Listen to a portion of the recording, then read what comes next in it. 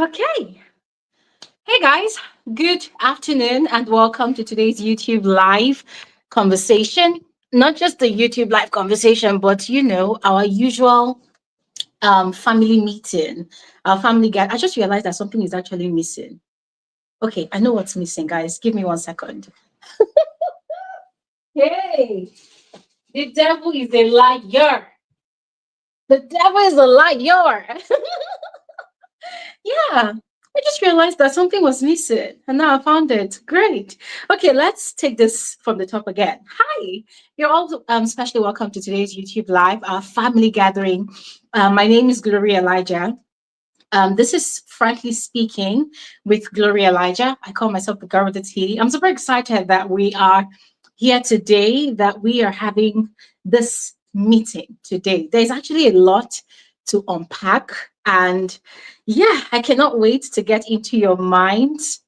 I cannot wait to get into your mind. I can see in the comment section, especially on YouTube, that Sadiq Babayo has started the conversation already.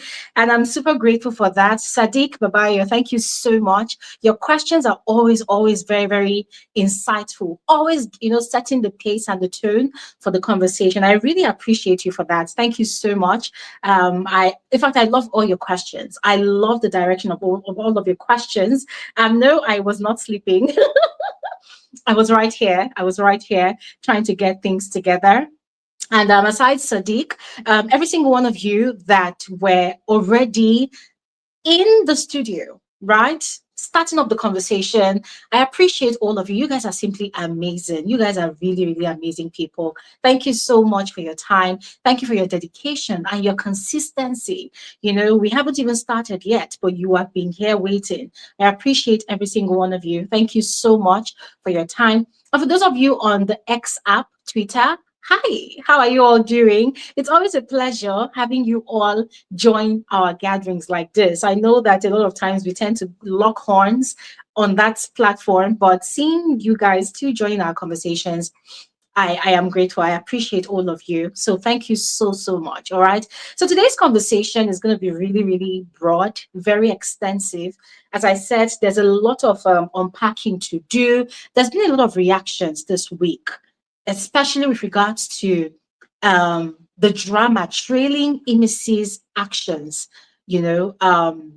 especially with defying head of house authority again, as she did last week. In fact, I just realized, because I've been giving it a lot of thought, and I realized that she's actually been doing the same thing from the very first week. So I've been asking myself this question: is it a strategy for Emmy to always defy the head of house for every new week? Because if you all recall, from the very beginning of the season, she started it with Jason J. And then the second week, I think it was Thelma who won for the Sunday head of house challenge, right? And then Emmy, locked arms with Thelma, and then was it Tracy that then won afterwards, the challenger? So if you think about it, it's been going on like every new week. She's going to be locking horns with the heads of house. So I find it very interesting, right? And I would love to hear from all of you as well. What do you think about it? Is it a good strategy, or is it just good TV content? What are your thoughts about it? I would love to know what you all think about it in particular.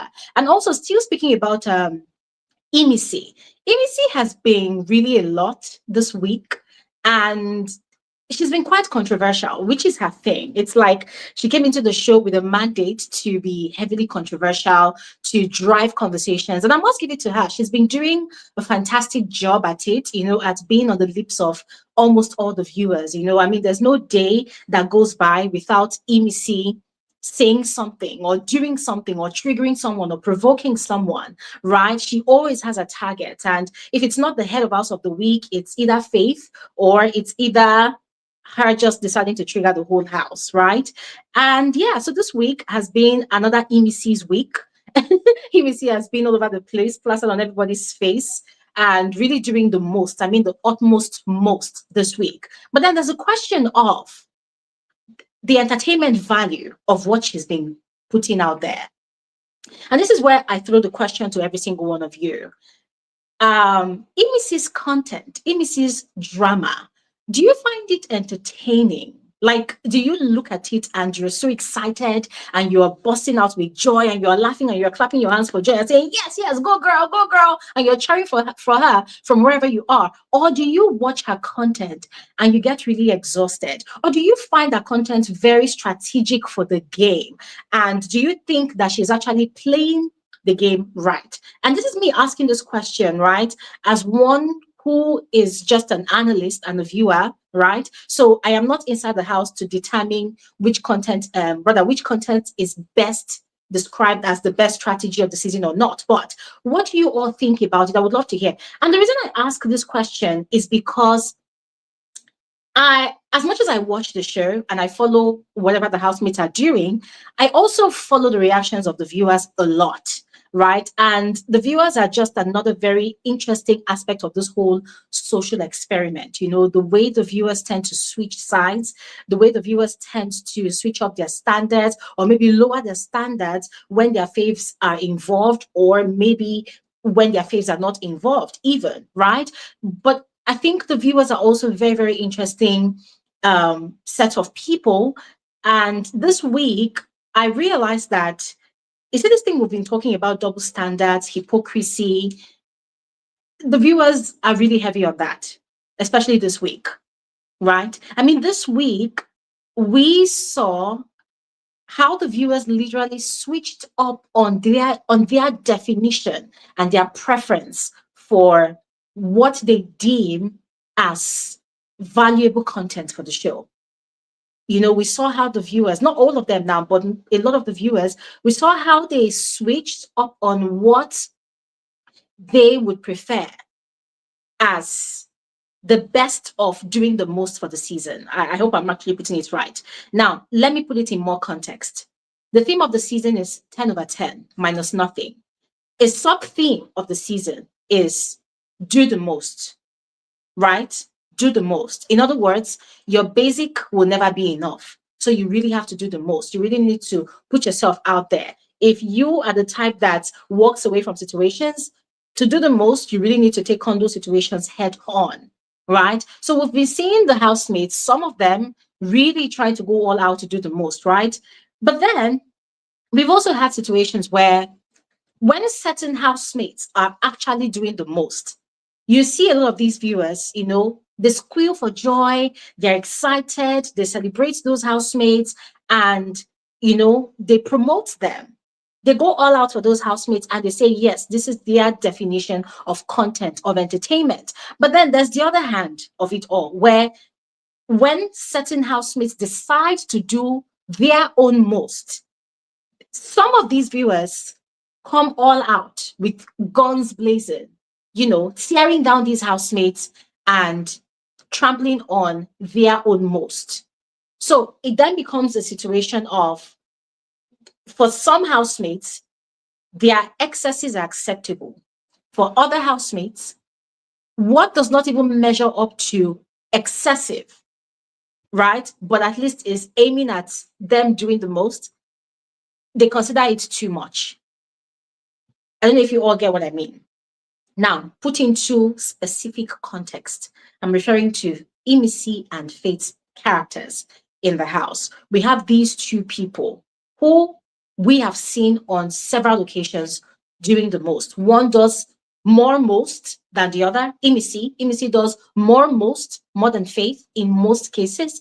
But then you see that when Emmy is really doing the most, you see how people, especially her fans, they get all excited. They are promoting her. They are, you know, they are sharing her with accolades about how, you know, intentional she is. They call her intentional player. They call her the best player. They sing her praises. But then when the likes of Faith decides to do his own most by matching Emmy's pettiness with his own pettiness, or even doing more than that, they drag him for it.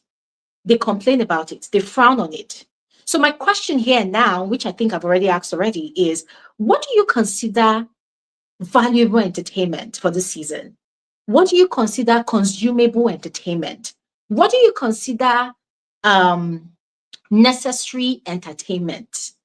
Because from the look of things, it's like a lot of these viewers, or us viewers, because we're all viewers anyways, a lot of us viewers, we we have literally we, we, we, we've we've filtered and put in different categories what we consider TV worthy enough to watch and to deem as valuable content, valuable entertainment. But then we still forget that the theme of the season or the sub theme of the season says do the most.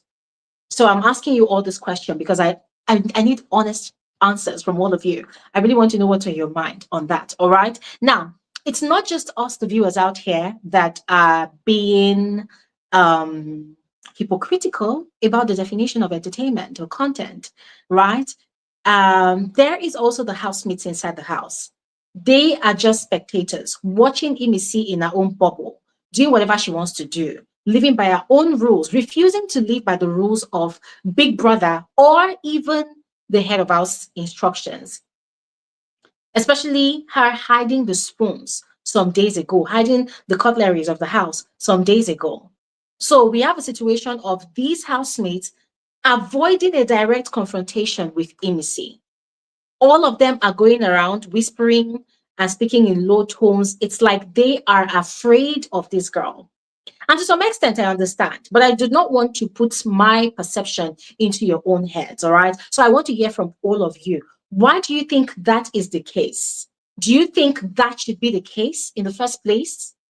Also, how would you judge the housemates' reactions? Because here now we have Emmy doing what she wants to do by her own free will. These housemates are not holding her to ransom. They are not confronting her. They are not calling her out on her bullshit. We had Rue Boy yesterday shouting and making empty noises in the kitchen, only for him to go and cut a plastic water bottle and then fashion it out into a spoon to go and drink Gary with. Rue Boy of all people, that one would think will summon up the courage to go and confront Emmy for those spoons. Or maybe not even confront her, but go all out, look for a box, and also seize the box and tell her, well, if you don't bring out the spoons, you don't get to have a change of clothes. If you don't bring out the spoons, you don't get to use your deodorant. You don't get to use your toothbrush. You don't get to use all of your personal effects. I mean, there are so many ways the situation could have been handled, but the housemates are shying away from doing anything about it.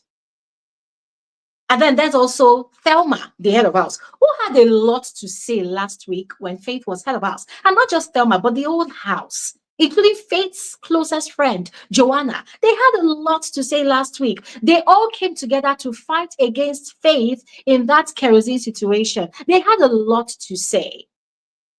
But this week, Thelma is head of house. And housemates have said that they have gone to report this spoon situation to Big Brother, and Big Brother told them that the head of house should handle it. But Thelma is avoiding taking responsibility for that situation. She said that that is not why she came to Big Brother's house. So she's not going to get herself involved in that situation. So the housemates would have to wait till Sunday night when they get a new head of house for that new head of house to handle that situation. So the question is, what do you think is going on here? The housemates always find their voices. They always find their chest. They always find their 10 toes. They always find their full audacity when Faith is involved. But when Emmy is involved, you find that everybody crawls into their holes. They crawl into their hiding place. They are afraid of confronting this girl. Now, for the likes of Mide, for the likes of Rue Boy, they have had conversations where they have said that, oh, they've actually clocked Emmy game. Oh, Emmy is trying to recreate what's her name? Ilebaye's script during the All-Star season. Emmy is trying to create a situation where at the end of the day, she is viewed as the victim, and she's trying to create a situation where it looks like the whole house is bullying her, that the whole house is ganging up on her. So because of that, they are avoiding any form of confrontation with this girl.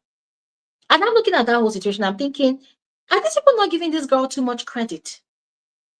Are these people not putting this girl on a very ridiculously high pedestal, looking at her like the messiah of the season, and so she's untouchable? Oh, and there's also Big Brother that's not even helping matters. Big Brother is so busy swimming in that bubble of, oh yes, there's a lot of traffic for the show, so yes, they don't want to talk about it, they don't want to call this girl to order, they don't want to do anything about it, probably for the fear of her piping down. on her excessive activities in the house. So I'm asking you all this question. What do you think is going on there? Do you think the housemates are genuinely scared of Emmy, or they are just being strategic by managing their reactions and not doing anything about it? How would you compare their reaction to Emmy this week to their reaction to Faith last week and every other week? How would you compare their reaction? And to you as a viewer, if you were in that house and Emmy pulled this stunt, what would you have done?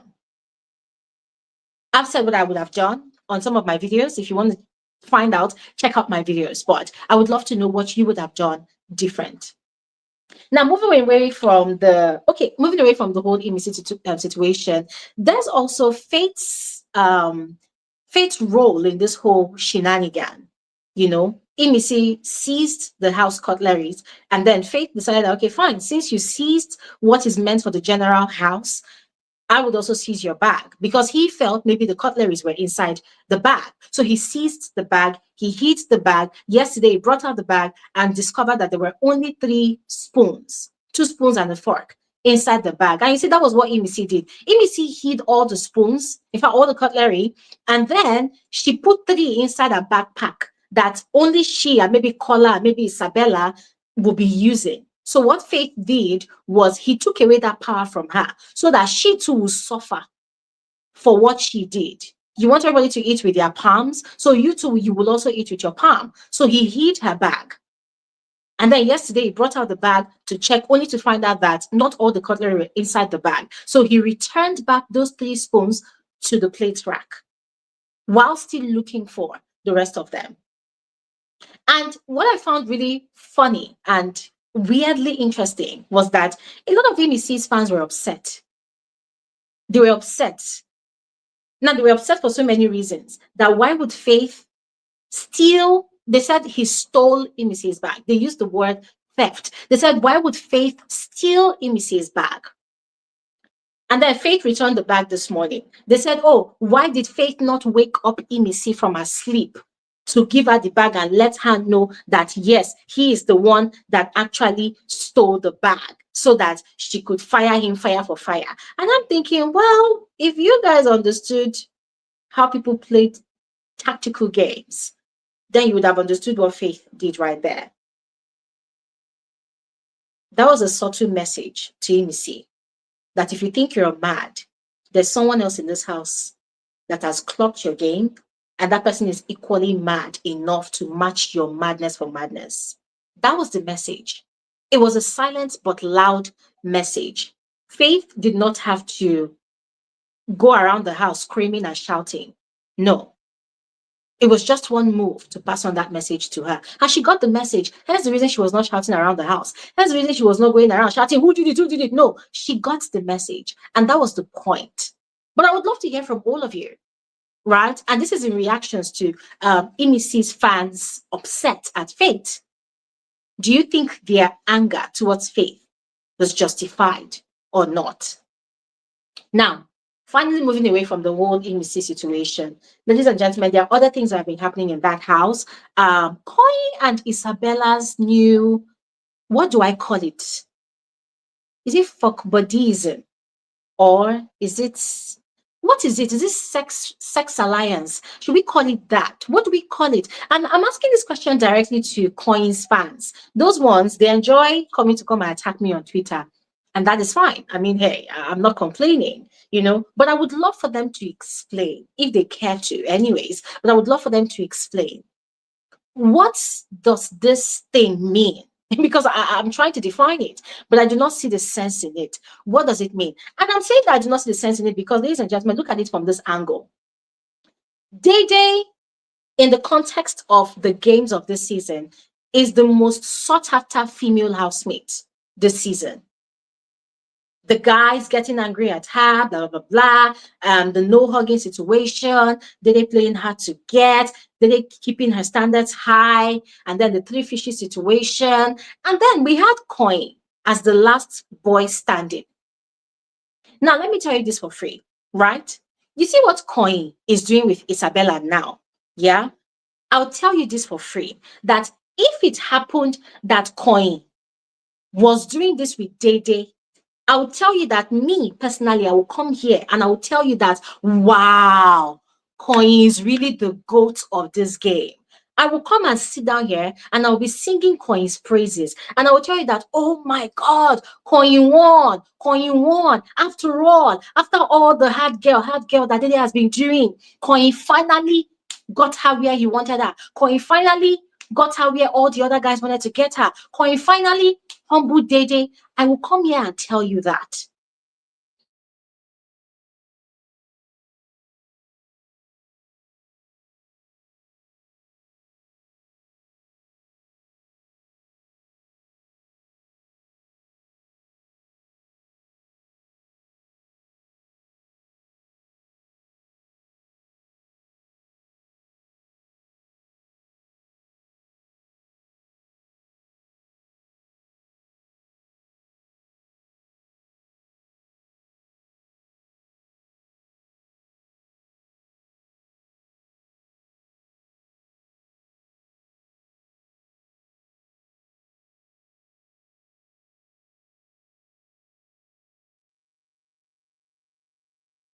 Guys, I don't know if you all can hear me.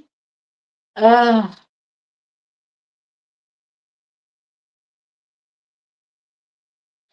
okay, guys, I don't know if you all can hear me, but I am so sorry about that. I feel like there's something wrong with my light connection, and it's just been so frustrating. Guys, if you can hear me, please indicate in the comment section. Let me know that you can hear me. All right, if you can hear me, let me know in the comment section. On Twitter, if you can hear me, oh, you can hear me now. Great. um I'm so sorry. I'm so sorry about that little mishap. I don't know what's happening with my light connection. I would have to check it much later. This has been happening and it's just been very frustrating. My sincere apologies to all of you. All right. Yeah. Anyways, back to the conversation. Back to the conversation. As I was saying, yeah, I was saying that if what Coin is doing with Isabella now, yeah, if he was actually doing all of that with Diddi, I will come here and tell you that, wow, Coin is really the goat of the season. Why? Because what that would mean is that having strategically placed himself in Diddi's life in that house, having strategically stayed close to Diddi for that long, playing the role of bestie, bestie, bestie, bestie, bestie, and then finally he got to kiss her, and then he got to get her into bed, and then they finally begin to roll in the duvet together, doing all of those sexual activities. I would tell you for free that Coin finally conquered the most sought after female of the season. And frankly speaking, that would have been a goal. That would have been a massive, massive win for Coin. The season would have ended with Coin being labeled as the guy who conquered the girl that was the ice cold queen. Coin would have bagged that title. Coin would have been going for interviews, media rounds, and people were going to be asking him, how does he feel? This girl that was playing hard to get, and you are the one that finally conquered her. And the guy would have been beating his chest proudly that, I had to be a bestie for 7 weeks, and then I finally got her where I wanted to get her. I'm telling you, that would have been a huge win. It would have been a huge bragging right for Coin. But unfortunately, you see what Coin is doing with Isabella right now? In the context of the game, I'm telling you this for free, that was a very, very terrible gameplay from Coin. You know why? Because Isabella is not the most sought after female of the season, according to the context of the game. Isabella made herself loose and available to any Tom, Dick, and Harry that was available to touch her. She made herself available to Kai and Kumi. And then even while she was still with Kai and Kumi, she made herself available to K Bobo. Remember the night that she went to sleep in K Bobo's bed, that K Bobo was cuddling her. The guy was rubbing her boobs. Yes, I watched it live and direct. So she made herself available to K Bobo. And then I see that one is not enough. Who else? She kissed Kola. She and Kola kissed. Let me say she kissed Kola. She and Kola kissed. And then she and Kola kissed. As if that one was not enough. Oh, she said she wanted to go after brides. The plan did not work out. And then who else? Oh, she now found herself with Coin. And then for 3 nights in a row, they were doing mommy and daddy things beneath the sheets. Now, this is not me slut shaming anybody. Oh, please, oh, don't quote me out of context. But I'm just saying that according to the context of the game, Coin did not win anything. Because I've seen his fans saying that, Coin is the GOAT, Coin is the king of content, Coin conquered Isabella, Coin satisfied Isabella. And I'm looking at all this, but I'm like, if people just keep on sexualizing this guy, you keep on objectifying this guy from day one. That is what Coins fans have been doing. And I'm telling you people, Coins fans, if you are listening to me right now, just know that you've been objectifying and sexualizing this young man from day one. That's what people have been doing. You see Coin in wear shirts. That's the thing you promote. Oh, look at his fine chest. Look at his waist. Look at his chest. Look at his waist. You people cannot promote anything else that guy does in that house. It's just the sexual part of his life in that house that people keep on promoting. So, Coin being with Isabella, I'm telling you guys for free. I mean, this is my opinion anyways. You can have a different opinion. It's fine. But I'm telling you that Coin did not win anything. Coin did not conquer anything. Coin is only visiting a place where different people are visited. And it's no longer a sacred ground. And please, oh, I'm saying this as in the context of the game. Please, I am not shaming Isabella as a single mom. No, I have no business with her private life outside the show. I'm speaking based on what I have watched in the house on the show this season, all right? Coin did not conquer anything. If Coin had been able to use his closeness to Dede, to get Dede in his bed, to kiss her, to do all these things he's doing with Isabella now, that would have been a massive, massive gameplay. I'm telling you, it would have been a massive move. But him doing whatever he's doing with Isabella, it's zero. It's nothing. It's nothing. Why? Because Isabella is an easy pick. Yes, Isabella is an easy pick. So I want to hear from all of you. I mean, that is just my opinion. That's my observation. I want to hear from all of you. What do you think? What are your thoughts? What do you think about that dynamics, that thing going on between Isabella and Coin? All right. Now, next one, Dede's new behavior towards Kola. After the whole fake eviction, in fact, speaking about the fake eviction, well, if you've been watching my videos on YouTube, I've shared with you my sentiment about that fake eviction. I liked the fake eviction as a twist, but then the return of the housemate was just really lame, you know, and yeah, I'm just going to leave it at that. Yeah, but back to Dede's new behavior towards Kola. In fact, it's not really a new behavior, because even before she went into that eviction room, that's the secret room, she has started melting down her boundaries for Kola. They spend the night in the same bed. They've been doing all these sweet, sweet things that shipping people do. And then when she came back, boom, it's like she just went into full shipping mode. So last night, turns out that they actually did stuff. I was watching Kola and Dede, whether they were kissing or what, I don't know what they were doing, but they were kind of conjoined. And then Kola was packing up the duvet and covering both of them and using the duvet to cover. And then boom, cameraman just went on ad break. You see that camera person? I will curse you. I will curse you. I will curse you. Because where things like that are happening, you're not showing. I mean, you were able to show us what Coin and what's his name now, Coin and Isabella were doing. You showed us what Sultana, oh my God, Sultana. You showed us what Sultana and Jason J have been doing. Why are you people finding it very difficult to show us what Kola and Dede normally does? Are you people trying to protect Dede's relationship? You should not be protecting Dede's relationship because you've not been protecting Isabella's reputation and Sultana's reputation. So these two people, they are single mothers. So if you're able to show us what they do, how they both rock the mic of these guys, please, you should also be able to show us what Dede and Kola does, please. Abi, let everything be balanced. Show us everything. Eh? Show us everything. Because I don't understand. So as I was saying, Dede has taken it a top-notch higher now.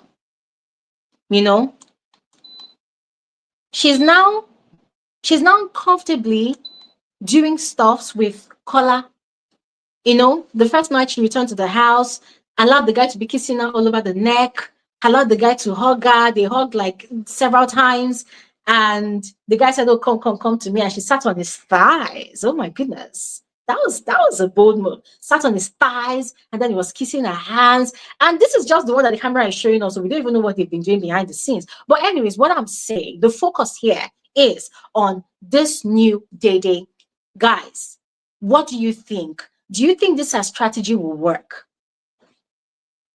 Because Kola made a sleep that night because he was so excited. He said to Dede, "Oh my God, what would I have done without you? Oh, everybody in this house knows that you are one of my storylines." And then when Dede looked at him, he now changed it. "Oh, you are my storyline." And I was laughing. I'm like, Kola, we know. We've always known that Dede is one of your storylines. Kola has two major storylines in that house.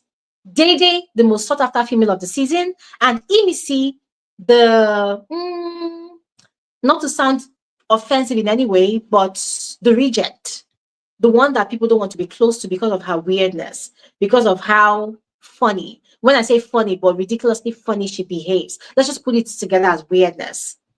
So those two girls are Kola's storylines this season. The most sought after female of the season, Kola continuously chases after Dede to conquer her, to humble her, to reduce her to what she does not want to be reduced to. That is what Kola is doing with Dede. And therefore, Emmy, the reject of the house, or put it as society in Big Brother's house. Oh, the girl that nobody wants to be friends with. I want to be the fine boy, the cute boy, the Nepo baby that becomes friends with the poorest girl, the most wretched girl of the house. And that is why no matter what Emmy does, even though you can see obviously that Kola is very, very much irritated, that Kola is visibly angry, that Kola is frustrated, like he just wants to curse her out and tell her, "Get the fuck off my face." He's not going to do that. Why? Because Emmy is Kola's second storyline. And even though he has tried as much as possible to convince everybody and Emmy herself that, "Oh, I genuinely like you. You're like my sister. You're my friend. Oh my God, I love you as my sister." We know that all of that is just capping. Kola needs Emmy in that house for longevity. And it's been working for him so far because this is week 7 about to end and Kola is still in that house. And as much as Emmy was the biggest irritant this week, Kola will still wake up in the morning after complaining to Bright and Mide about how annoying, although whilst he's complaining, he's trying to be politically correct, not to be quoted wrongly by viewers, especially Emmy's fans, he will still go and meet Emmy and check up on her and try to act like a sweet brother to her. And if you ask me, I'll tell you that there's absolutely nothing wrong about it because the game is the game. You cannot hate the player, hate the game. The game is the game. And that is what Kola is doing. He's playing this game. And if you ask me again, I'll tell you that Kola is playing a brilliant game. He's acting like the cheap gossip of the house, the guy with the unbridled tongue, the one that is always talking. But ladies and gentlemen, Kola, at every instant, at every second that he opens his mouth to gossip, to talk, to report Dede, to report Emmy, Kola is buying longevity in the house. And like play, Kola, I'm telling you guys, Kola is not going to be evicted tomorrow. He won't. So he's moving on to week 8. Yup. And I'm telling you for free that Kola is not going to be evicted in week 8. Yes. Why? Because Kola has successfully planted himself in the house this season.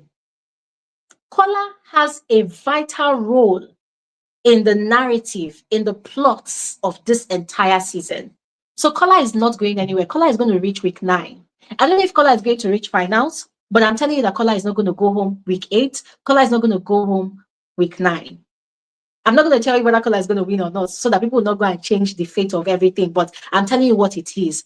Kola is a brilliant and fantastic player, and he knows what he's doing. But it's not about Kola now. It's about Dede. Dede thinks she's playing a smart game. But what I see is her playing into Kola's game, playing into Kola's script, perfecting Kola's storyline. But I would love to hear your thoughts. What do you think? Let me know in the comment section below. Now, the next one, this one, I think we really need to talk about it a lot today because I've realized that a lot of people do not really give audience to this particular person. And I am referring to Bright Morgan. When we talk about one of the biggest masterminds of the season, aside Faith, aside Emmy, ladies and gentlemen, Bright Morgan is one of the best masterminds of the season. When we talk about a puppet master that is puppeteering a lot of moves in the house, with 2 strikes on his head, with just 1 strike away from him getting disqualified from the show, ladies and gentlemen, I present to you Bright Morgan, one of the most brilliant players of the season. Bright Morgan has been orchestrating a lot of Kola's moves. As much as Kola has a storyline, as much as Kola has what he wants to achieve, there is Bright Morgan, who is Kola's puppet master, puppeteering Kola's moves and how Kola would achieve certain things in his pursuit of Diddi and in his friendship with Emmy. Bright Morgan is not only puppeteering Kola's moves in that house, he's also puppeteering Mide's moves in that house. I give it to you for free that it is 70% because of Bright's pollution of Mide's mind that Mide and Diddi are no longer friends. Yes, they are talking, but if you check closely, it is Diddi that keeps on having conversations with Mide ever since she returned back to the house after her fake eviction. She's been the one trying to revive the friendship between herself and Mide. They've not had a sit-down conversation yet, no, but she's been, having conversations with Diddi, or rather Mide, bringing on interactions with her. Whilst you can sense that Mide has been sort of shying away from getting neck deep into that bond that they used to have. But guess what? The person responsible for all of this tension is Bright Morgan. And that is why every time Kola does something with Diddi, every time Kola does something with Emmy, he will go and report to Bright, and Bright will be asking very vital questions. Oh, what did you do? What did you now say? Bright, and if you listen to Bright's conversation with Kola, ladies and gentlemen, if you haven't been listening, listen from today. Bright is very specific with his questions. Like this morning, just as he has been doing every other day, he will ask Kola, did you people kiss? What did you people talk about? When you told her this, what did she say? Oh, what was her reaction? Did you see what was on her face? Oh, how do you think she took it? Bright is very specific with his questions. I don't know if he's very intentional about it, but I'm telling you what I'm seeing. He's very specific. And for every information he gathers from Kola, he has a way of twisting it and building up a new narrative that he plants in Kola's head. And then you see Kola going to Diddi again or Emmy, and exactly what Bright advised, that is what Kola will go and do.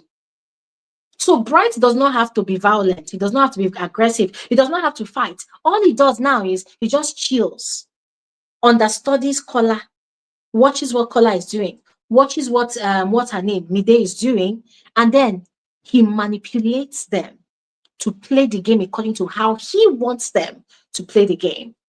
And if you ask me, I'll tell you that that's a brilliant, brilliant move. Very brilliant move.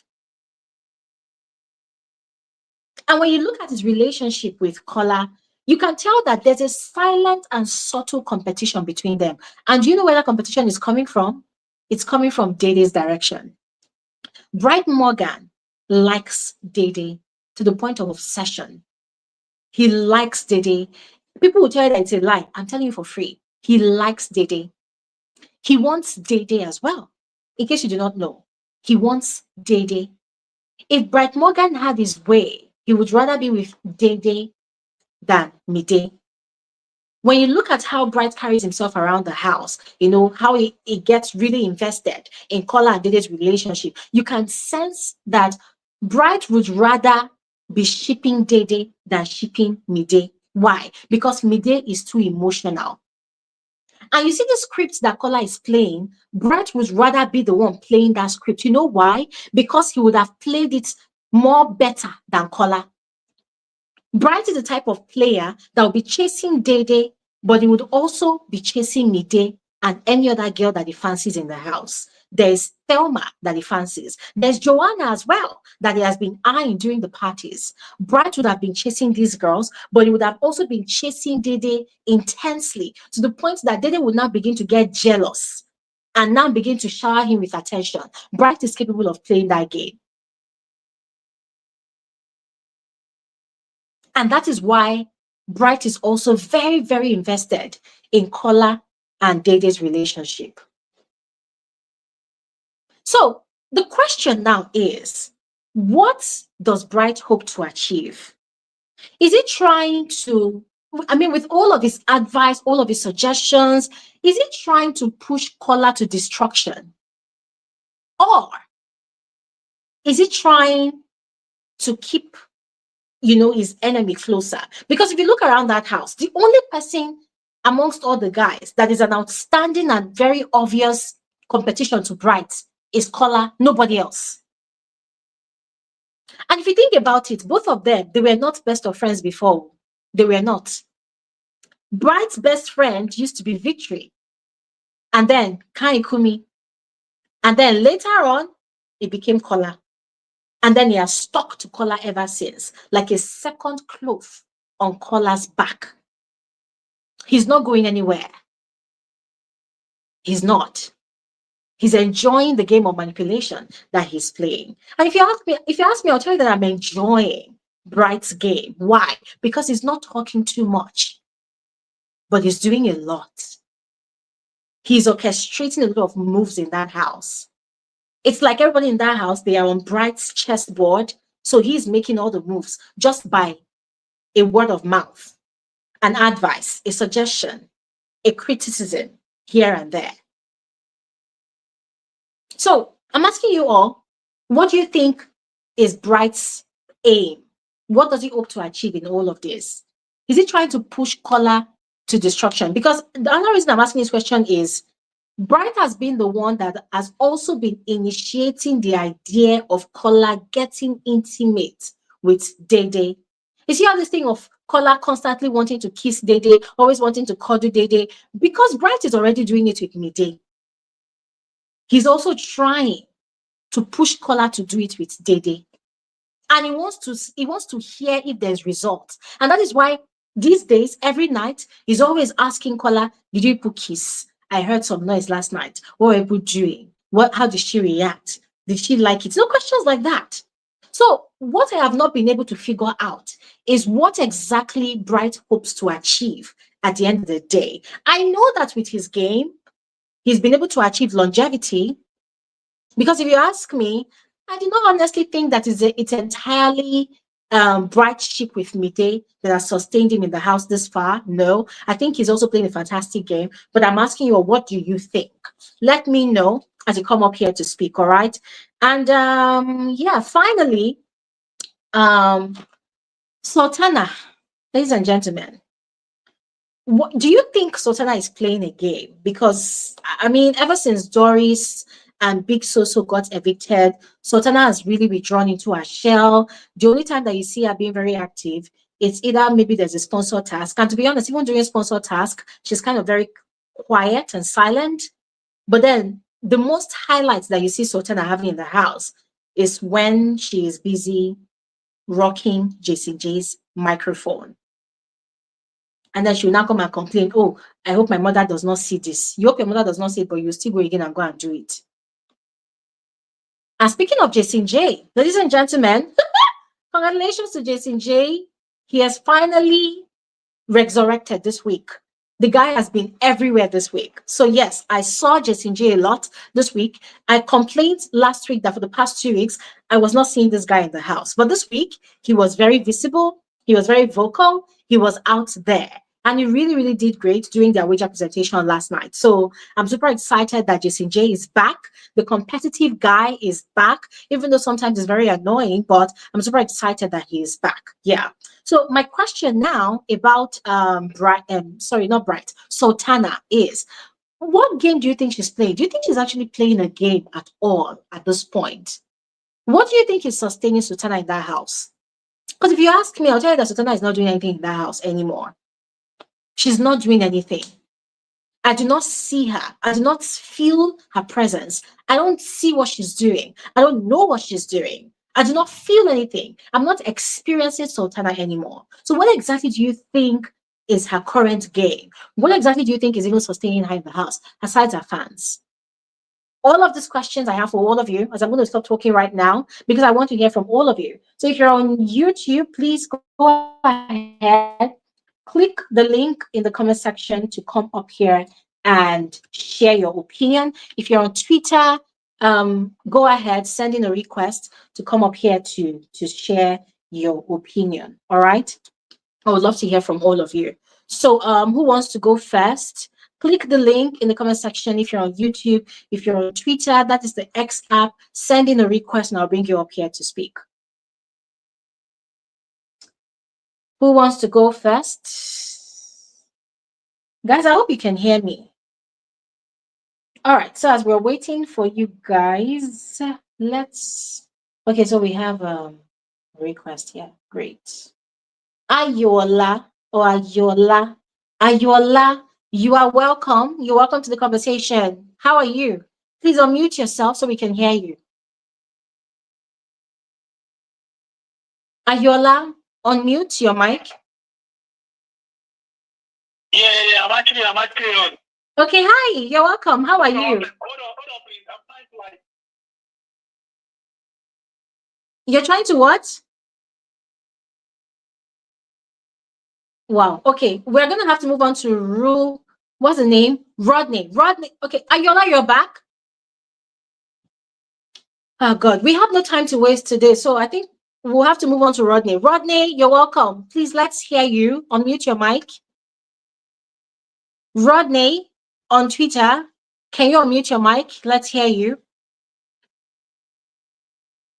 I'm gonna have to move on to YouTube because I'm gonna move on to YouTube. There's no time to waste. Okay, let's speak with S Cuckoo. Hi sis, you're welcome to the conversation. Hi everyone. Welcome, Can you guys hear me? All right. Yes, I can hear you. How are you? I'm good. Just driving to work, and I said let me call in this morning before I get to work because I know it'd be crazy. Anyway, this week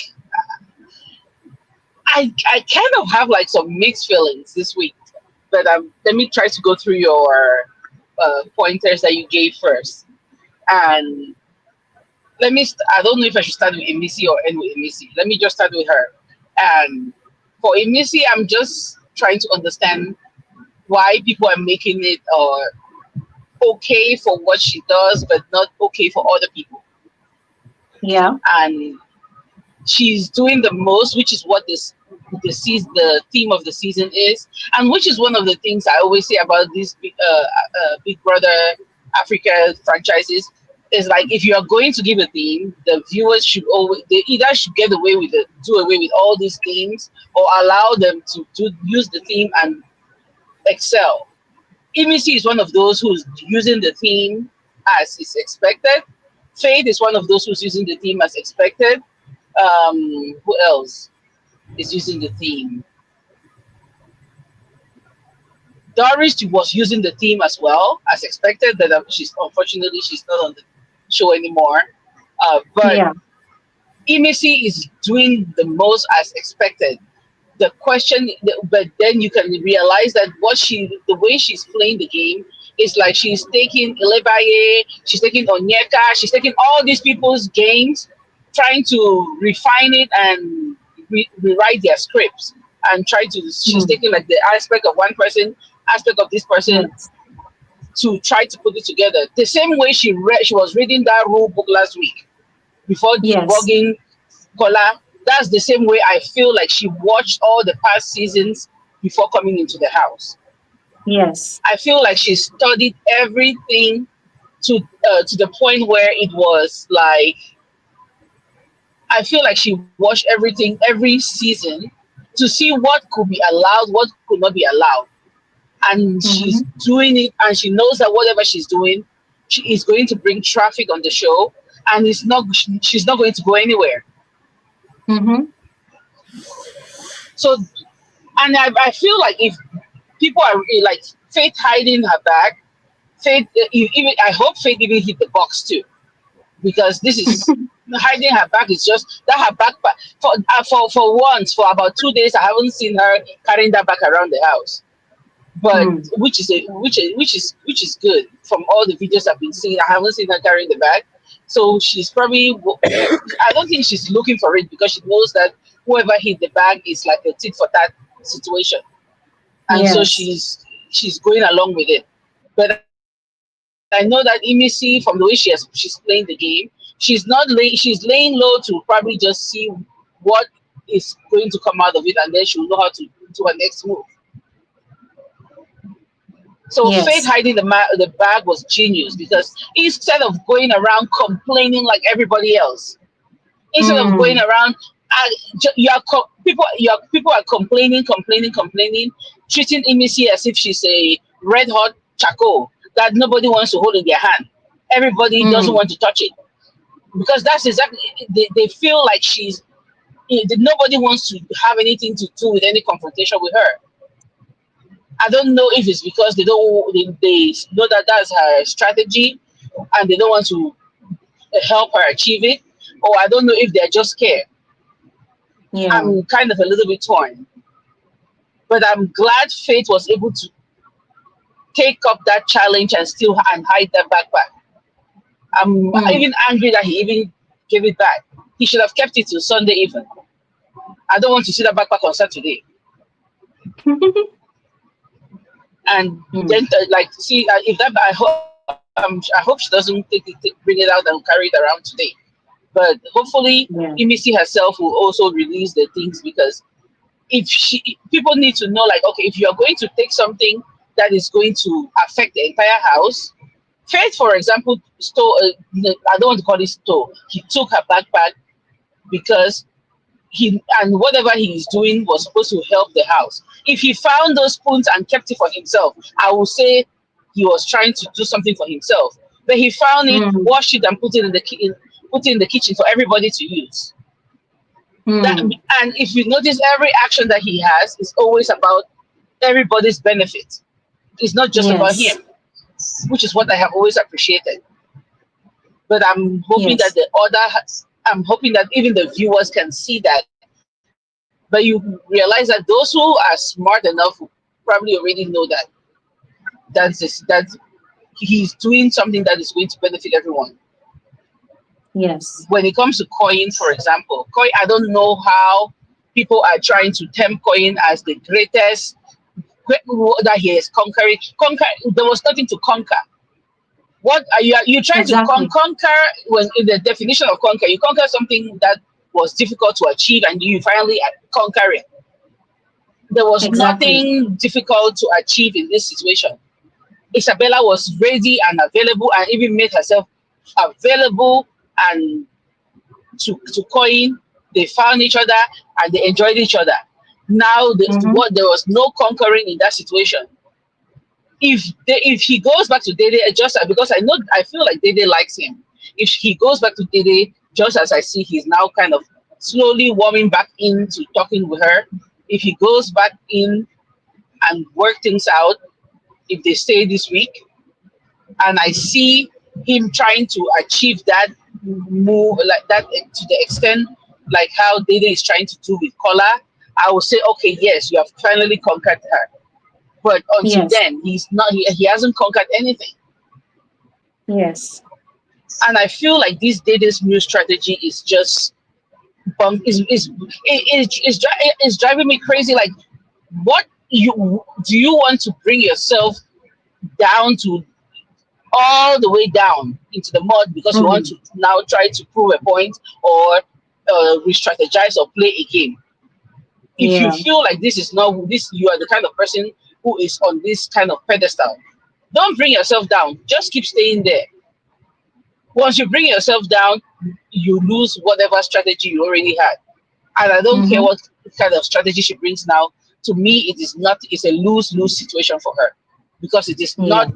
the original uh, strong female that we already saw from the beginning.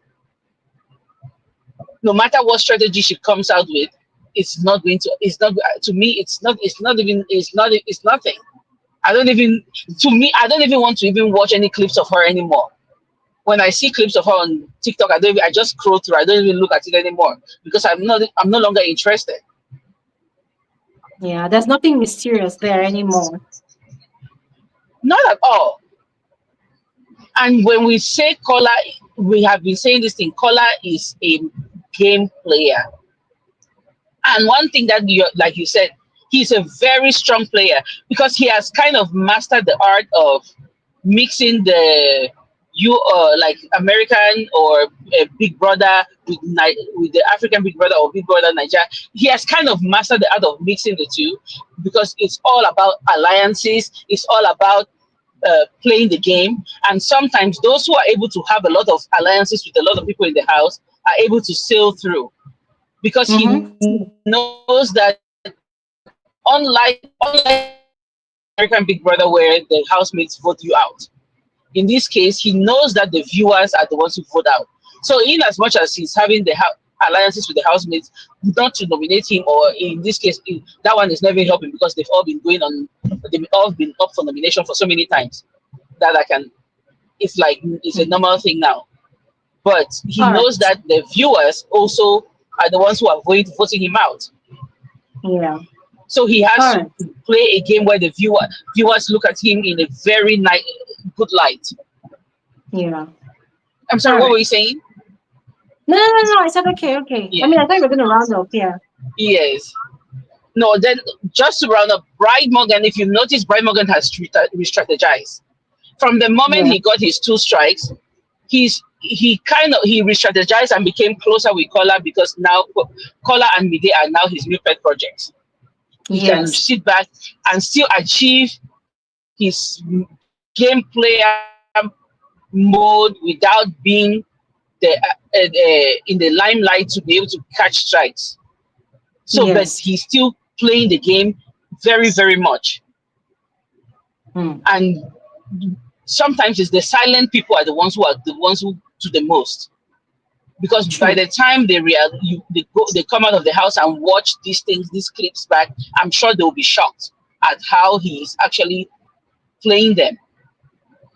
And not only them, Yeah. he's playing a lot of other people subtly because he will encourage other people to do certain things or in certain other conversations.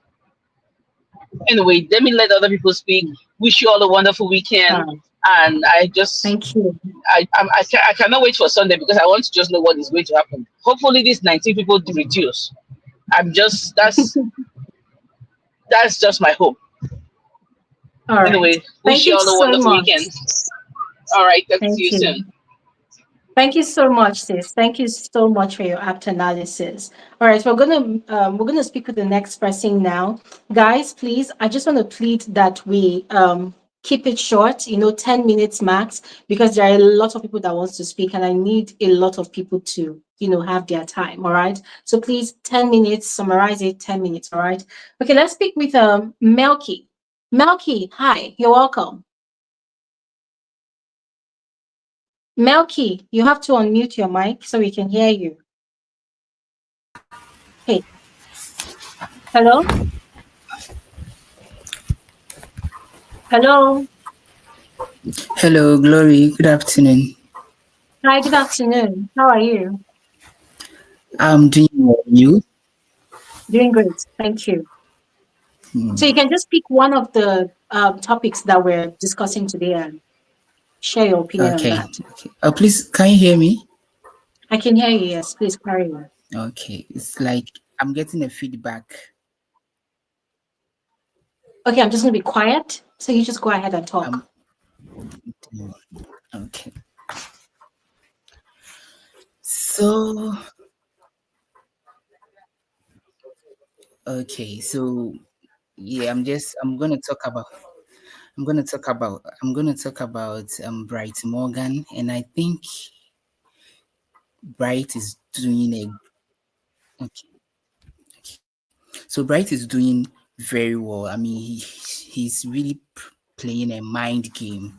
He is, because the way he has put Kola and Mide together and controlling them, it has become very interesting to watch. And my next thing I'm going to talk about too is Diddi. And I think Diddi has lost a game. Hmm. She thinks she's playing smart with Kola, but she's not, because now she's now playing Kola wanted. So it has become very boring to watch these days. Hmm. It is very boring to watch. It's not nice anymore. So I pray that, because when after the fake eviction, I was thinking, because I was listening to some of the conversation she was having with Joanna, and I think when she comes back, she's just going to re-strategize. But Mhm. I think this new strategy she brought is not going to help her at all. Hmm. I normally talk to some of her fans, and I tell them that the girl has lost the game, like, because now the boundaries that she sets is now losing. Everybody can go in, come out, do whatever they want to Hmm. do. So I was telling them, and they don't want to accept the fact that the girl has changed. They were like, the girl is human and other things. And I said, no, the girl came with a strategy. So she has to go back to the strategy, because the fans are there to vote, but we have people that are floating voted who got attracted to her strategy and started voting for her. But Hmm. because of that, she's losing all those people. But Hmm. I hope she sit down and then re-strategize again and come back. Thank you, Hmm. Glory. You are doing amazing work. God bless you for Thank what you you. are doing. Thank you. I will end Amen. here. Thank you so much, Melky. Thank you so much. And I appreciate you for keeping it really short. Thank you. All right. Let's speak with Pony Cynthia. Sis, you're welcome. How are you? I'm okay, Glory. How are you? Good, good, good. Welcome.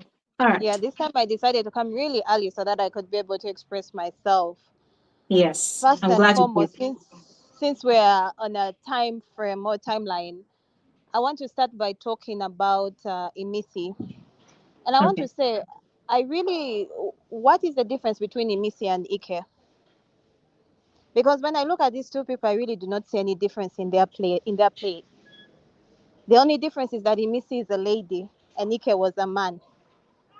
And Hmm. one thing I noticed with Emisi is that her strategy is a combination of the villain and the PT strategy. When I Mm-hmm. look at Emisi's strategy, I see her refining and combining both Ike and Ilebaya's strategies.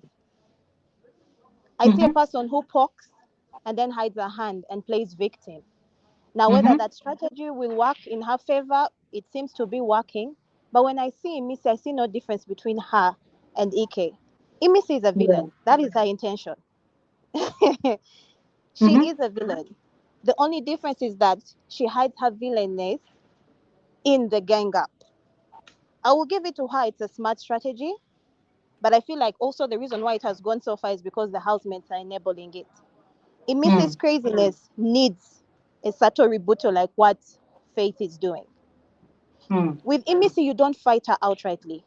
You fight her Hmm. sneakily. That move that Faith pulled by hiding the bag that she put her cutlery in, that was the way. That's actually the way to counter Imisi's game because it Yeah. exposes her and reveals her for who she is. So when it Hmm. comes to Imisi's game, it's actually quite smart to have both these strategies in one. Now, whether it will Mm-hmm. get her the money, I don't really know because it's a very irritating strategy in some ways. And I feel like she Hmm. did not really polish it as well as she should have. Secondly, when it comes to Bright Morgan, I believe when it comes to Bright Morgan is what Koyin is. He is what Koyin is trying to do. Hmm. That was his original strategy. His original strategy was to play the girls. If you notice, from the second week, he had disclosed it. But along the way, I don't even think it was a strike that messed Bright Morgan up. I really think it was simply a miscalculation on his part. I will agree he's doing a great job with whatever he is doing with Dede and Kola, but it's still not Mide? enough. And I don't believe he lost his footing from that strike. No. I believe it was just a miscalculation. He got in way too fast with Mide, and the reason why he was pushed into that arrangement was because when he reassessed after Ibuka said some people were doing nothing, because I remember there was a time where he was questioned by Ibuka. I think he panicked. He panicked and he immediately threw himself into Mide's clutches, thinking that was what was going to help sustain him. I really truly believe if he had just chosen to play his original script, it would have gotten him way further. And he would have combined it with his current strategy, and he would be a really strong contender. So that is actually what I think when it comes to Bright Morgan. So I think it wasn't even the strike that destabilized him. I think it was just a miscalculation on his part. He panicked and he ended up absorbing a strategy which he wasn't. Let On me to ask you a Dede and question. yes, Let me please. ask you a question before you move on to other things, yeah? Yes, please. So you saying that you think it's a miscalculation. Do you think that Mm, his initial plan was to get with Day Day? Because think of it from this angle. Most of these housemates, before they get into the house, they've already received information on other people that are getting into the house with them. It's happened a yes, lot on different seasons, right? So yes. Bright Morgan, right, coming into the house wanting to hug Day Day and Day Day rejecting the hug. Do you think that Mm, sort of thwarted his initial plans? And out of anger, he decided to get with what's her name, Mide, to get close to Day Day, to try to sabotage Day Day's plans, but still keeping tabs on her. I mean, do you see it from that angle as well? yes, I also do see it from that angle. And I also do believe that that was also his plan. In all of these ladies, Bright actually wants Dede. It's no one else. He would have much rather have played the script just like you had mentioned it. He would much rather have started with Dede and then maneuvered his way, because that would have been a much more long lasting strategy.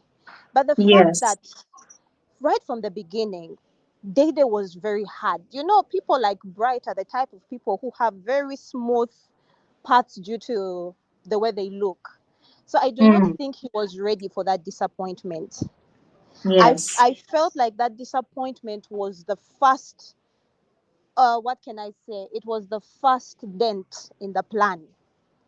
Mm, So when Dede rejected him, I feel like even when he went for Mide, his approach towards Mide was not outright from the start. yes. It was Yes. more like to get a little bit of information on Dede. Mm, But everything yes. ended up skyrocketing and going out of control. And before we knew it, he had lost it in some way.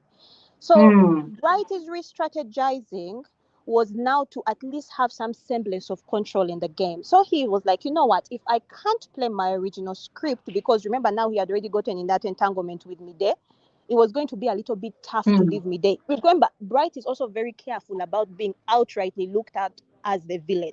He doesn't want that. mm, mm, And that is the problem. With Brighty's original strategy, you need to be bold. That is why I mm, say what Koyin is doing right now is what Bright should have been. Koyin mm, doesn't have the mind to pull it off, but he has the mm, audacity. That is something that Bright doesn't have. So that is the mm, difference, and that is where we are right now with those two. mm, I'm also going to touch on the issue of Day Day. Day Day mm, strategy is a strategy that you can only play when you're doing it for the first time. Nengi could get away mm, with it because she was doing it for the first time. When you look mm, at Kosi would get away with it because she did it for how can I say it? She did in the context of where they were doing this. They kept on refining that strategy yes. and it looked new. But I feel like Dede Yes. came in to play a strategy that is played out. And when you get people like Kola who can counter that strategy, you are in trouble. Because Yes. Kola did not, he played into that desperate. The thing about Ozo and all the rest is they were trying to act like they are not desperate. But Kola acted like the desperate man that he was. You get? And because of his Mm, desperation, he yes. managed to totally silence the game Dede was playing. So Mm. that type of game that Dede is playing can only work if the other parties want to play victim and want to act like scorned lovers. But when you have Mm. someone as shameless as Kola, Auntie Kola is willing to be shameless. He's willing to plead. He's willing to cry. That strategy is definitely going to be silenced. And that is what Kola Yes. has done. And right now, she has noticed, she's also very sharp, by the way. She has noticed that, look, I need to have at least one of my fishes still in my Mm. pond. Hence why she has come to fully play into the Kola's narrative, which is not bad because I actually think it will advance her. I feel like right now at this point, her best bet is to just fully go on with Auntie Kola and see where it takes her. Lastly, I'm Mm. going to touch on Sultana's issue. I think when Sultana came into the house, the original script of the show was this season has been quite rare in that housemates have had to fight for their slot. Whether you nominate housemates, all of you are going to be up for eviction. You get? Mm. But Mm. remember, this was not the way it was before. I feel Mm. like Sultana came into that house with this demeanor of I am I am this girl who none of you can touch. Yeah, Like the it she girl of came the season. into that house, yes, she came into that house with this attitude of everyone must bow down to me. She came into that house with this attitude of I'm going to instill this kind of fear into these housemates to the extent that they won't be able to mention my name in the diary room. I feel like that is the type of presence that she commands. She commands this type of she's like I don't want to say alpha because I don't think that is a behavior. I don't think it's behavior of alpha females. But she's this type of person who is so demeaning. There are those people who are just feared. I feel like that is Sultana. Nobody Mm. can tell Sultana anything. You think people fear in missing in that house? No. The person people actually fear in that house is Sultana. Nobody Mm-hmm. ever tells Sultana anything. Nobody can stand up to Sultana. The only person who once tried was Faith. Remember when they had the disagreement with the bed issue? And you saw how it panned out. And So Zita. there is, yes, and Zita. So that type of attitude is the only thing that is keeping Sultana, and it worked in other seasons because as a result, housemates wouldn't want to nominate you, or you're so untouchable. But in this particular Yes. season, it's not working because everyone is up for nomination. So it is up to your fans to fight for you. So the people Mm-hmm. who are keeping Sultana is mainly in this game simply because of the fans she has. That is the truth. Mm. The Mm-hmm. fans she has and the fans she has are the people who like that type of behavior. Because one of my friends is a die-hard Sultana fan, and she would Oh my God, what's happening? Pony, we can't hear you anymore. Are you there? love her with her bad manners. Okay. Okay. All That right. is Pony, are you exactly. done? Sorry about that. Yes, I'm here. I'm here. Can you Okay. hear Okay. me? Yes, Yes. yes, yes. Please Sorry round up. about that. Yes. So Yeah. the people who like Sultana, they like her like that. So all in all, that is what I am seeing from the strategies at play. It's good that Mm. many of these housemates have been able to re-strategize. For Dede, I actually feel like her going with the Kola storyline is going to be her best bet, and it probably will take her up to the finals. So that's it. Mm. Thank you. Thank you so much. Thank you so, so much for that very apt analysis. Thank you very much. And I agree with you. At this point, it seems like Dede's last hope is to get with Kola. Yeah. And Kola is definitely milking the situation. All right. Let's speak with Mara. Guys, please remember, let's keep it short, 10 minutes. There are a lot of people here to speak. All right. Hi, Mara. You're welcome to the conversation. How are you? I'm fine. Hello, hello. How are you? Welcome. Good, good, Hi, good. everyone. Welcome. Now, today I'm going to be on production's neck. I feel Okay. that I'm going. I hope they're listening. I hope they have one of the people in here listening to what I'm about to say. If you're going to give people leeway to do whatever they want, let it cut across the board. Absolutely. Let everyone do the most. Mm-hmm. Emmy has gotten away with a lot. She's a gamer. That will hand it over to her. But Mm-hmm. it would have been so awesome if she knew where to draw the line. Exactly. She does the absolute most to an extent whereby now you're left wondering, okay, is this who you are? Are you playing? What is the end result? Now, I do not understand how the correlation between them wanting to be given alcohol when they wanted to be given alcohol and her literally rendering the whole household at ransom by hiding the spoons. That those two, they just don't go hand in hand. I'm still yet Mm. trying to figure out why that was the to go to. And one thing that has stood out is that the housemates are cowards and they're scared. And this is what Absolutely. happens when you enjoy the fruits of freebies. I call them freebies. Majority of the housemates are very lazy and they don't like to cook. Emissy is a Mm. very good cook.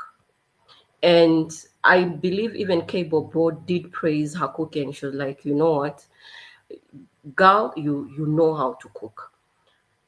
Some of these housemates, they really don't want to get into her bad grace because one of the things that stands out is she terrorized Faith to an extent whereby no one wants to experience what Faith went through, and he's Mm-hmm. still standing. Because the truth of the matter is, no one has the mindset of Dr. Faith, whereby someone will antagonize you, provoke you, but still you're sort of intact. So they Mm. really, really don't want to cross her line. So what do they do? Because they know she's kind of borrowing a labor script and she knows how to play the victim card very well. They will let her be. But at some point, you need to call out buffoonery when it happens. And I didn't appreciate the fact that they were nailing Kola on the cross to go and talk to Emissy as if they were equally not affected by what she was doing. People need to Exactly. stand 10 toes and rectify when things are going astray. As for Mm-hmm. Thelma, she had a lot to say when Dr. Faith was head of ours, how she would have done ABCD and ABCDEF. What happened in her reign? Because clearly, people think it's easy to be head of house until they sit on Mm-hmm. that seat and they realize you have adults that are behaving like toddlers, Exactly. 247 day and night, and there's nothing you can do about it. Mm-hmm. And which brings me to something that I came to realize, that this is a reflection of the society. Our society is very broken because when Dr. Faith was the head of house, he was very strict and disciplined, and it worked. And Mm-hmm. people were up in arms and said that he was drunk with power. And even Jason J did say that at some point. Mm-hmm. And they never really appreciated the fact that he maintained order, and they never appreciated his leadership. And now, after after Dr. Faith, here comes Thelma that is at pains and she's at a loss and she doesn't know what to do. As for Isabella, ladies, there's something we call soul ties, and the moment you mix your saliva with a stranger or someone you know, or bodily fluids, this thing of there's no feelings attached, you're emotionally unavailable, you're just there to enjoy yourself, it will leave you hiding your face with a pillowcase because you're trying to hide yourself from viewers to see that you're crying because something has happened. I Mm. think most ladies feel or think or have this illusion that you can actually nail a man with sex. You can't. Women are emotional, while men, they're visional. They will. It's they are very unique human beings or character or creatures. Yes. A man sees someone's nose or lips or cheeks or just the figure, and that is how, like, that is what gravitates them towards the person. And the moment they get what they want, That is it, especially when they're not invested.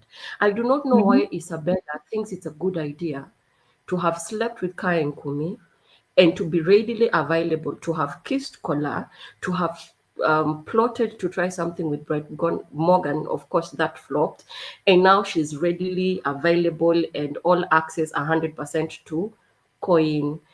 I mean, it doesn't make sense at all. Now, for Sultana, Jesus Christ, where do I begin? Why is it Begin that every somewhere. time that something stupid has to happen, it always ends up in between her legs? Like, I There are literally so asked many you this places you can question. hide. You can hide stuff. I don't know why she thought that in between the legs was the right place for her to place those cigarettes. For real. I, For I, real. I don't understand that. And for those who said that, I know for a fact that Dr. Faith intentionally lost wager on the challenger. Sorry, not the wager, the head of house challenger on Monday. And I think he was tired. And this is what I appreciate about Dr. Faith. He did not choose the weakest links to come and contend with him, but rather he chose people that he knew were capable of matching aura for aura, energy for energy. Exactly. And if you Thank guys you. do not understand how Dr. Faith operates, he's not vindictive and he's not malicious. And that's the reason as to why when they were doing their wager and Jason was in his team, he gave that man the leeway, the 100% control of you write the lyrics, you do everything you want to do, let's just incorporate and do things. The thing that people fail to understand, he loves it when all of them shine. He's not, Exactly. he's a team player. And I know that a lot of people are in the house. They have a problem with his confidence. Sorry, with petite people, with us very small bodied people, when we do not meet societal norms of the perfect features or height or body size, the only thing that is left for us to do is be smart intellectually, because that's the Exactly. only way we can be able to survive. Mm-hmm. So I don't see why they expect him to shrink so that other people can flourish, or for Exactly. him to dim his light so that other people can be seen. That is not happening anywhere. In the grand scheme of things, they're in there to play the game, let the best gamer win. And for Day, I'm very disappointed. I need her to get back into the initial trajectory. I wish she could have an eureka moment and actually realize that she doesn't need this gentleman for her to play a game. Her initial game was very good. This is how I Yes. see Dede's game. When she got into that house, the way she walked in and snubbed the gentleman and said hi to the ladies, it left a lot of the gentlemen wondering what's up with this lady, and also the ladies were wondering why is it that she feels she cannot hug people. What is good, or what is it about her that she feels all that in a Mm-hmm. bag of chips? Mm-hmm. Dede has mastered the art of getting attention to herself, but she does not know how to navigate the attention that gravitates towards her. Mm-hmm. Why am I saying this? The first 5 weeks were very awesome. Boundaries all up. You do not touch me anyhow. Please respect yourself. Keep your hands to yourself and everything. But I don't know what made her think that it was okay to start playing certain games. Because remember, yesterday I was watching her sitting on the sofa with Kola, and when they were having a conversation, she told Kola, please get close. Then their heads were kind of, their feet on different ends of the sofa, but their heads were together. Then Kola was asking, oh, what do you want to tell me? Then she said, oh, just put your head into the duvet, let them think that we are kissing, because they have a lot to say about me in this house. Let us give them something to talk about. That is childish, that is stupid, and that is one of the things that I do not like about her. that she knows there's a narrative that is being peddled out there about her and also in the house, but she's also equally fueling that narrative. It's like she likes it when people talk about her, irrespective of whether it's positive or negative. She Yeah. needs to go back to the drawing board. Biggie Hmm. is toxic. This season's Big From day Brother is one. very toxic. The reason as to why I'm saying Big Brother is very toxic, it's because by the time he intervenes on certain situations that are getting out of hand, he lets it go for a very, very long time. Hmm. When Kola was head of house and they were, struggling with the kerosene and everything, and it got poured on the tough grass. Oh, you I mean don't Faith? know. Sorry, with Faith, Dr. Faith. I don't know Hmm. if he took it upon himself to clean up or he was instructed to do so. But he took accountability and rectified his actions.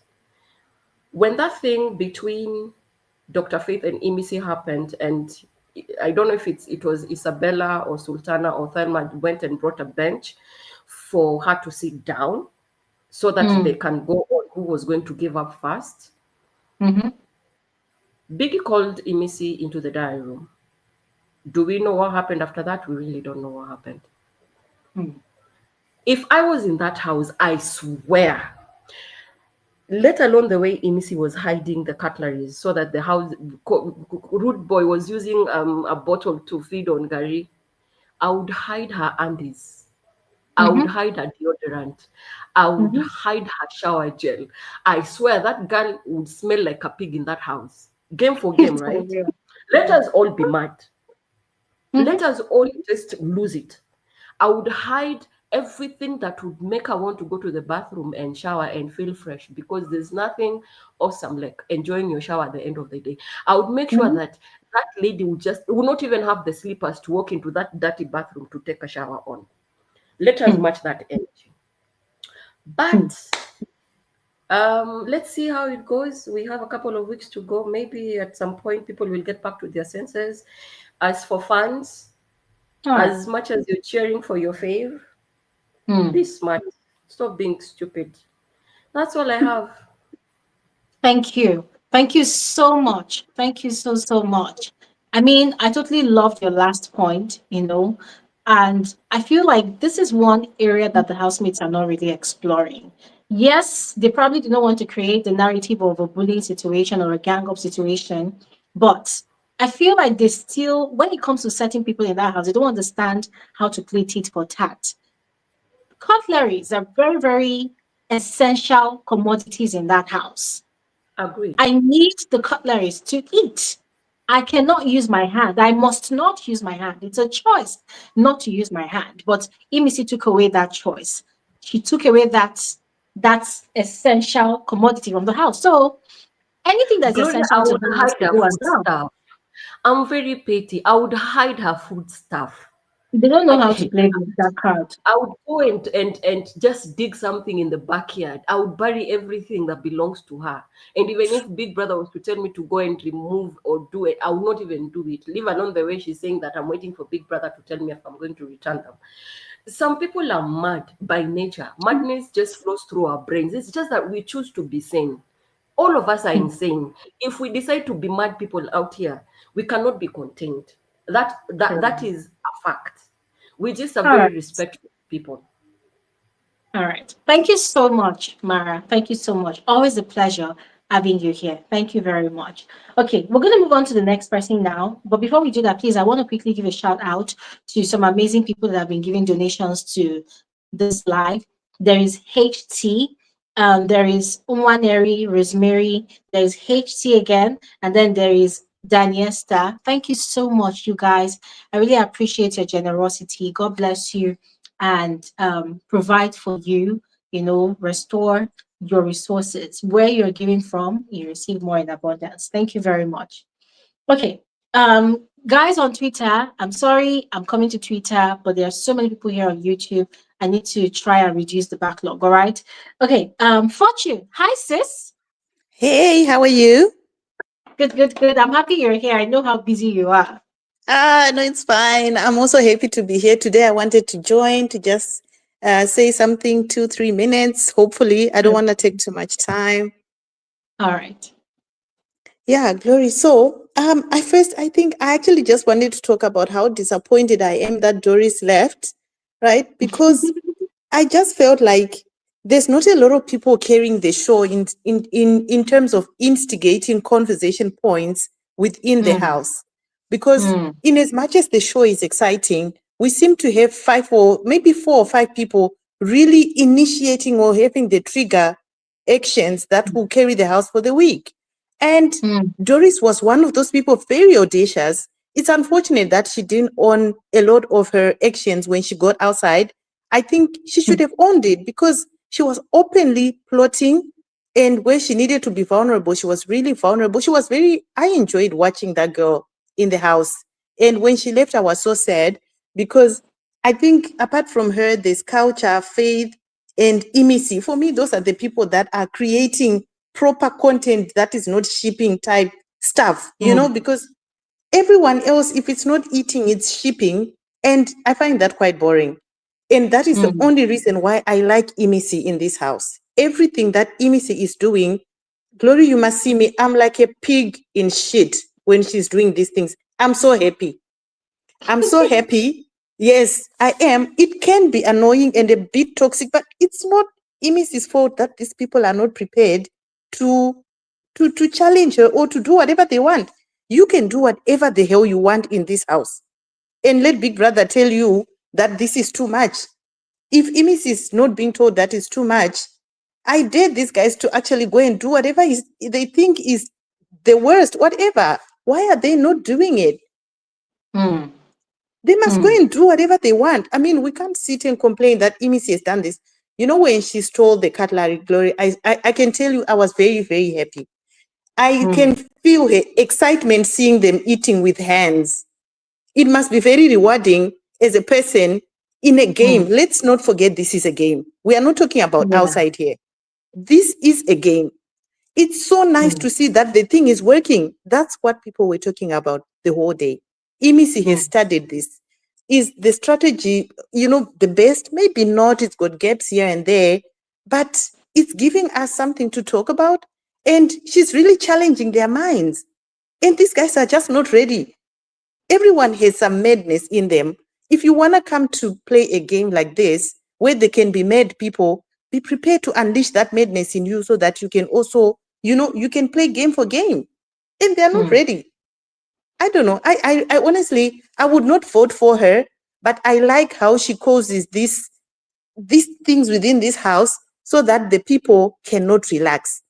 It would be so monotonous if we did not have Emisi in this house.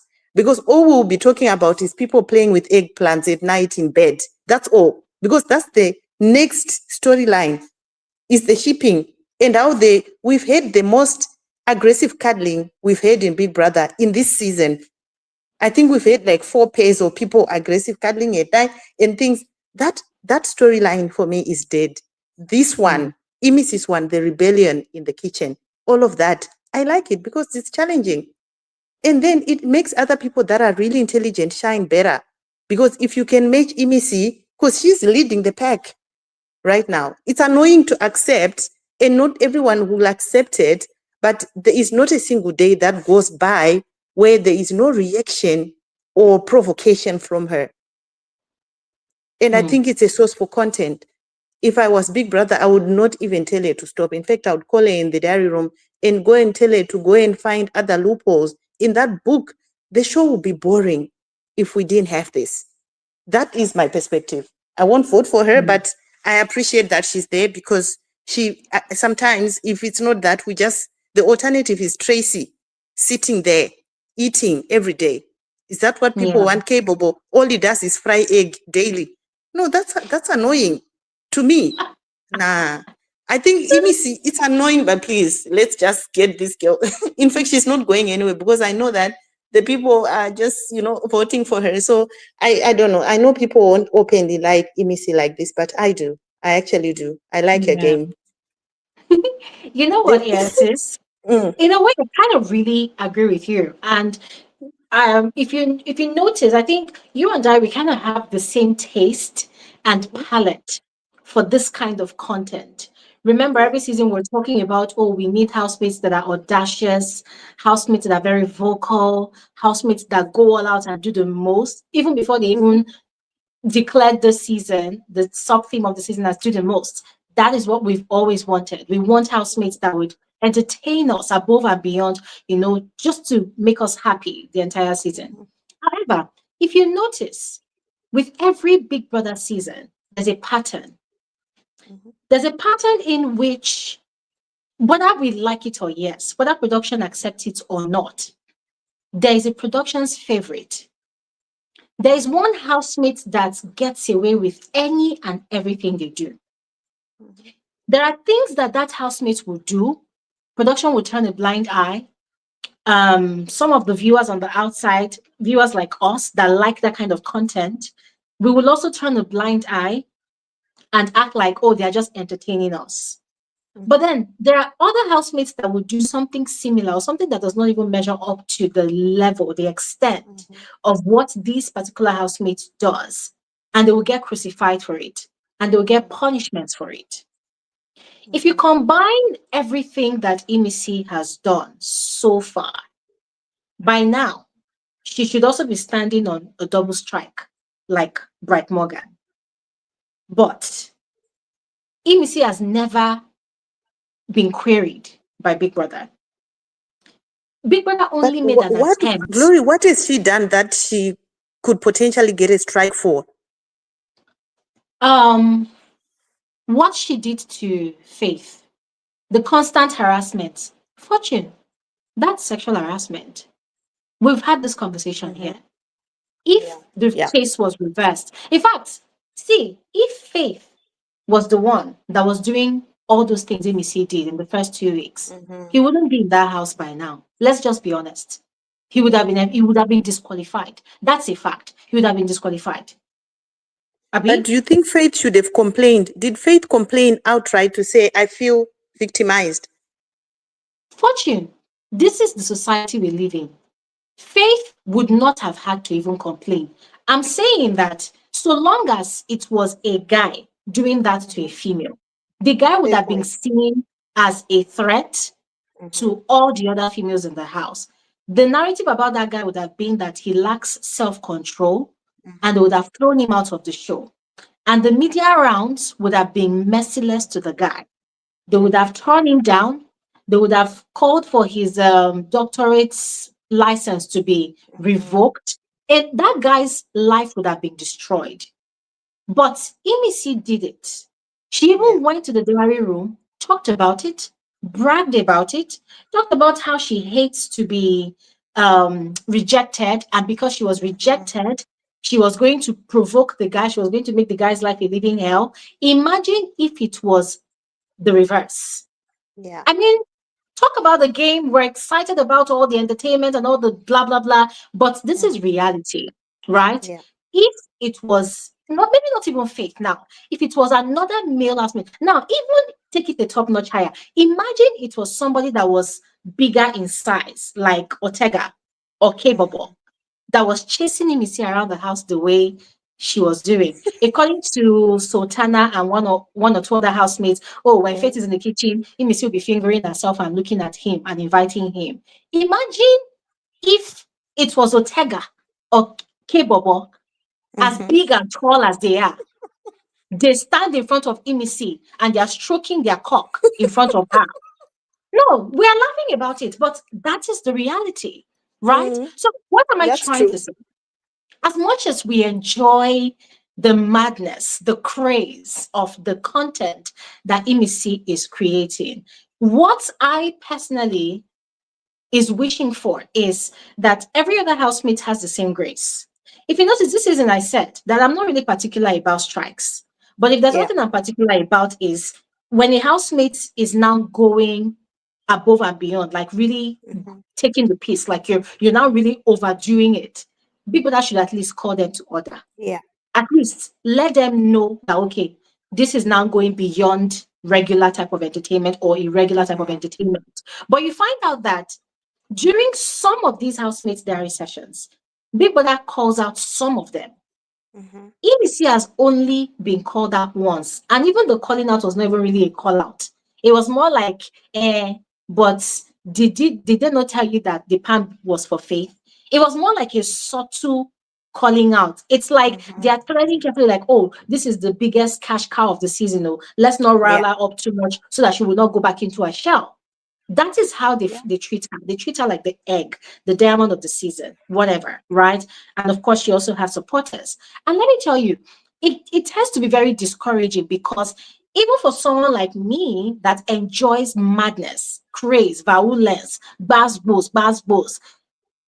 as much as I enjoy that kind of content, when I now see that the same grace that's given to this particular housemate by Big Brother and also a lot of other viewers, when I see that this same grace is not given to other housemates, it now robs me of the pleasure of enjoying the kind of content that housemate is giving.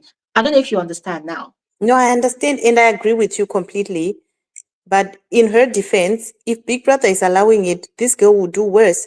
I mean, it's now up to Big Brother to tell her where to stop, right? When she's done more than she should, they should caution her. I don't think she's stopping because that moral compass of hers, she left it outside at this point. So I do blame a little bit this on Big Brother because Biggie should be managing this like they did with Zita and all the other people. You're right. And it's not all there. For anything. You see, Mhm. and if you listen to my analysis here, Fortune, I don't even blame her. It's always Big Brother. Why? Biggie, Because he is the one that says go and stop in the house. He's the owner of the house. He's the owner of the rule book. He's the one that determines all that. And every time Big Brother wants to give his verdict, he will say, "Oh, Big Brother will do whatever he wants to do as he deems fit." Right? And so we're standing on Big Brother doing what he wants to do as he deems fit. But then I wish they would see that if you're not giving all the other housemates the same grace, it now begins to take away the entertainment value in what EMC is doing. EMC knows that she's protected. I don't know if she has been told, or maybe she perceived it from the way Big Brother does not necessarily address most of the things she does, right? And also, I don't know if you guys have also noticed that the way Big Brother handles a matter sometimes is heavily dependent on the reaction of the viewers. Outside, yes. Yes. If you notice here, EMC has a lot of people that like what she's doing. So it's like if they are loud enough, if they agitate enough, that, oh, leave her, she's entertaining us, we like her content. It's like Big Brother takes that feedback and say, okay, fine. People like what she's doing. So it's like they'll just turn a blind eye to whatever else that she wants to do. So I'm not saying that what she's doing is not entertaining. It is entertaining to some extent. But if every other housemate now has that liberty to also do the utmost most, then I'll say, okay, fine, it's now balanced. And you see, this same thing played out during the level of season with Onyeka. Onyeka was doing the absolute most. And Onyeka got away with so many. Onyeka never got a strike. Did she? I don't think she got a strike. Onyeka got away with a lot of things. Every season, this happens. Every season, there's always that one housemate that it seems like that person is protected. That person will do. At the end of the day, nothing. It's like nobody's seeing anything. Okay. Another thing again with what's her name now? Imisi. A lot of times she communicates in Yoruba. And you will see housemates will call her out and they'll tell her, oh, you have to interpret. And she will say, why should I interpret? And she will say, come and force me now. You get, it's the blatant disregard for these things. So it makes you wonder, has she been told that, oh, you can go ahead and even do whatever and nobody will say anything, just continue doing? No, look, her behavior looks like it's sponsored by somebody very powerful. Like she was told that when you've done extremely too much, we will tell you when to stop, because the audacity is shocking. It's just, I have never seen it before.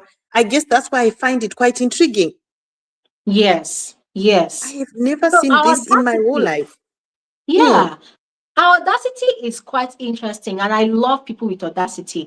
I see the whole spoon thingy, I love it. But if you notice, when I'm analyzing this show, My problem is always with the reactions, the viewers' reactions, the housemates' reactions, because normally we shouldn't even be bothered about the morality of it all. But then it is there in our face. We cannot ignore it, Yeah. right? We saw how every time there's an issue involving, especially Faith, and you see, these two people, they are like the key figures of this season because there's always drama around them. So it makes it look like we always talk about them. No, it's always about these two people, right? So you will see that the reaction is always different when it comes to Faith. But then when it comes to Emmy, it's like everybody now decides that, okay, this is entertainment, let's accept it. But then when it's not coming from this other person, and also looking at the fact that he's a male gender, right? There's no grace given. So it also makes me wonder that, okay, what if Faith was also female? Emmy is female, Faith is female. What then is going to happen? No, it would be a made house. Yeah. Exactly. But speaking of Faith, he has grown so much. I like he's quite enjoyable to watch, but I don't want to overly like him. So I just watch from a distance. But oh my goodness, that intelligence of his is just so nice to watch. And I'm proud of him. And this last move with Emmy, it's nice to see him trying to tackle these things in a different way instead of just like fighting outright, So it's nice. Glory, just one more statement I wanted to make to answer your question on Bright Morgan. I'll be quick. You asked us a question on why we think Bright Morgan is this advice that he gives to Kola. My perspective of this, I don't know, I could be wrong, but when I look at it, it looks to me like the advice that he's giving to Kola, especially in the beginning, was actually to disrupt everything with Diddi. And I thought the reason why he was doing it initially was so that it actually just doesn't work. Because these friends of four, I don't think they are friends with each other. Diddi, Mide, Kola, and Bright Morgan, I think it's just a pact for within the house, but there's a lot of jealousy amongst themselves, the four of them, even between Bright Morgan and Mide herself, because I find him very manipulative in isolating her from everybody and even from Diddi. And yet when he gets a chance to speak to Diddi, he's smiling with Diddi, making small chat and stuff like that. It's behavior that I find very, very odd. Because even when Bright Morgan found out that Isabella was saying, I want to kiss Bright, I want him, he's the one that took that message to Mide. I think Mide had already been told, but that whole move of him going to Mide with it, it's very manipulative. It's almost telling Mide that, you see, other people want me. If I was you, I would be grateful. I don't know. There's just something weird about that whole relationship. But I think the whole idea is to scatter everything between Kola and Diddi so that maybe if he's still in the house, it can be the shoulder to cry on, or maybe it's just over, because I think he really did want her for himself. When she came in, he was like, this one will be mine. But now I don't think he can really openly allow anybody else to have her happily. That's just my 2 cents on that. I agree with you, Fortune. I agree with you. Thank you so much. Thank you so much. You will notice that my eyes are just turning left and right. I just watched, this is breaking news, by the way. I just watched Emmy right now open her box and removed all the cutleries that she took from the house 2 nights ago. Put it in it's actually inside a bag, and Kola was actually standing guard and watching around for her. And she removed it and then she put it somewhere, just there. She has not taken it to the kitchen yet. She put it just there. So I'm announcing this so that people will know, especially our fans, because they were arguing that Emmy did not take any cutlery from the kitchen. And this thing is actually a lot. This girl literally packed all the cooking utensils, like the knives, the spoons, everything. It's all in a bag, a black bag. Just remove them from her box. I told you all. But people were arguing with me. It's a lie, it's a lie. Well, there you have it. So that's the breaking news for all of you. More analysis on that later. Fortune, thank you so much. Thank you so much. Thank you very much. Thank you. Thank you so much. All right. Let's have a conversation now with what's her name? Bless. Hi, Bless. You're welcome. Hello. Hi. How are you? I didn't hear you. I'm fine. And you? Good. You're welcome. Tomorrow is my birthday, so you have to wish me happy birthday tomorrow. Yeah. Okay. Happy birthday to you. Hip, hip, hip, Yay! hooray! Hip, hip, hip, Okay. Yay! hooray! Let me pray one prayer for you that I always pray for Okay. myself. All All right. right. The people that you need to meet to Oh, break protocols for you, to unlock amen. doors for you in this new Amen. age, you will meet Oh, them. If amen. you are not positioned where you can meet them, they will Oh, position themselves where they can meet you. And amen. that is my prayer for you. All right. Amen. Happy Amen. birthday. And Thank you. may all of your heart's desires, no matter Yes, how Lord. big or small they are, may they Oh, be met for you. Amen. amen. Happy birthday. Amen. Thank you. Ah, okay. I want to, the last time when we spoke, I told you that I really like Faith and Emmy because Yeah. I was voting for these two people. I shared the vote for them. But last 2 weeks, I was so disappointed. I was Mm. exhausted. I said, oh, Emmy, tone it down some more. I really like the game Emisi is playing, and I like how Faith is matching her energy. I really like Mm. it. I'm so disappointed in the housemates for saying I don't want to give Emisi highlights, so you kept quiet. If you don't give Emisi highlights, how will you get highlight for yourself? Because you know Mm. what the person is doing is wrong. You know the person's game. You know me. I really like Emisi because so far as she told us that he's going to the house to act, anything Emisi does in that house, I don't take it serious. Mm. Do you get me? Because you could see that she is very much aware of what she is doing. And Faith too is very much aware of what Emisi is doing. And Emisi Mm-hmm. too is very much aware of what Faith is doing. That's why every day, these two people, we have to talk about them. Mm-hmm. I really, really like it when you come online and you are shouting, yay! Come and listen. I really like it. But I think what Big Brother is doing is not helping the matter. I think Big Brother should at least warn Emisi. If it is not in public, in the diary room, the way he did it for Sultana. And is it Jason J when they were lying about blah blah blah something? Big Brother said, like I forgot about what happened at the diary room, but it should call the persons out. It should call Emisi's out so that Emisi Mm. should be aware of what he is doing. That to some extent is not good. But for Rude Boy, I'm so disappointed in Rude Boy. I don't like people with two faces. You go here, you say this, you go. Because yesterday I was listening to a conversation between Rude Boy, Emisi, Culture, and Rude Boy was saying that, Emisi, I'm standing behind you. It's good you not release the spoons, but you were eating with Mm. plastic spoons. So why do you, me, for the fact that you are giving me this entertainment, at least I want some people to stand. I was so happy this morning when I saw Faith walking slow to put the bag down. I said, Faith, don't put the bag down. You should go and put the bag in front of the diary room. So that Mm. if Emisi wake up or somebody wake up, somebody will say, Emisi, your bag is in front of the diary room. So that Emisi would think it's Big Brother who picked the bag. Do you get me? This morning I was so happy when Faith put the bag. I was so much happy, but I think production should do something about it because it's getting too exhausting. I'm getting tired Mm. because I like the two of them. So they are even. I don't think. Let me say, Emisi is losing one fan of hers to Faith. Do you get me? Mm. Because if Mm-hmm. it comes to the final right now, I don't think I will share the vote for Emisi and Faith. Do you get Mm-hmm. me? So I think for me to get that entertainment I'm getting from there, Emisi should tone it down small. And for Faith, I really like Faith. But sometimes the way he comes out to talk, it looks so harsh on people.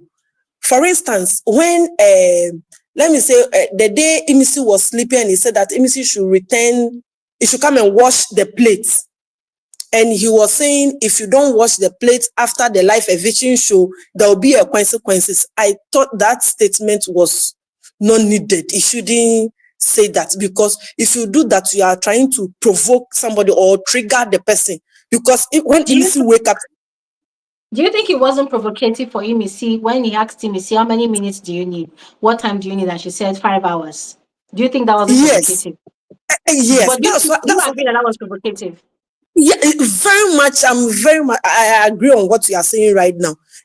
So I think small things. Well, because I know Faith knows how Imisis work. Do you get me? So it should Mm-hmm. try to tone it down small, so that even I can see that the housemates are now withdrawing closer to Faith. When Thelma, a head of house rain, they are treating Thelma like this. Imisi is dishing the same thing to Thelma. I was so much happy. Because last week when this thing was going on, Thelma, everybody, they were making fun of it at the garden. When Emisi was saying something, he said, Emisi, don't talk to a head of house like that. Oh, you are making fun of it.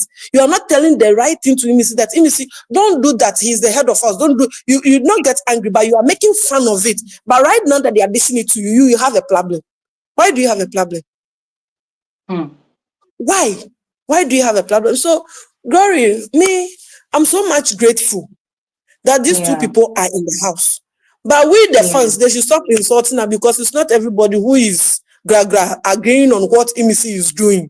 So not every fan of Emisi is kind of problem, or any fan of Faith is a problem. No. For me, I have this open mind. I just want to enjoy the two of them, because I really like the two of them from the beginning, from day one, when they came to that stage. I really like the two of them, because they give us a strategy. They give us something that we have to talk about. Because you can see from week 1 up to today, we are talking. It's Emisi and Faith. You cannot attach Faith to anybody else in that house for 2 days. No, you cannot attach Emisi to anybody in that house for 2 days. It's only Emisi and Faith every blessed day. You have to something to talk about the two of them. If somebody does see somebody sleep, somebody is stealing somebody's soap, what kind of life is it? But me, I really like them. That's all I have to say. Thank you so much for your prayers. Thank you so much, Bless. Thank you so much. And a happy birthday to you again. Thank Make sure you you. enjoy your day Thank you. tomorrow and Thank do the you. most. Do the most, but don't get in trouble. I'll do the most. I'll do All the right. most. All right. Don't get in trouble. Do the most, but don't get in trouble. All right. Ladies and gentlemen. All right. Okay, we're going to speak with the next person right now. But before we do that, I want to point something out, yeah? Because I'm giving you guys live coverage right now. So it turns out that Emisi literally put unused sanitary pads in the same bag that she put all of the kitchen utensils.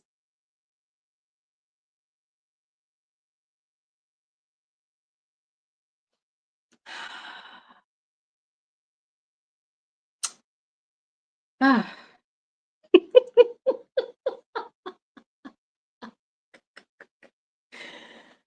Ah. Hey, let me be quiet because, of course, I will discuss it on a video. Let me just calm down. We're talking about cooking utensils. Okay. Let's speak with SM. SM, you're welcome to the conversation. Hi, Glory. How are you? I'm good. You're welcome. Let me see. Again, she's doing well. She's doing well. She's been waiting for a reaction from the, and she got mine though. She not even sent anybody, because she said she was going to wait until Big Brother gives her the order to, and it was until Big Brother gave her the order before she returned it. She got mine though, and these housemates, they are not serious people. I don't know what they are. I don't know what it is they're after. I don't know if it's that they don't want to engage her because they feel like they're going to give her highlights, unnecessary highlights, or if they are just being cowards. I don't know what it is really, because they should have confronted her, even if it was not all of them at once, maybe one person, or maybe they were waiting for Faith that will bail the cat as he always does. So I like the fact that Faith didn't also do anything. Since you guys were against me last week, okay, let me see how you guys are going to run it while I do my own thing secretly, right? But no, Hmm. that girl, she dey try, oh. She's really gaming. She's a real gamer, and I must applaud her. Even though I don't like the game she's playing, I know there was a someone that spoke now that said that she's playing both EK's script and Lebaye's script, and she already has fans that are gunning for her. There's nobody you tell in Mrs. Game now that, like, I mean, they have the fanatics now that will not insult you. I see the insults that they shower on their people, not you, on Twitter, and I'm just like, I can't even deal. I don't know how you ignore such. I think I'll leave it to Emmy. I'd have just responded to them. They are real fanatics. You can't say music has done no wrong as far as they are concerned. So I'm highly You disappointed in can't this respond to what housemate. does not exist. You can't respond to what does not exist. Those Hmm. fanatics, they are non-existent. So responding to them is like giving them life. I don't want to give them life. I hear that. So I don't know. She's playing a good game. I don't like the game she's playing, right? But it's working for her, and it will likely see her to the finals, if not last two, to switch off the lights at the finale. It will likely see her to the finals, and it's good for her. For Dede, I really liked Dede.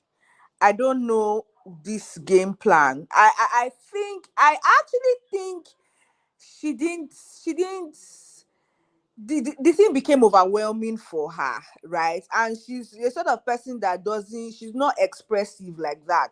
If not, you would have known that it became overwhelming for her, right? And the fact that, Hmm. okay, it seemed like she was losing, she had lost Jason J, and it seemed like, okay, she was also losing coins. So it looks like Kola was the last man standing, right, among the fishes, so to say, and then she now had to like cling to Kola for her game to for her to still be in the game. That's what I think. But this new Day, I don't think I enjoy it. I feel like she's giving Kola more than enough access to her, and she doesn't. I wish they could spoil Bright's game, but like I feel like they could expose, not spoil, expose Bright. But if they did that, it would mean that Bright's game would spoil, right? I like part Mm-hmm. of it would spoil, because really, I won't even lie to you. Bright is a gamer. He's a puppet Of course, master. he is. He's a puppet master. And you see Mide and Kola, they are his puppets. You understand? Even though because Bright is the master planner, Kola is the executioner, right? And I this Dede agree. is their game. You understand? And I must give it to Bright as well. For Isabella, I have no words for her. For Sultana, I have no zero words. I don't even know how I mentioned that in my conversation. Sef. She just what is keeping her there is the thing between her legs. I'm so sorry, but that's what she has portrayed. I even think that Isabella is, at least Isabella told us that was what she was going to do. You understand? So we anticipated it. Even though the game is not really gaming, you understand? Because the guys too, they also know that, like, maybe they've sensed it, they've clocked it. But Sultana, what exactly is she doing? I feel like it's the Arewa people that are voting for her, people that are Val, Possibly.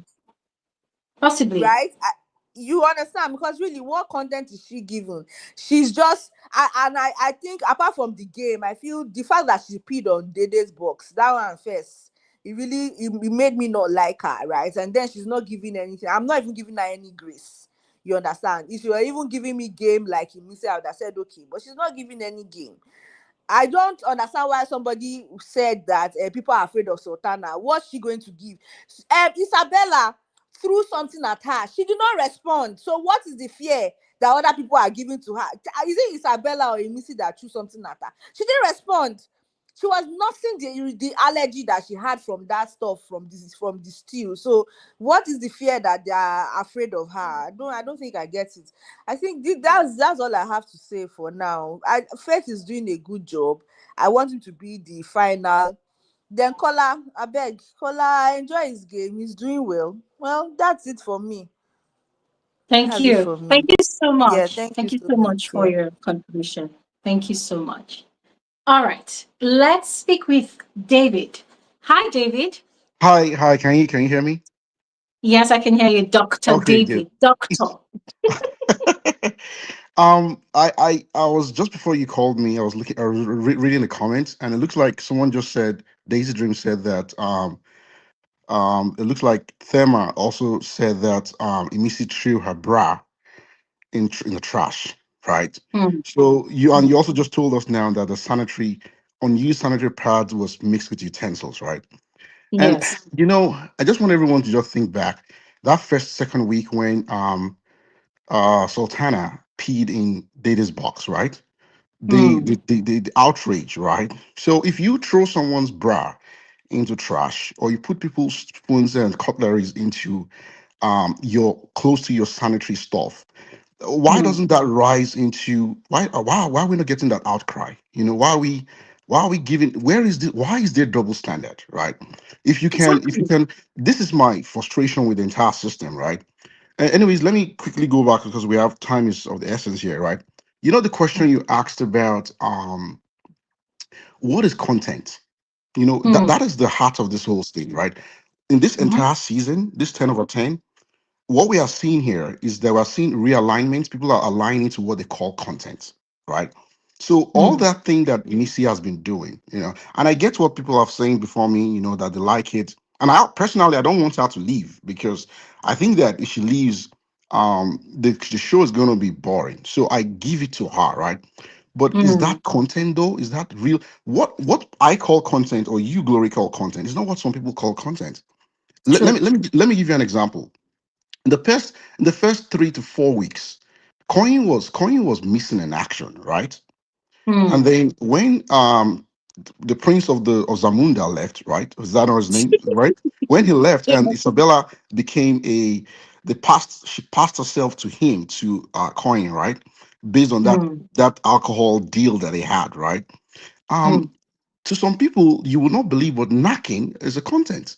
And how Yes. much how much how much knocking do you want to do to the point where you want our eyes to be knocked? And now I have to unknack my eyes. So if that is what content is to some people, how am I supposed to fight them? How am I supposed to have a conversation with you when what I see as content is not what you see as content, right? And that is Exactly. that's the issue here, right? So all these things, all this double standard is bad. Quickly on caller data, if you know this game, this movies, right? If you watch crime movies, right? So you watch investigation, investigators, they have this board, evidence, they call it evidence board. That's what the police call it, Yeah. right?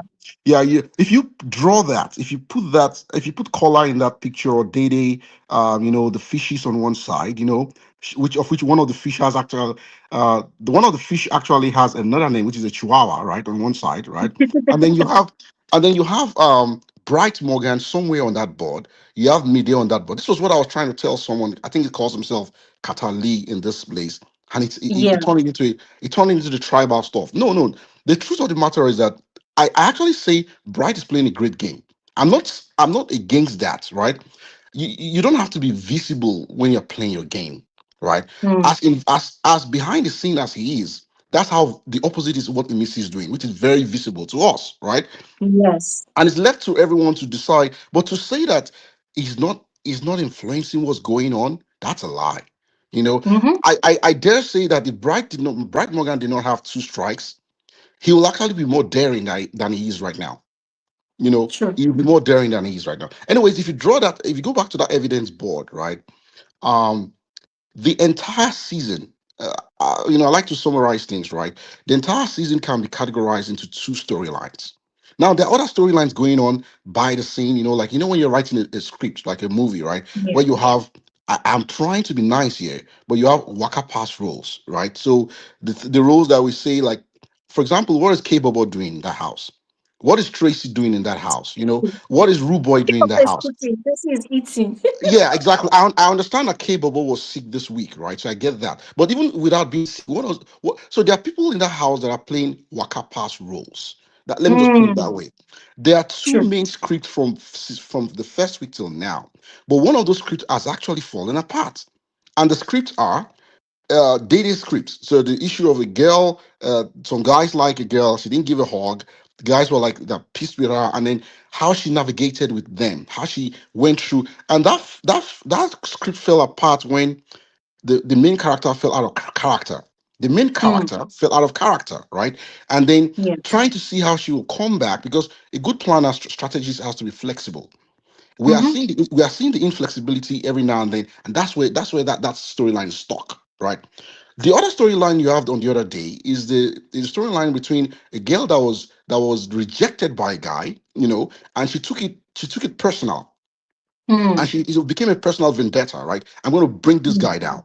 That script is going all the way to the 10th week. That storyline Mm. is not changing. Like there are people that come in and going, like I say, whack pass roles, right? Just but they are not really. This is what this entire season has come to. Um, Yes. I'll end on this note, right? If you have for we cannot separate what we see as content from what we are. I'm going to say that again. So what we see as content, what everyone is saying, this is what I call content, right? Unless of course you have a different reason for standing someone, right? And that reason is not logical. Maybe you're just looking, this person is my tribe, this person is my friend. I went to the same Mm. class, high school with this person, med school with this person. If there's another reason beside what we are looking at, then just let us know that's why you're standing this person, right? But if you are being True. logical, right? I mean, for example, Imisi is everything Imisi is doing, right? The only logical explanation, logical now, is that she's a fake housemate. Like Absolutely. the only way that, and I know she's not. I mean, she's not. Well, we don't know that, Mm. but I don't think she is, right? But if you really want to stand someone, give us with your full chest. Give us the reason why you're saying you're doing that. And there's a difference between entertainment and I will do it in my own personal space, right? So some people like Mm. to look at other people and say, "Oh, I like this person, I like what they're doing," but they won't do it. They won't do it, right? Mm-hmm. So it's the double standard. And then the final thing I'll say is this: I know you didn't talk about this, so it's off table of the script, but let me just say it now. Now I'm on, right? So Adekunle was on this Paul stuff. You're already smiling. No, no, no. I'm going to give it hot to him, right? So Adekunle was no. Glory, just calm down. Just stay with me, right? Adekunle was Yeah. on this Paul, and I know Sadiq, the guy that started this stream before you came in. He asked that question, right? Adekunle was Yes. they asked him a question about you, and he said he doesn't rate you or something like that. Here's the deal, right? No, you're laughing. Here's the deal, right? This, Yeah. I, I'm not just disappointed in him because in that same show, you know what he said? They asked him about Tracy, right? And he said, and I'm paraphrasing, so I'm not quoting verbatim, right? He said Mm. that um Tracy is a great gamer. And his reason was the same Tracy I just told you that's eating and just doing nothing, right? And because they were trying to figure out why is she still in the house? Why is it that Doris left the house before her and all that? You're laughing. And he said, and I paraphrase, he said, the fact that she made the move to know Erica before the show, like Erica's, like like I don't know what it means, but maybe it's like does he mean that Tracy was Erica's fan base and then but definitely Erica knows Tracy. That's what he's saying.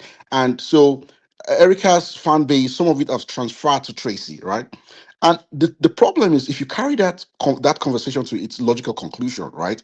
That means that for you to be a smart housemate, you must one know previous housemates, to suck up to them. So if I want to win Big Brother show, all I need to do, hopefully everyone's listening to me. If you want to win Big Brother show, based on what Adekunle is saying, right? All you need to do is I'll go and meet Lekon, I'll meet White Money, I'll meet Fina, I'll meet Elibaye, I'll say, hey, help your guy, help a friend in need, right? And then I'll come to the show, then I'll be eating, I'll be crossing my legs because I know that there's a fan base, I've inherited fan base of other people. That is laziness. That doesn't give you entertainment. That is how people get. That's why we have Tracy.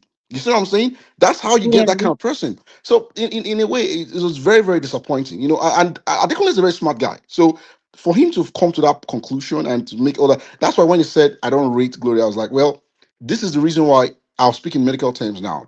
If you're if you're a gastroenterologist, you are not a cardiologist. If you're a Mhm. psychiatrist, you're not a general surgeon, right? If you're a cardiothoracic Absolutely. surgeon, that's why you have a specialty, right? Just because you went into the house twice doesn't make you a good reviewer of the game, right? Maybe Adekunle should stay in his lane, because just because you played football doesn't mean make you a coach. Jose Mourinho, for example, Exactly. Chelsea. Jose Mourinho, former Chelsea coach, wasn't a player. There are a few people that play and coach, but some people play well, but they don't coach well, right? So you might not be good at actually analyzing the show. In fact, maybe that's why you didn't even win the show. You know. So here now is my frustration with him. But I'll end it at that. You have any question for me if I walk away? Because I know that there are 1, 2, 3, 4, 5, and then you have lots of people in Twitter waiting for you. Just one question, and I'll walk away. I mean, to be honest, God, sorry, these are ridiculous things. I was actually trying to avoid it because, I know, but you don't worry. I don't have to, right? So you're in the spotlight, right? He doesn't know who I am. He doesn't know where I live. He doesn't know where I stay. yeah, So I'm actually the guy that is going to, like, literally. Hopefully, he's going to come for me, But he cannot come for me, mm, He doesn't know where. He can't even get to me. That's the problem, right? Yeah. So you are trying to avoid it, right? I get it. Yeah. yeah. Yeah. I'm going to comment on it, but let me first ask you my question before we come to irrelevant matters. But let me first of all ask you a question. So the question is about faith, right? Okay. Yeah. So I see Faith doing what he's doing, very smart, very intentional. However, do you think that him now, aside playing his own solo game, do you Okay. think him now matching what's her name? Let me Imisy's see. energy as per tit for tat. Do you think it's gonna backfire, or do you think it's the right move for him to stand out of the rest of the house who are being cowards, and avoiding direct confrontations with Imisy? Do you think it's gonna backfire, or do you think he's actually on the right track? That's a very good question. So to answer your question, you have to look at the context, right? And the context here, I'm talking about the time left in the show, right? This is where we have Mm, 3 weeks to go. If this was the week 1 or week 2, there's a lot of room for it to backfire. There's a mm, lot of room for it to backfire, right? But here now we are 3 weeks to go, right? The house is still jam packed, right? So if the house just had like 9 people, it can backfire, right? But yes. it's diluted to a point where, and based on how his interaction is with other housemates, he's already stood out already, right? He's not making a case for him standing out, right? He's already taken out. He alone has taken against the whole house, right? So to me, unless the only way, so generally the answer is no, right? But with a caveat, right? So this is the thing, right? There are every now and then, and no one is perfect, right? I have to say this, right? Yes. Even Faith is not perfect, great guy, fantastic guy, gamer to the end, right? But it's not perfect, right? But in all those people in that house, it's literally where he stands, many of them do not stand close to him. I'm just going to say the way it is, right? Now, where he falls, last week I tried to call him, but I could not, right? Yes. When you guys were analyzing his leadership skill and all that, right? Yeah. Just because you're a brilliant, intellectual, smart, street smart guy doesn't make you an a fantastic leader, right? True. And in during that week of his leadership, something was exposed, right? And what was exposed is this: he has every now and then lapses when it comes to emotional intelligence. I'm not saying that he does. There was a guy that called last week that said he's emotional intelligence zero. I don't agree 100. Like, he has emotional intelligence. That's what I'm saying. But he has some lapses, right? There's something called situational analysis, right? Where you read the Mm, room. Where you read the room. It's not every time that you go against the Missy, for example. Like, back to your question, it's not every time that even if when you want to do some things, you tell yourself not to do it, unless of course it's on the spectrum and he has a little bit of OCD. And even with that, you can still work on that, right? It's not everything mm, you react to. That's what I'm saying. And that alone can make him get into trouble maybe a week to go, right? What if true. Missy sets up a trap, a deadly trap, right? Knowing full well that this guy is going to react, and his reaction may go to a point where it's too outrageous, right? So, Yes. but if he can get a hold of those, if he can just have a, how do I put it, a side, something that occupies his mind besides Missy in Mm. that house. So maybe if Joanna stays long, or if what's her Yes. name? What's her name? They will start with Z. Zita. Zita. Zita. If one of them stays long, right, just preoccupy his mind, right, so that he's a little bit distracted from Missy, because right now he doesn't really need to do much, So that's my fear for him. That's where I struggle with, and so that's why I say your question is a great question. If he doesn't have those lapses in situational Yeah. analysis and reads the room and knows that there's some time, like he had those lapses when he was a leader, right, in the room. Although that one, you can't blame him really, because when you give responsibilities, when you give someone leadership and you do not give them, so you give them responsibility and you don't give them authority, then you want to make that you're setting them up for failure. So in that case last week, what happened was Big Brother set up Faith for a failure. So that statement he said about that very vague statement that Big Brother told him in the room, where he said, "You are so do this, blah blah blah." That was looking very vague. It Yeah, stems your from that. your rules are for you and you alone. Yeah, and that is also contextual too. What exactly is that? Do you mean that it is I that set the rule? I'm also the one to enforce it, or do you mean Mm. that I that set the rule? If that's the meaning, then that means it still has the backing of Big Brother, right? So, anyways, Yes. that's my answer to that question. So it depends on how. I think it will not backfire because it's 3 weeks to go. But I know that a Yeah. day, a day can be like 10,000 years, right? So how Mm. it separates himself, like what he did, imagine what we just said now. Missy took those cutleries, those utensils, and she put it in a unused sanitary pad. She took someone's bra and put it in trash, right? Yes. Imagine in the situation if Faith that when you are describing the video you uploaded before this stuff, right? When you are describing what Faith did, how he went to the store, the kitchen, and all that. Imagine if Mm. we all watched that Faith put Missy's bag in the restroom, in the toilet. So Mm-hmm. what will happen is that this is how you will now understand what double standard is. The same people that Exactly. are the same people that are accommodating Emisi's shenanigans are the same people that will come and say, "How can you put a bag in close to the restroom? How can you do that? Are Mm-hmm. you another EK? Are so it's tough. But the last thing I will say is that I don't think Emisi is playing anyone's game. What I mean is debatable. I don't think she's playing Levi's game. I think she's playing a game. Let's put it that way. She might have mixed some. There might be some mixture of different people's stuff, like potpourri, like a potpourri. Mm. But she is playing her own game. Like this is a Mrs. game. This is the game of a Yeah. girl that puts a red dot on her face, on her forehead. There's no one has done Mm. that. Like this is a. So we as humans are always trying to explain something based on something we've seen in the past. But every now and Mm. then we will see something that's new, brand new. And Faith is also playing a brand new game. There is some similarity with Pere and all that, but it's a game. I promise you now, this is going to be the last thing I'll say, right? When those housemates saw that Emisi took those things, right, and they were afraid that if they react, they might feed into our story, right? That's why they were chickening Mm. out, right? That's why they were trying to not do like Faith did, right? That is the difference between I clock your strategy, but I do not have a counter strategy to it. But on the other hand, Faith took it a notch further. I clock your strategy and I have a counter strategy to it. It's not enough for you to know that this is what this person's strategy is. What are you going to do about it?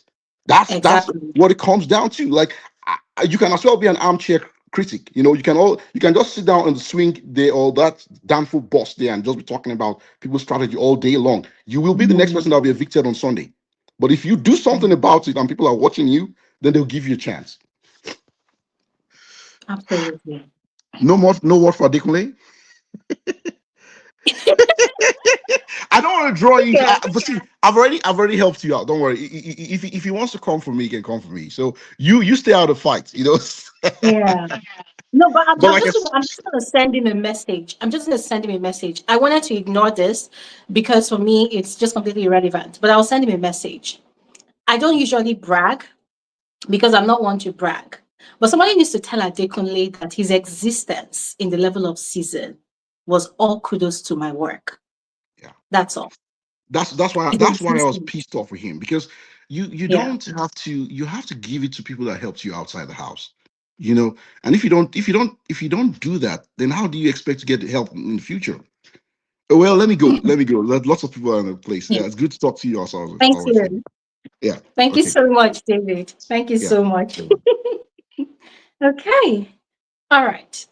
Let's speak with the two people on Twitter, and then we'll come back to YouTube. All right. I mean, they've been here waiting for the longest time. So, guys, please just bear with us. All right. All right. Let's speak with Enoch.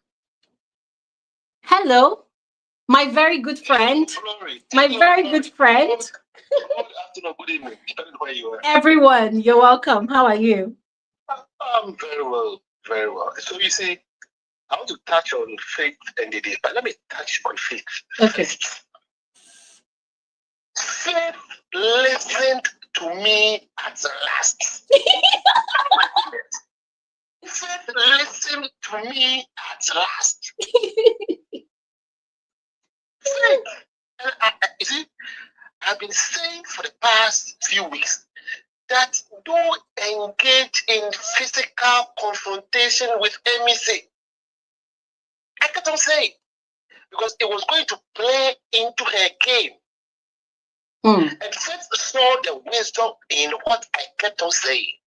And a good gamer is the one who revises his or her strategy to counter his or her opponent's strategy. And that is what exactly Faith did.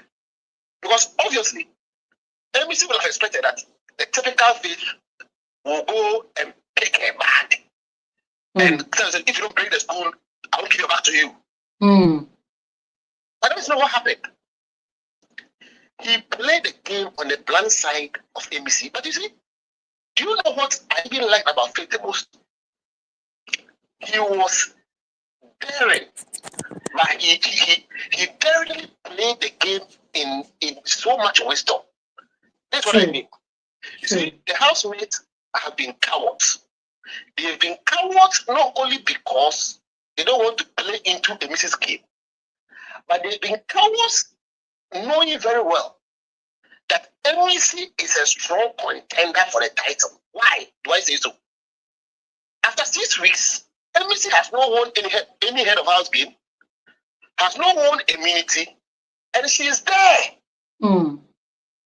So they know that this girl, ordinarily first 2 weeks, will have handled her. By the 6th week, she's formidable. So the cowardice is more of a Misty. They now see that the Misty is a strong contender. And that's why I respect and appreciate Faith for playing the daring game, but this time playing it intelligently and not engaging in this physical confrontation. So I said, thumbs up MEC. And MEC knows very well that when he goes on that tangent, someone will go the extra mile. But that extra mile, he will not see it coming because it will not be predictable. Because it never crossed her mind that someone will go and hide her back. But it happened. And I applaud Faith for that. Faith should continue to listen to me. And he will get closer and closer to the money. Now, Diddi. You see, Diddi has unfortunately crashed and caved. But you see, she crashed and caved not because of Kola's persistence, no. But she crashed and caved because clearly those who were her shells are no longer there. And it started from last week. When Ebuka threw that light on Mide, she quickly disengaged. So one of her shells were gone. But what affected her the most was when she was isolated for the second time. Her own shield, backup shield, was going.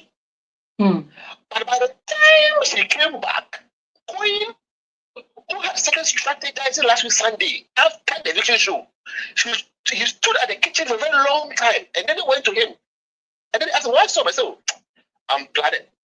So he had all this thing in mind. So the moment isolated, Queen had to say, "Oh, let me try and move in a particular way." And you found Isabella as part of her strategy. So when the day came, she tried to rekindle that show with still Kola being her top storyline. But Queen was nowhere to be found. Her shield was gone. Yes. So she needed to stick to that storyline. But unfortunately, what the day had forgotten was that she began the show by playing the game as a lady who has set her boundaries. Yeah. So it was okay to make Kola the storyline. But the moment, as we are all hearing, she crossed the line by being intimate. And I repeat, intimate with Kola. That storyline crashed.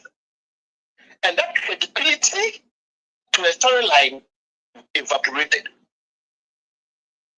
So, who could describe my girl Sultana as, oh yeah, you just J. You went for the easiest pick. Oh, you Kola. Yeah, you went about kissing Isabella. Why would you go about kissing Isabella? I mean, now you have ended up being intimate with that person that you criticized. Exactly. Exactly. So the credibility that you attach to your game is gone. And you see, that will be the reason, the only reason why they may not cross the line when it comes to the money. Because you have a storyline, but you have a storyline without credibility. And you didn't find anybody to be intimate with, but the iconic, legendary parrot of the house, Kola. Legendary. Iconic. And you see, with Kola, we don't even need a video because he is an HD version of Showmas. I agree with you. Yo. And he's done it. But let me ask you something, Enoch.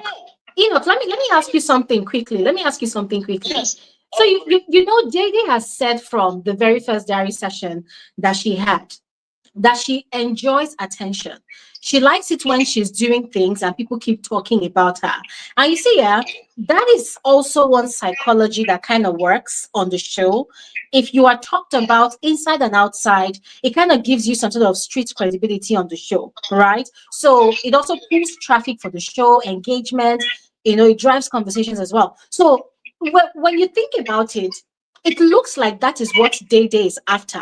She wants to be talked about. So what she's doing is, and I'm just speculating here, you can counter it. I feel like what she's doing is she is now allowing herself to let loose with Kola, knowing fully well that Kola will go and do media rounds to everybody. So for her at this point, it's like it's a do or die affair. She does not care whether she allows Kola to touch her or kiss her or whether they do stuff. For her, so long as Kola speculates whatever happens between them, disseminates that information, and knowing for the world that people outside will also talk, it seems like for her, that is the goal. Do you think that is what she's doing? No, but you see, that is where, unfortunately, she has lost the way with we the viewers. Yeah. Because you see, Diddi set high standards for herself and for we the viewers. And you see, one of the reasons why you, my dear friend Glory, you respected and appreciated Diddi was because of the boundaries that she set. Yes. And I remember you saying that Diddi is not any other girl that they feel that, oh, yes, she's her boundaries. She will not do what others are doing. So people should, yes. So that's the boundaries that Diddi set for herself. Yes. So attention, fine. The attention, she could have wrote on attention and it would have been okay. But the moment she became intimate with Kola. Yeah. That's when she lost her way. Yeah. Because now the Diddi that we knew, missed boundaries, is no longer there. Yes. You have the attention, but you don't have the credibility to the attention. That is what made Glory and many people appreciate Diddi for who she pretended or portrayed to be to us. Yeah. Yeah. Have you noticed that Big Brother doesn't even rate her anymore? Have you noticed that the way Big Brother, his tone, his countenance during her diary sessions in the first 4 weeks, have you noticed that it has changed now? Big Brother even told her to remove her mask.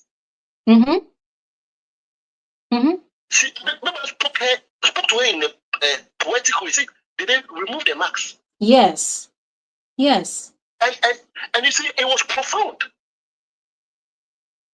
It was profound because even Dickie is disappointed in the day.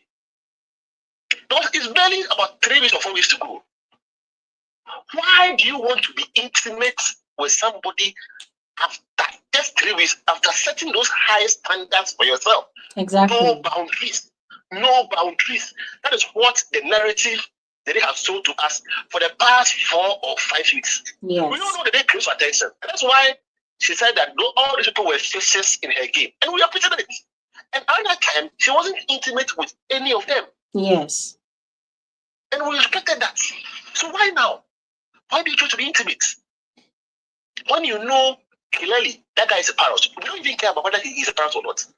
For we the viewers, we appreciated and respected the day because of the bond that she set. Unfortunately, she has lost her way. And you see, it will even get worse.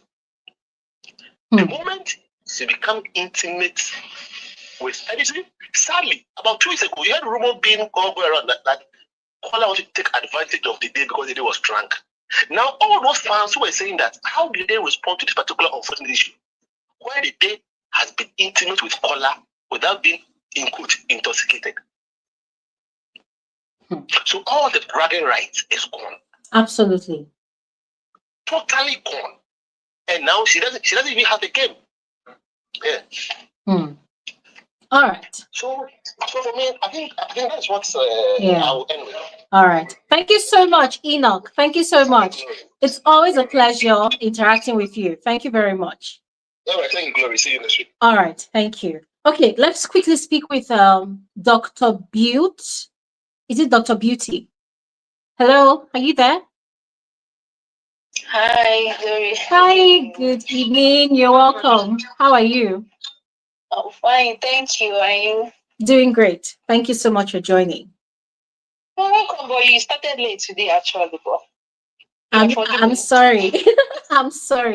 I'm sorry. Okay. So, we topic some ground. Okay, I'm saying my own. I want to say my own sense now. Okay. So, for me, I think the housemates, they are afraid of FEMC. Okay, because I think they also, as in they feel that engaging her is giving her highlights. Remember last week I mentioned it. I mentioned that Missy said it herself during their wager tax that she was tagged a fake housemate, and that made her gain so much fans. And like you said, when you were starting this small this thing today, yeah, like you said, Emmy's fans are obsessed with her, and I still blame the housemates for it. So you don't expect Emmy's fans to bash her whether she's right or wrong. Everything she does is right. And honestly, I had hope that Thelma and Emisi would have clashed this week. Well, none of it happened. But if it was fate, like as we saw last week, they would have said he's a bully. So I feel they are scared of Emisi. And speaking of the wager task, they know that we all know if you're in her team and you make mistake during presentation and eventually they lose, she will call the person out, like she will call you out. But she didn't. Instead, she said all sort of things behind the Mrs. back. If we watched that wager presentation yesterday, yeah, it was yesterday, the Mrs. was joking, laughing. Laughing during their presentation. Hey. Okay, but if it was fate now, and let's say fate is trying to say something, Tema will remember that she's domineering and this and that. So this housemates, they are all bunch of hypocrites. But no, shy. Immunity go reach everyone in that house.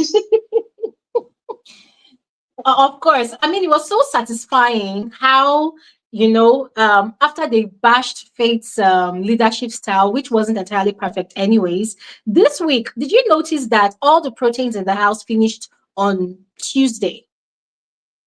Yes. All the meat, all the fish, he finished.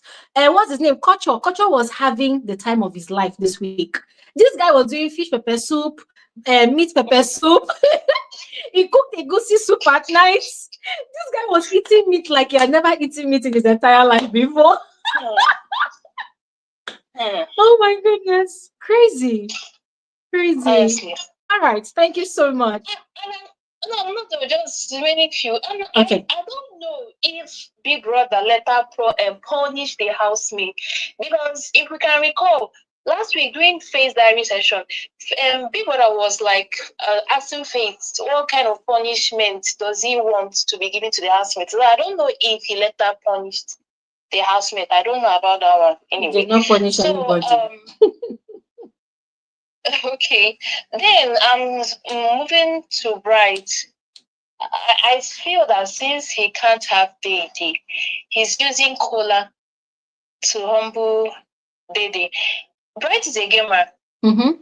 He started by scattering the friendship between Mide and Diddi. Yes. 1. 2, having sexual satisfaction in the house, while his mind and everything is with his girlfriend outside.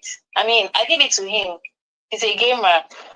Then, lastly, I'm not a fan of Isabella, but she forehands. She would have, like, okay, during the introduction, she said, okay, she made us know that she's a seductress. So, she would have seduced the men and not making herself available to whoever that was available. True. Like, for example, Kaikumi. I mean, barely how many hours Kaikumi entered the house. They started doing stuffs under the sheet. I agree. At least she would have taken lessons from previous housemates. I don't want to mention anything. She would have taken lessons from previous housemates and played that seductress role very well. Yeah. Now, because of how she was guard, made herself like, in fact, they don't even rate her in that house. Imagine them saying that her mouth smells. Hey, I'm ashamed they catch me for her behalf, honestly.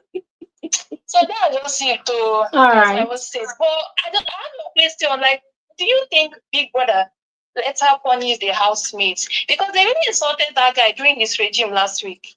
And I feel that was why Big Brother asked Faith, what kind of punishment does he think should be given to the housemates? Faith was not punished. I said Faith, sorry.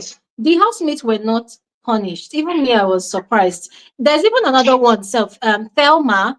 Last week, Thelma not obeying Big Brother's instructions via the head of house, and Big Brother said she was going to receive another punishment added to that other one. I did not see the additional punishment. So it's like they were just whining us. All of us were rejoicing. We're not going to see anything. So honestly, I don't know. I did not see anything happen. All right. Okay. Thank you. Thank you very much.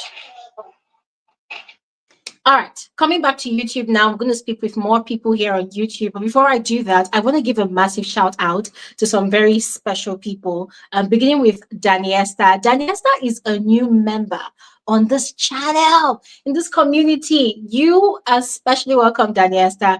Thank you so much for subscribing to become a member. A lot of you do not know that we actually have membership levels on this channel.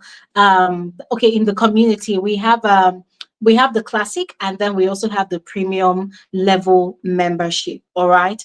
And for people that are with the premium level membership, you get to speak longer during our YouTube conversation, during our gatherings like this. And that is why you notice that some people, like David, they get to have a bit more airtime to speak more. And that is because they're actually paying a token, a subscription fee. So if you want such a perk, just check it out. It's available on my YouTube channel. All right.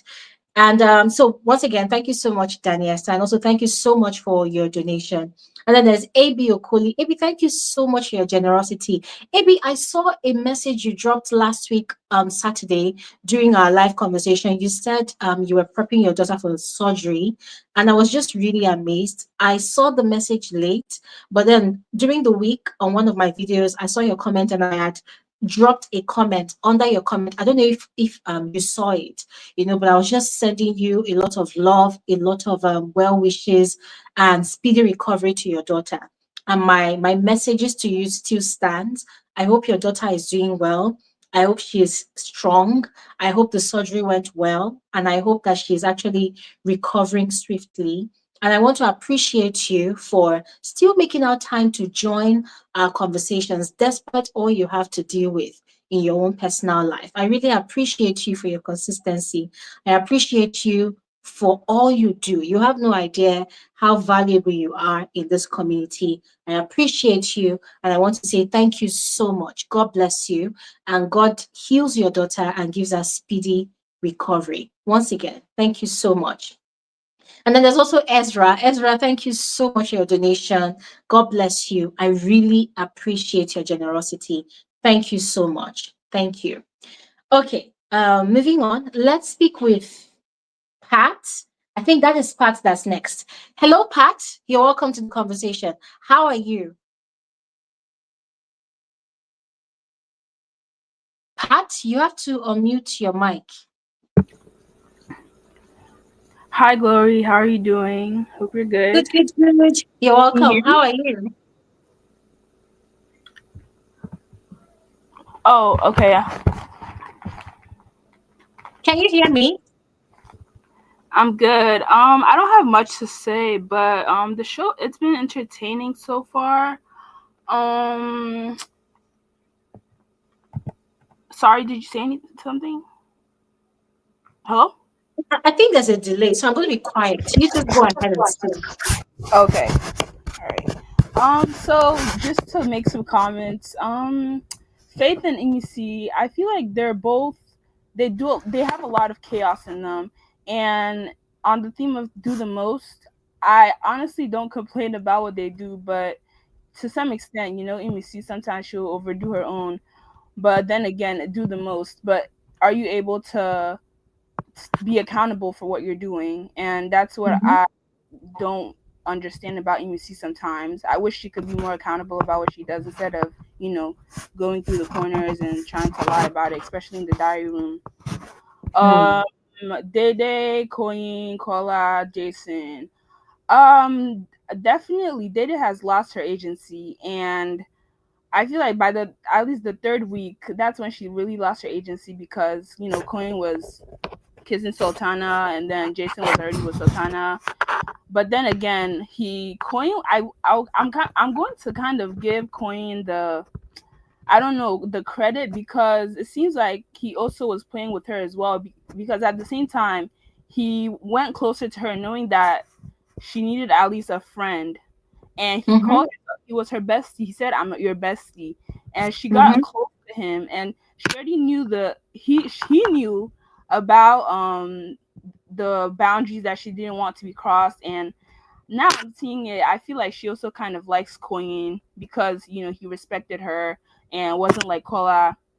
But now that he's with Isabella, it's like he's done a 180 on Diddy's game, and now he's kind of the one controlling everything. And Diddy as well, like she said that, she will never go with the men that Isabella kissed or has done things before. But now Isabella kissed Kola. The next week or so, she was kissing Kola in bed. And then also the truth or dare game, Isabella kissed Queen, and then the next Thursday they acted like, they're kissing in the duvet. So sometimes Diddy will say some things and then she's not standing on business. But I hope she's able to stand back up on her game, but I don't know if she can at this point. because it seems like all the guys they moved on, and I don't know who else she wants to play her game with. Maybe sticking with Joanna and kind of being doing their own thing. Isabella and Emmy. I mean, Isabella and Emmy, they both said on the stage what they're going to do, and they're doing it. They're doing the most. And I feel like, I mean, Isabella too, but sometimes she's doing too much with the sexual activities. But then again, I feel like she's you can't shame the shameless, because she Yeah, doesn't true. care, and she will do what she wants to do. I feel even if she comes outside and people come for her, I don't think she would even care, because you can't shame her. Even her Mhm. Instagram, she's I think on OnlyFans kind of girl, but we'll see how that happens. Mm. Um, Sultana, yeah, Sultana lost her game when the gossip crew left. She didn't have anything else to do. I mean, she could Yeah. have played the game with Isabella and Emmy, but Isabella and Emmy, they're both stand on loyalty, and Mm. Sultana didn't. You know, she wasn't loyal with them. Yeah. Kola, he's playing. He's definitely doing the most. Kola is definitely doing the most.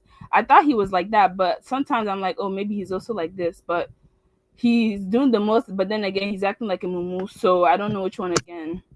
Bright Mhm. Morgan, he's also playing his game, but he's a slow poison. Him and Coin are slow poison.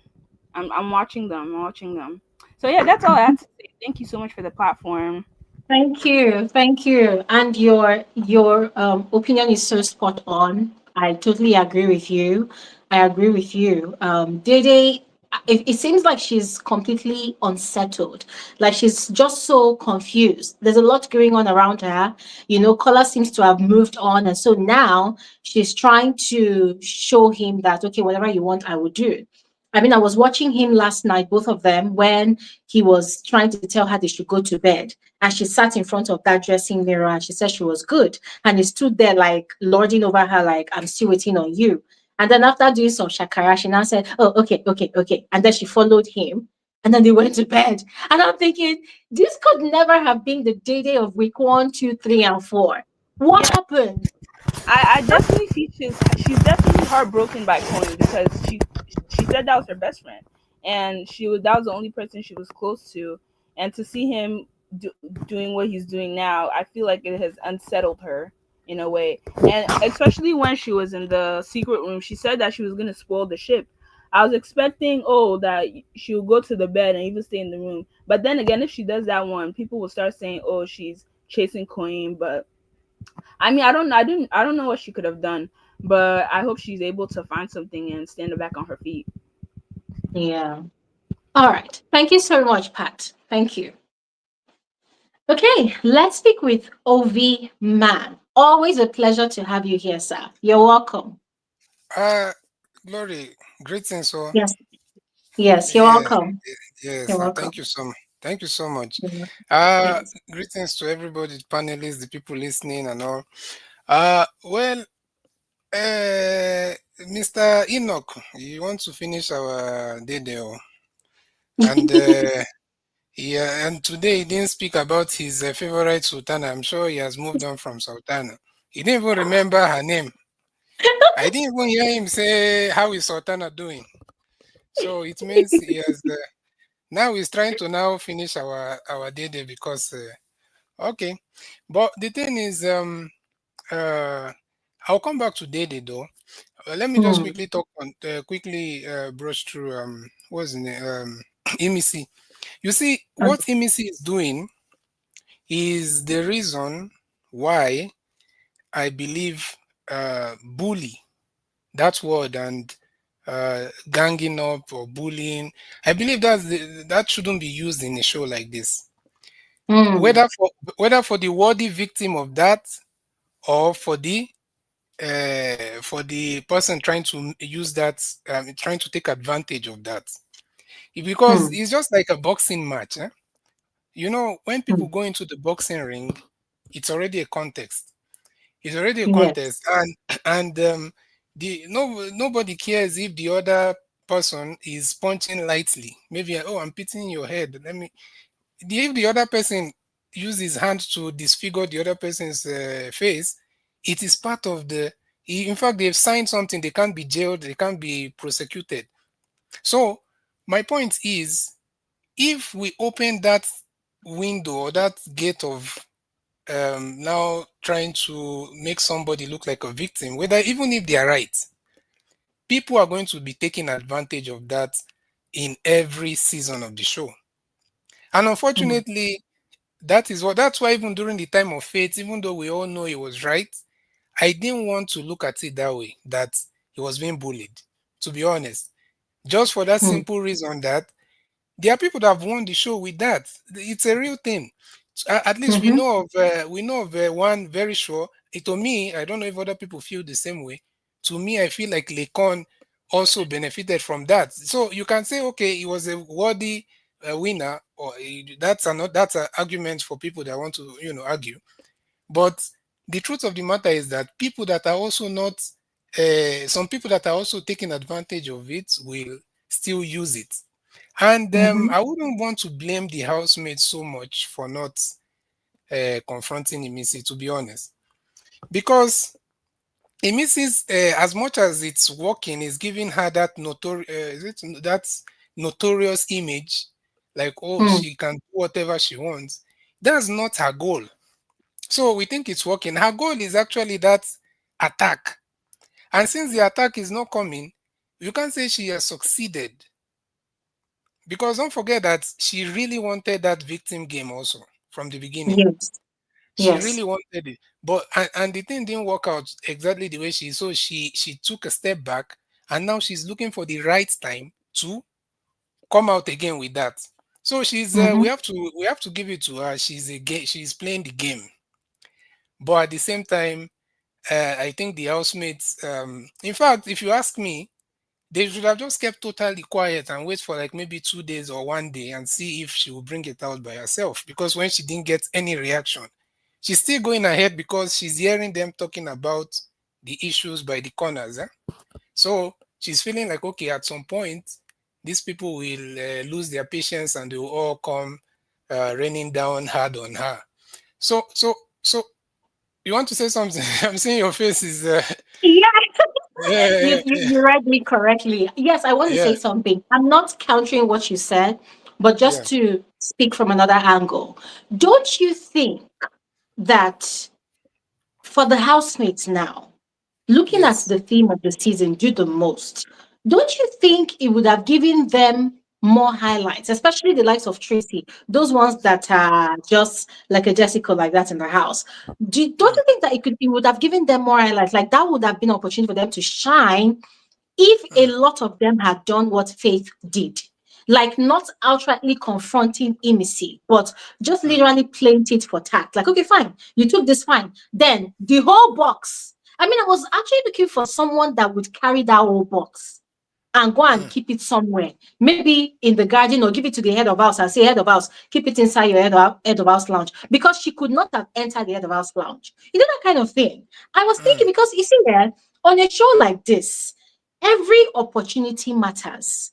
It is not Yes. every day. It is not every day that there is room for highlight. So what I was expecting was for these housemates, to be very fast in thinking. Like, look at what Faith did. That was very genius of him. He was very fast in thinking, because what he did, he actually suggested it to Kola, but Kola said, I don't want to go low because she went low. It is not my style, right? On the show, we're not looking for the most righteous person. We're not looking for a saint that puts on the cloak of righteousness. No, we're looking for housemates that are, you're very quick in thinking, you're very strategic. So just like Faith did, for instance, we could have had maybe one or two other persons, like Rude Boy now, that was making noise, but ended up not doing anything. Shebi, she put it in her box. Go and carry her box. Go and carry things that belongs to her. Give it to the head of house. Because aside the head of house lounge, there's no other place they could have really hidden something that big, right? So they had Yeah. an opportunity. They had an advantage. The head of house lounge was big enough for them to have been able to hide anything they wanted to hide. So they could have still given her the silent treatment, but they could have still taken things that are valuable to her. You see all those her turban that she likes tying on her head, anything that is Yeah. important to her, hide it. So the question to you is, don't you think, aside the silence, that they could have actually leveraged on that opportunity to create highlights for themselves? Well, I think you're spot on with that. In fact, that's the best way to handle it. And I think Faith did that, right? I don't know if he announced No, it him is doing. announced. Okay, yeah. So I think that's good. And someone that would have done that, I thought she specialized in doing things like that. What's her name? Zita. She should have been able to. Yes, Yeah, Zita. she should have been able Ah, to do something. But unfortunately, maybe she likes Missy. I think, or maybe there's also that part of being they feel like she's strong because they understand the psyche. They've also been fans of the show for a long time. mm, They understand the yeah. psyche of the fans, and I'm not trying to sound insulting or anything, but many of the fans are very gullible, and I won't say all. Yeah. Many are very gullible. So unfortunately, it's easy to just throw a narrative on them. They're very over emotional most times. So Mm-hmm. sometimes, so with that, you're 100% correct. I feel like they could have done that and maybe not engage with her in physical Mm-hmm. confrontation, but just do something Mm-hmm. also so that she will also feel that there's a repercussion for what she's doing. But Mm-hmm.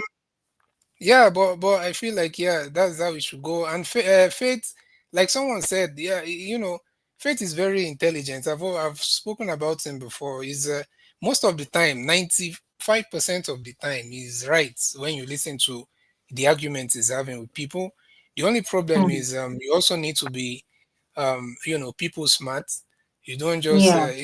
there's a way you react to things. Like there's that issue he had with Dede, and Dede, Yes. as always, Faith was right. That's just the Mm, truth. You should have practiced the earlier the better in everything. And it's not when mm, they're coming for rehearsals that you're saying, okay, we should change something major. But the thing also is that Faith might not be as much intelligent, brilliant like Faith when it comes to task.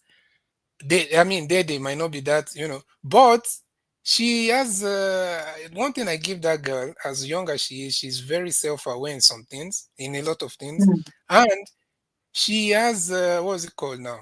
She's like she's able to know when to just keep quiet, and she doesn't want mm, to engage too much in arguments unless it's very mm, clear that that person is like very wrong.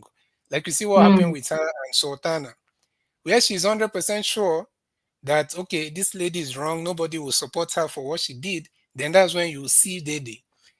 She can mhm, confront that person, like how she also responded to Big Soso. But when she knows she's wrong, she'll keep quiet.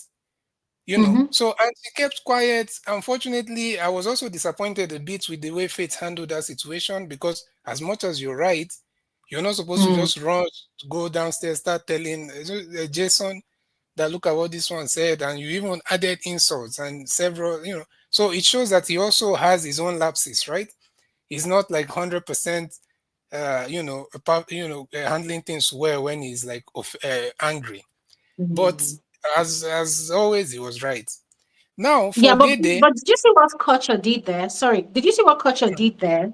I agree with you that when he was upset, he became unaware. He lost his self awareness in that moment. So, everybody in the house knows who culture is. They know that culture is an instigator. They know that culture is the type that would take things from this person and disseminate it and alter the information, right? So, what culture did in that moment was when Faith was in that room, culture was agreeing with Faith.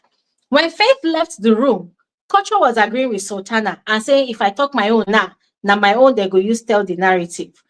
Culture now came downstairs to Faith, and that was where he made that statement. No be she dey do like say na she fine pass.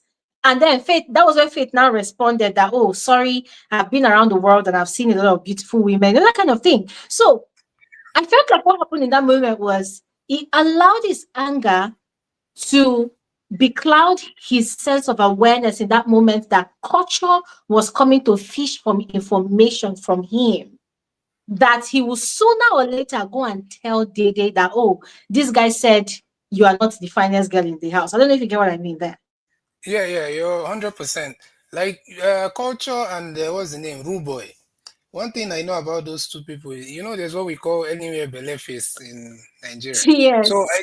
I think their game is like anywhere belle face. If they come to your front Yeah. and you're complaining about this person, they say, Yeah, something like that. Now so. Then when they go to the same person and the person is complaining, so they are trying not to stand anywhere, but at the same time, you know, throwing some kind of instigating some things, especially culture. So yeah, you're right. And but for Rude Boy, I wouldn't say he's like instigating, but he might just like you saw what Bright when Bright was angry that he should have picked a side. Although we know that Hmm. if he had picked a side, he would have picked the wrong side. But Yes. yeah, but at least sometimes it's good to stand for something sometimes. So and that's what I saw Thelma complaining about him, that he doesn't have like he doesn't put he like you can't hold him to one thing. Maybe he feels like he's always slippery and all that. And I think yeah, for Dede, that's the before I hang up. You know, they I feel like when they took her out of the show, I actually thought that our entire game is just surrounded among the storylines of the guys, the boys, and I was also thinking that way. And Hmm. but I realized something, that it was more than that. I think she has been able to also maybe she didn't even. I don't think she knows she has that, because you won't know when you have that aura. And even Faith at some point was telling Joanna, I heard him say that clearly. He said, Dede, and it's funny that he was telling, Faith sometimes can be a bit insensitive, because you're not supposed to Hmm. tell a lady that you're after or you're trying to impress. You're not supposed to compliment another woman like in such a way, in front of Yes. her. And he said, Yes. there's a way there's a presence she brings to the house. And while she was out of here, like there's something missing. And Hmm. if Joanna was this kind of Mide, I mean, she might get a bit feel some type of way. And that's just the thing I've noticed also that Dede has. Dede has the aura, let's be honest. Like, to be honest with you, that time she was out of the house, there was a clear feeling that a very big part of the attention in that house there's just something missing. And Yes. people were, Emisi did a lot of drama with Kola and all that, but it was just looking like drama without Hmm. without the soul, like there's just something you feel like. So Dede, that aura, she already has it. And that's why I feel Hmm. like, as much as, yes, to be honest, I also do not like the fact that she feels like she has to now give in to some things with Kola. But somebody was using the word intimate, so I don't know what is his interpretation of being intimate. A lot of people use intimate for the main intimacy, right? If you're talking Yes. about if you're talking about intimate conversation, then yeah, okay. But so far, with all the things, with all the free, so, the kind of way she has relaxed her walls, she has nobody can say she has kissed Kola or they have done something. You understand what I mean? They've not done all Mm-hmm. of that. So the intimacy, we cannot just put it that, oh, they have been intimate. And some people were saying a few wrong information. Like somebody said that like they were kissing under the duvet or something. I actually listened to that. I have these speakers connected to my. Sometimes I can hear those. So I actually Hmm. heard that they were praying or something like that. Like she covered the. I don't know why they need to cover their face to pray. Maybe they don't want to be seen praying or something. So the caller was like praying for her. You can Hmm. confirm that. That was what I had. But the camera, for some reason, whenever there's a religious kind of thing going on in the house, the camera quickly moves. So No, but this one, I think people are referring to what happened late at night yesterday.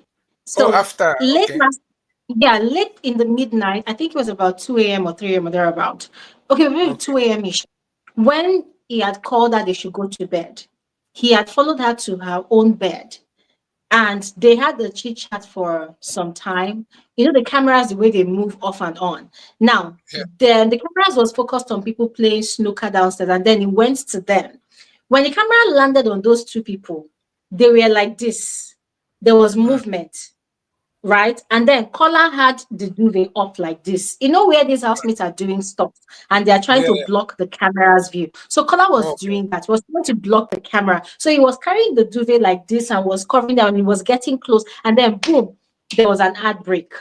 So Mm, this morning, Bright was asking Kola, remember Bright and Mide, they were doing their own on the other side. So they could hear sound. So Bright was mm. telling Kola this morning that I heard you guys, I saw movement. Did something happen? Was it like the last time you slept together? And Kola said yes, that it was even more. So Mm. Bright was like, give me the gist, give me the gist. So Kola was like, because they were doing their morning chores, Kola said, don't worry, later, I'll give you the details later.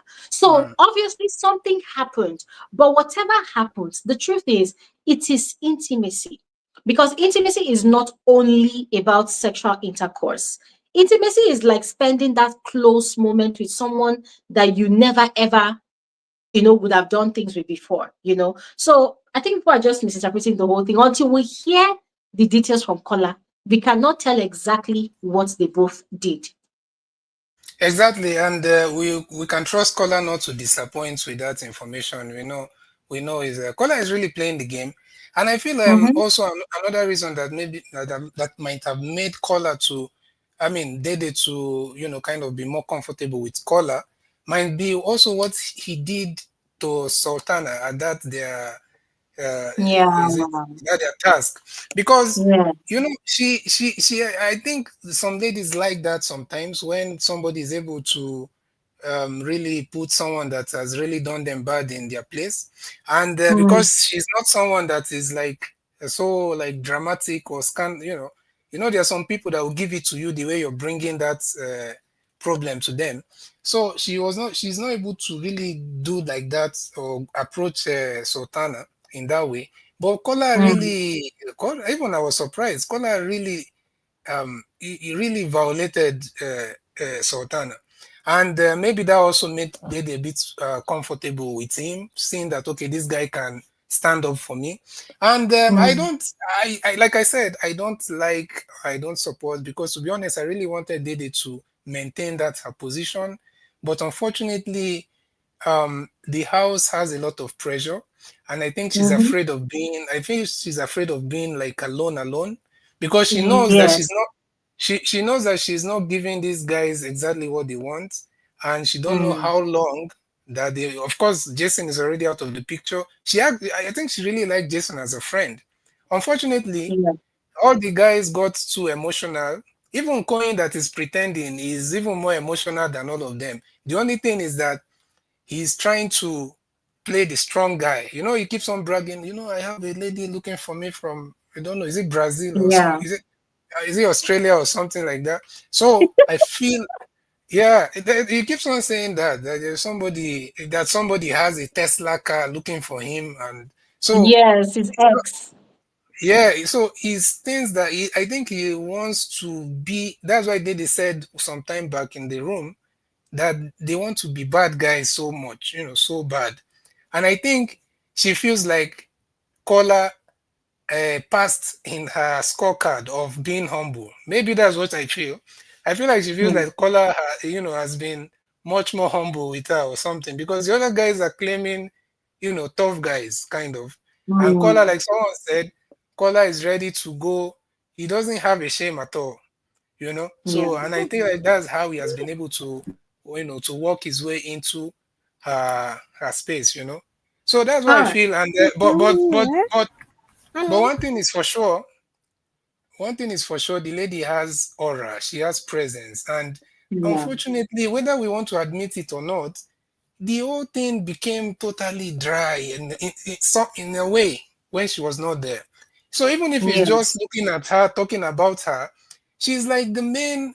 It's as if the whole show just connected to her some way. I don't know how she did it, or maybe it's just the attention that people are giving to her. But I felt like I Mm. couldn't feel the same, entertainment like when she was not in the house. And she's been Yeah. a very good place to win. Imisi, I think the three people running for that so much is Dede, Faith, and Imisi. But Faith might have to do a little bit more, maybe in the entertainment side, because you don't, as Nigerians or just viewers like some kind of, just add entertainment to all those brilliance and all those so I feel like that's just how it is. All right, Glory. All right. Thank you so much. Thank you And so much. sorry, before I go, Yeah. just I'm going. You see, the thing is that the viewers need to understand something. Like, so the way some people used to get a bit frustrated with maybe Big Brother for not punishing, doing all that, and to them, they can't punish anybody that they want to bring drama, no matter what that person, as long as that person has not, physically harmed someone. So, as much as I don't like someone like Sultana, or I mean her game, I'm not her fan, but the truth of the matter is that they will still have to protect her. Someone like Imisi, anybody at all, they will still have to protect those people because they understand that those people are doing they are doing what they want them to do, which is be dramatic. So, and the viewers, I think that's where some of the viewers don't understand that. They kind of look at everything. Yes, support whoever you want to support, but look at this whole thing sometimes, like me, I look at the whole thing sometimes like a movie, Just, okay, these are the bad guys, the good guys, but I don't take it to heart so much because I know, okay, at the end of the day, all these people are acting, And And even this if is they are what I have said before, that Mm, they need to throw away the rule book. Period. mm, They need to throw the damn book away. You cannot use the rule book for some housemates, and then when it comes to other housemates, you change the rules. And I feel like this is why they've not really released the rule book out to the public yet. So, because imagine if the rule book is out to the public, we would have disqualified a lot of housemates by ourselves as viewers. exa- You know, exactly. so And in it's fact, better not to use the rule book at all. I mean, if you want to give certain housemates, the grace, then give everybody the grace and let everybody do the most. give That's it. everybody the grace. And another person I like, finally, Thelma. I like Thelma. I know she is not I know, her style, some people don't, but I feel like she understands the show so well. And also, I have like a soft spot for her when she said she lost her mom. And that is something that, losing your mom and coming to the house. And I heard her saying that the mom actually introduced her to the show or made her more interested in the show. So, that can be touching. Isabella, I can't say too much. I understand a little bit about psychology, All so right. I wouldn't want to say too much because she's she has a kid, a kid that's actually know a lot of things. So and you might see some of the things people say about his mom. So I just feel like All she right. didn't make the best decision, but Mm. it's okay. I'm sorry, I've spoken like a subscriber. I think I have to subscribe Yeah. now. I mean, I That's have to it. be All right. All right. I have to be a member, not a subscriber. I'm already No a subscriber. problem. I have to be a No member. problem. All right, All thank right. you. Thank you. Thank you so much. Thank you so much. I'm trying to rush because there are still like six people that needs to speak, and we need to finish before 4 hours. This is 3 hours, 16 minutes. We need to finish at exactly 4 hours. All right. Okay. Let's speak with. There was somebody that wanted to speak. Ruth. She was saying that she had to go to work in 20 minutes. I wanted to appeal to you guys on her behalf, but she's not here. Anyways, let's look at Cynthia. Guys, please, 10 minutes, 10 minutes, 10 minutes so that everybody can speak and we go. All right. Cynthia, you're welcome. Hi, Glory. Hi. Glory, I'm going to fight you. This is your channel. Hey. I keep saying it every week. Because you have to explain to me. It's like your channel is where the Bible says the first becomes the last becomes the first. What I will see happened? myself that I'm at the top before I know what I'm at the bottom. Small time I come up. Another time I'm like, how is this thing arranging itself? Why do I keep going to the bottom pots? Why? Were What you is the having issue? connection issues? Were you having connection issues? Fortunately for me today, I did not know. Last week, I understood So that it that was I my wasn't even touching connection. anything. I wasn't Eh? even touching anything. I wasn't even doing anything. So I'm surprised because you know what's funny, yeah? The moment you joined, where I saw you at my back end, that's where you've been. And so it's Ah, your turn to speak. Yeah, I did not see you anywhere else. You've been where you are, and this is your rightful position. I've not seen you anywhere else, so I'm surprised. oh, glory, glory. Let me start with somebody that I have not spoken about this season because Okay. I didn't really understand, and that's Diddi. since the beginning of this show, I've not been able to understand Didi's game. In fact, I think that in like week 2, I already knew that she was going to flop because there were certain things that Dede was doing that just made it seem like this is not my personality, but this is the character that I want to play in the house. And when something is not your personality, it takes a lot for you to maintain that character. True. Yes. So, an example is Nengi.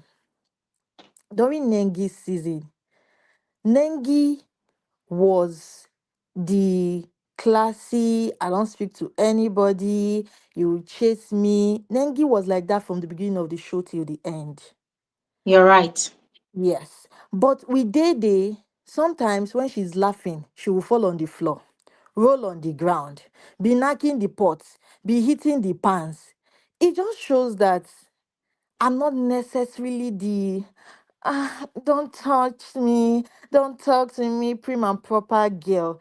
It is what I came to the house with. And You clocked it. if you're not very disciplined and into that script, you will lose it. Mide lost her own. Mide too came. Mm. Before you will hear Mide's voice in that house, Mide can sit down. In fact, the first party, Ebuka had to come and talk to get Mide to dance. But Mide now, Mide is Agbero. She's the clown of the house. So what does it explain? It is not who they are. It is the character that they wanted to play in the house, but they were Yeah. unable, yes, to keep up with that character for long. Cynthia, take your flowers first of all. Take your flowers. Do you know I'm giving your flowers here? Do you know the Yeah, thing you said? I saw it. yeah. Because, and let me just quickly add to what you said, and then I'm going to shut up so you continue, yeah? There's nothing you said about, oh, how she laughs and all. When you want to know a woman or a girl who is how she is, an Mm, example is Tracy. You see, Tracy? good, good. You see, Tracy? Tracy have not changed. Mm, Tracy, the same leveled tone that Tracy uses to yeah. talk in conversations and in arguments, Mm-hmm. it is the Mm-hmm. same. It has never Yeah. changed. It has, Mm. and I'm speaking about girls in the house that came with this. Oh, I'm a refined, classy babe, Yes. Tracy. But you see, Mide has taken up character. Yeah. Dede too.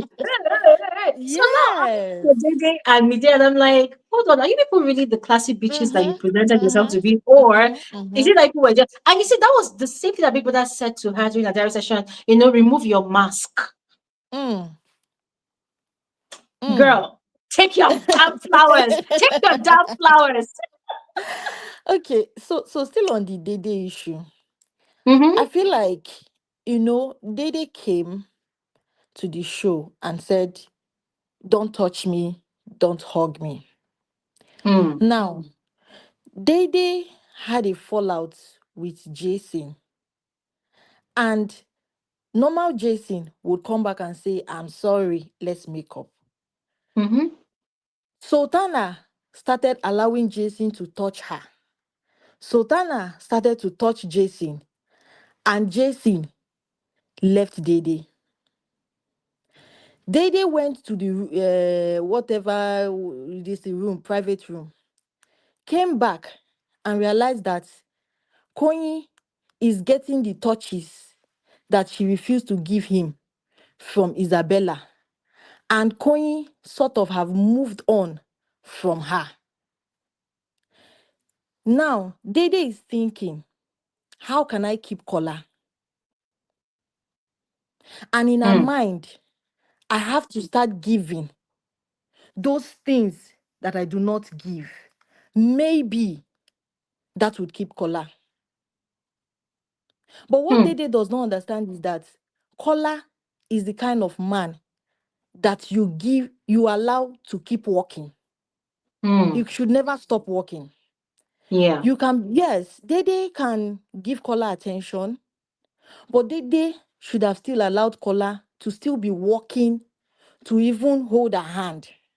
Mm-hmm. But she's scared because she's thinking, okay, if Kola moves on, if someone else is able to give him these touches that I don't give him, he might move on like Jason and Coin, and I would be alone because there's no even Mide. Joanna may be her friend, but is not there 247. And they has shown that she doesn't know how to be alone. They need somebody to maybe make breakfast, need somebody to check up on her, need somebody to be available to her. And she's scared that the only person that is left is Kola. And if she does not give in to Kola, she might wake up one morning and Kola is not there. If someone else is offering to give in to Kola. I mean, I feel like True. that's why she's letting down her guard. True.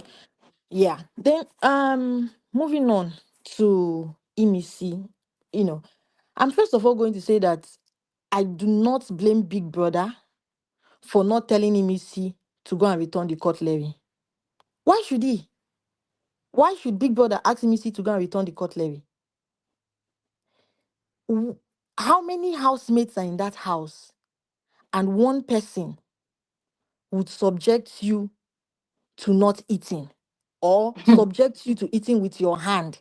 And you are saying that you are just waiting for Big Brother until Big Brother comes. You will eat with your hand. You eat without cutlery. I don't blame Big Brother for not speaking to me. See, I blame the housemates that are cowards. Mm-hmm. Because let me tell you, if I was in that house and Imisi took that cutlery, the only day I would give Big Brother to sort that issue is that day that it happened. Mm-hmm. After that day, Imisi will start to lose everything that she owns in that house. Absolutely. Everything.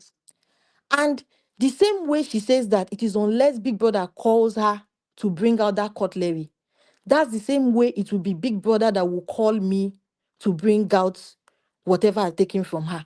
Even if Absolutely. Imisi had returned what she took from the house, I would not stop taking her stuff. Mm-hmm. If she even brings out that cutlery, it will not stop me. In fact, the first thing I will first take is that red dot on her head. That's the first thing she will lose in that house. That's the first thing she will lose in that house. Oh And man. I also agree that Big Brother is deliberately trying to protect Imisi and also trying to make other housemates look bad, especially the ones that have a fallout with Imisi. And I'll explain.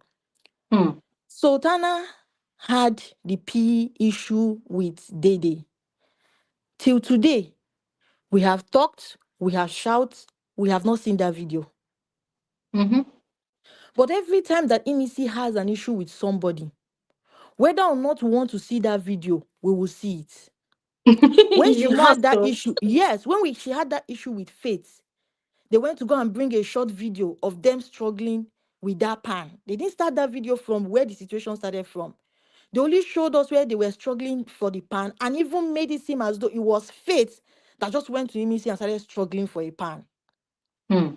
When Imisi had that issue with Doris, that even on Hmm. the day that Doris was already leaving the show, they still made sure to bring that video to show that Doris pushed Imisi. But something had happened. Doris, when she explained that situation, said Hmm. Imisi brushed her teeth, took Hmm. her toothbrush, and poured it on Doris's body. Bless you. They didn't show that part. Even we They didn't didn't even show see that. that part. They did not. Yes, if Doris had not even explained to the likes of Sultana that we are friends, we would not even have known that it started True. with Imisi. Yes. So True. the production is trying to make it seem as though everybody that has an issue with Imisi is the one that is at fault.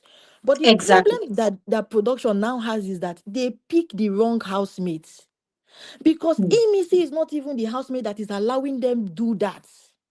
Hmm. Imagine how she went to go and pack the entire cutlery now. They are not Hmm. picked, they did not pick. So if they had picked maybe a housemate like Tracy that can really show that, oh, they are bullying me. I don't have Hmm. strength to talk. I don't have power to help myself. It would have helped their game. But they are picking Absolutely. somebody that is the instigator, that is the fighter, that is the abuser, that is how will it work for them? Mm-hmm. Imisi is not even allowing that plan of them to make others look bad to work in her favor.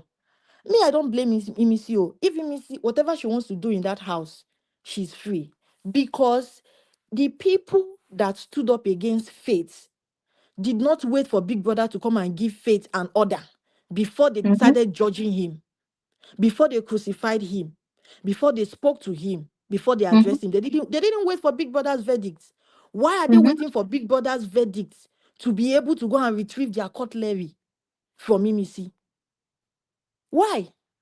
The day that Faith poured kerosene in that house, they were all shouting, the kerosene is smelling. You have to go and clean that kerosene. Make sure you clean. They did not say, we'll wait for Big Brother to be the one to come and tell you whether you clean that kerosene or not. But Imisi took cutlery and they are saying that they have to wait for Big Brother to come and tell them, or tell Mm-hmm. Imisi. And I think that it is high time that Rude Boy leaves this show. Because Rude Boy does not even know what he stands for anymore in that house. Rude Boy yesterday, when he was eating with that plastic, kept Mm-hmm. complaining. In the evening, he went to Imisi. They are bullying you, I see it. 10 people against you. Them I rise up against you. Yeah, yeah, yeah, yeah, yeah, yeah, yeah. So I'm like, what are you still doing here? Because I don't understand your position anymore. You don't know where you are. You don't know where you belong in this house. You are rigmaroling. Rubo is So a fan. yeah, yeah. Ruboy is a fan of the other housemates. Culture is a fan of Ruboy. So, Yes. so they need Yes. to fan themselves out of that house because they no longer see themselves as competitors. Mm-hmm. It's like they have given up that they are not going to win the show. So they are trying to attach themselves to the person that they think is going to be the winner, and they have now turned Mm-hmm. to the fan of that person. So Absolutely. they need to go and start doing that fanship outside the house, because in the house, what we need is competitors. We don't need fans. Thank you. Yes, we Thank you. don't need fans. So, Glory, I'm going to say that I only just found out today that you can be a member. When you spoke about the membership something, I didn't even know that, you know, I didn't know that that was a thing. I didn't know It that that was a is. thing. I announce these things from time to time, but I I don't didn't want know. to inconvenience anybody. But yeah, my channel Yeah, has a lot of ways you can support, and the channel membership thingy. I created it as a way to support the channel, right? But it's mm, also another way to give more time to people that want to speak for longer periods of time. yeah, So yeah. it's like a win-win for us both. So yeah, it Oh, Glory, exists. sorry. One more thing. Let me say this and round up. For those people that say that Big Brother does not want to, or the production does not want to scold Missy because they're afraid that if they do, she's going to stop giving content, blah blah blah. That's not true. Big Brother gave Bright 2 strikes, and that was when Bright started to work. Bright successfully made Mide and Dede enemies of themselves after he got 2 strikes. Bright successfully instigated Kola, turned to the master of Kola, made Kola do his biddings after he got 2 strikes. If you are a gamer, strike is not going to stop you. So even if they give Imisi a strike for bad behavior, if Big Brother scolds Imisi for bad behavior, if she's a gamer, if she's there to be a rebellious person, if that is her game, it will not stop it. So when We want to anybody see him needs to scold be, her. yes, but We when want to see him anybody, scold her. yes, but when anybody needs to be called out, when anybody needs to be scolded, they need to be scolded. You don't make excuses, for anybody. You don't make excuses for anybody. If that's going to be the case, carry that rule book, tear it, throw it in the bin. And when I'm done now, I want to go online and see what Mrs. fans are going to come and say is the content in cutlery and sanitary pad. Because whenever Mrs. does All anything, right. it is content, it is entertainment. Thank you, Glory. And Thank it you was nice so much, speaking. Cynthia. Thank you. And really, it's always a pleasure hearing your analysis. Always, always spot on. Thank you very much for sharing. Okay, let's speak with sorry, I'm looking for the next person. Okay, Shield. Guys, please let's try to keep it moving. Please, let's be fast. Hi, Shield. Hi, Glory. You're I going love to your stay here for name. 5 hours. I'm telling you. I'm trying to avoid that. You have to make your mind. You're staying for 5 hours. Anyway. Anyways, You're Glory, it welcome. seems that everyone has beat me to whatever I wanted to say, especially David. I wanted to report adequately to you. He just beat me to it. I'm like, David, why now? Why I now? have received so many reports today. So many reports. My God, like I watched the interview and I was just laughing. I was just cracking up. I was like, hey, Glory, where are you now? Where is Glory? I want to report adequately to you. But I mean, it's before even that. Let me start talking about the membership. I'm someone. This is my other account. I have another account that I subscribe to your channel. And I used to do donation, but I heard the donation, they take half of it. So I just stopped doing Yes. the donation. So Yeah.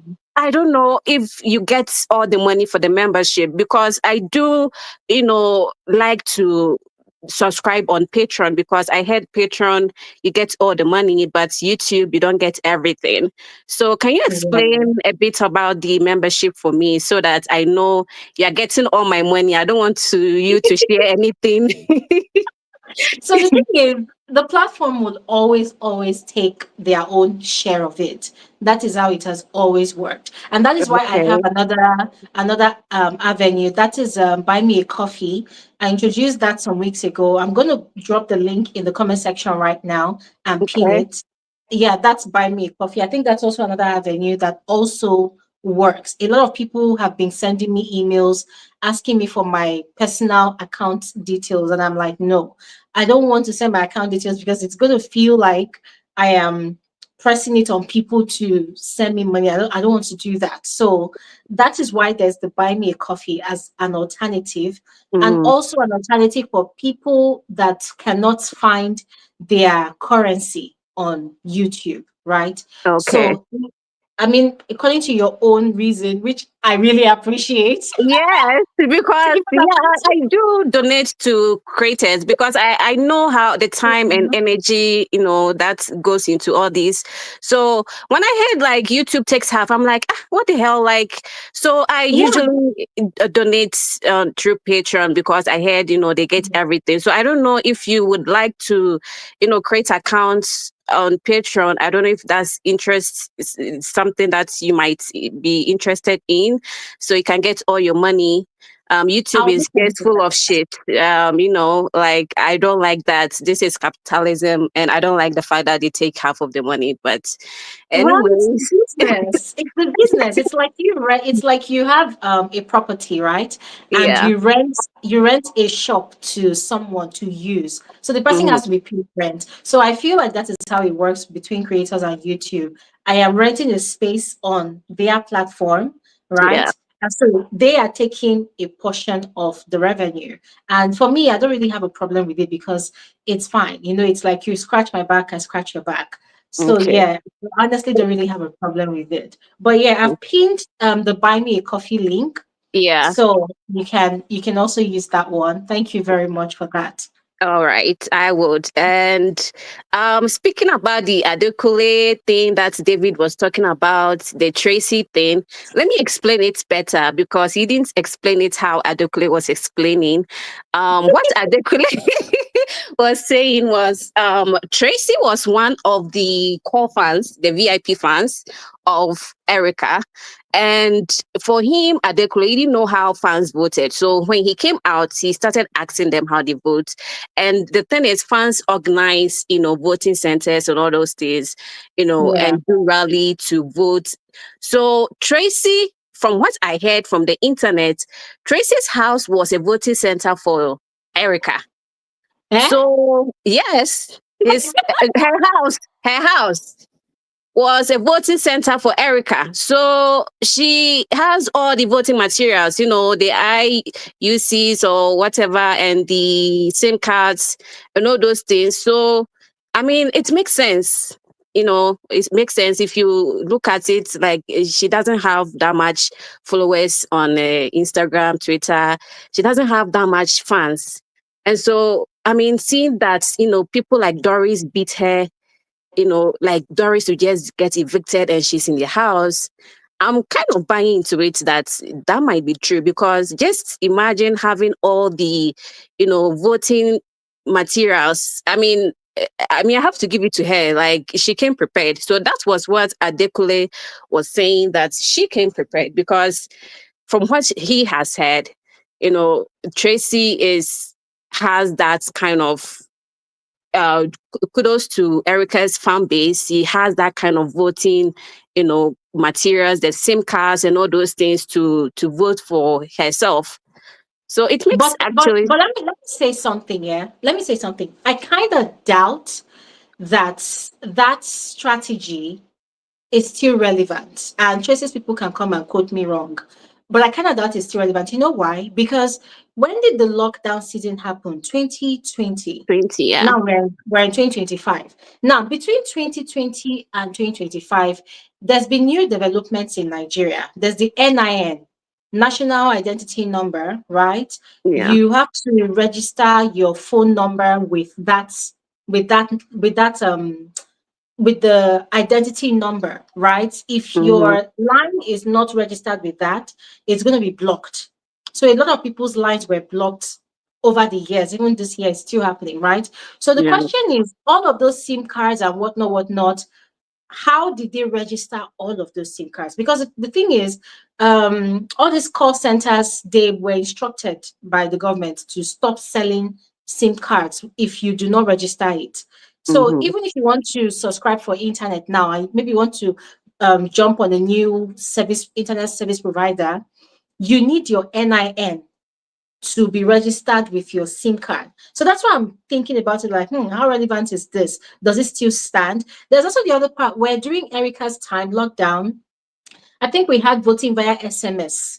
So over Yeah. the years, that has been cancelled. No more voting by SMS. So a lot of things have changed. So it's making me wonder that most of those materials they had back then, how relevant are they now? So I doubt, I'm kind of Okay. skeptical about the validity of that information, because when it comes to all of those SIM cards, I feel like a lot of those SIM cards would have been invalid by now. I don't know, but I'm just saying based on the current situation of the country. And Yeah. then there's also the other part of what is it called now? People evolve. If you notice, people who supported certain housemates during Pepper Gang, Double Wahala, they've moved on. A lot of them they've changed, a lot of them they've moved on. So how is it a guarantee that people that voted for Erica in 2020, they are still into the show now and they are voting for Tracy now? Do you understand? People Yeah. grow out of the show, yeah. So the only explanation I can have for Tracy is that she's into oil and gas, and people in that Oh, field yeah. they Her people enjoy. have money now. They have money, oh, yeah. And let me tell you, people that operate in that sector, they don't do voting centers, or no, they just Mm. send money to people that are into this voting thing. That's how they do it. So Oh, okay. yeah, so I'm kind of skeptical about that information, but please continue. Yeah, I think okay, that's cleared. So I think I will be talking about the day issue. Ah, Glory, when the whole eviction thing, I feel like they should have cancelled it, because I mean, when they came back, the return, was really low. I mean, when Yeah. Dede and Joanna came in, they were holding the trays of food or whatever, and I don't know what they were saying. I'm like, okay, this entrance is very shabby. This is very low. It's very Yeah. uninteresting. And I was even gagging. Like, I was like, the way the housemates were looking at them, like, who are these people? I'm Yeah. like, I was even embarrassed on their behalf. So production, they did not do well. But I didn't know about the Kola and Dede's intimacy. I just came on and people were talking about it. But I Mm. just have always been saying that, how you present yourself is how people respect you. I Yes. wish Dede came in with Kosi scripts. which would have played, her. I mean, if she came with that script, I would have actually buy into it more, because one thing about life is the higher you climb, your fall becomes very painful, because when you reach that high level and you are falling, it becomes very painful and dangerous. And she puts herself in that high level, that high pedestal, which I Yes. believe that she wasn't prepared for it. Yeah. And I agree with the other speaker when she said that is not her personality. If you, Mm. you never spoke about this conversation between Kola and Bright. I don't know if you spoke on it, that I did not watch, but Kola was talking to Bright about Diddi's boyfriend, right? Okay. Yeah. He was saying that, Diddy's boyfriend, he was insinuating that the reason why Dede is holding on to the boyfriend is because the boyfriend do everything for her. Like, the boyfriend is probably very rich, and I kind of agree to his statement, Mm. because if you go to Dede's social, the girl has traveled. I mean, Mm. Dubai, South Africa, Greece. And this girl said she kind of, graduated last year. She hasn't Mm. done her NYC or whatever yet. And so I was like, that kind of makes sense. I think, this is not who Dede is. She just came in and started playing that game because of her boyfriend. That I am assuming, but I don't think the boyfriend watching this will be like, "I'm waiting for you, Dede." I think Mm. she has to prepare that, she's going to lose a boyfriend, because I don't think any sane human would be watching, their girlfriend being intimate with another man in the house. So I kind of feel like this because of the boyfriend, because Kola was saying that if Dede came in single, this wouldn't be Dede. And I, Yeah, but Shield, if you think about it, you see, I'm always very careful about men who overanalyze women's comfort space and mm-hmm, their achievements and how they live their life. Men who overanalyze, for me, I don't rate them. I feel like it's because they are reaching and they cannot get what they are reaching for, so they overanalyze. I listened to that conversation between Kola and Bright, yeah, where Kola got that impression about Dede's boyfriend was he had had a conversation with Dede on the swing, and mm-hmm, he had asked Dede, "Do you have a car?" And listen here, if you listen to Kola's conversations with Dede, you'll know that to some extent, Kola is classist. I hope I got mm, that right. yeah, He's classist. yeah, Kola has a standard for the kind of girls he likes to be with.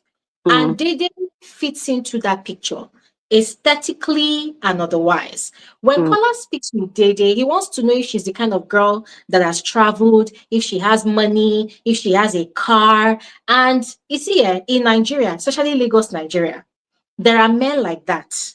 They like mm, girls who have already achieved certain things mm-hmm, because those are the kind of girls they want to be seen with, right? yeah, And that is why on a normal day, somebody like Kola will never be with someone like Emmy. And I'm not saying they will not, I'm just saying on a normal day, they will not be together. Why? Because Kola has an image that he has already created for himself outside the house.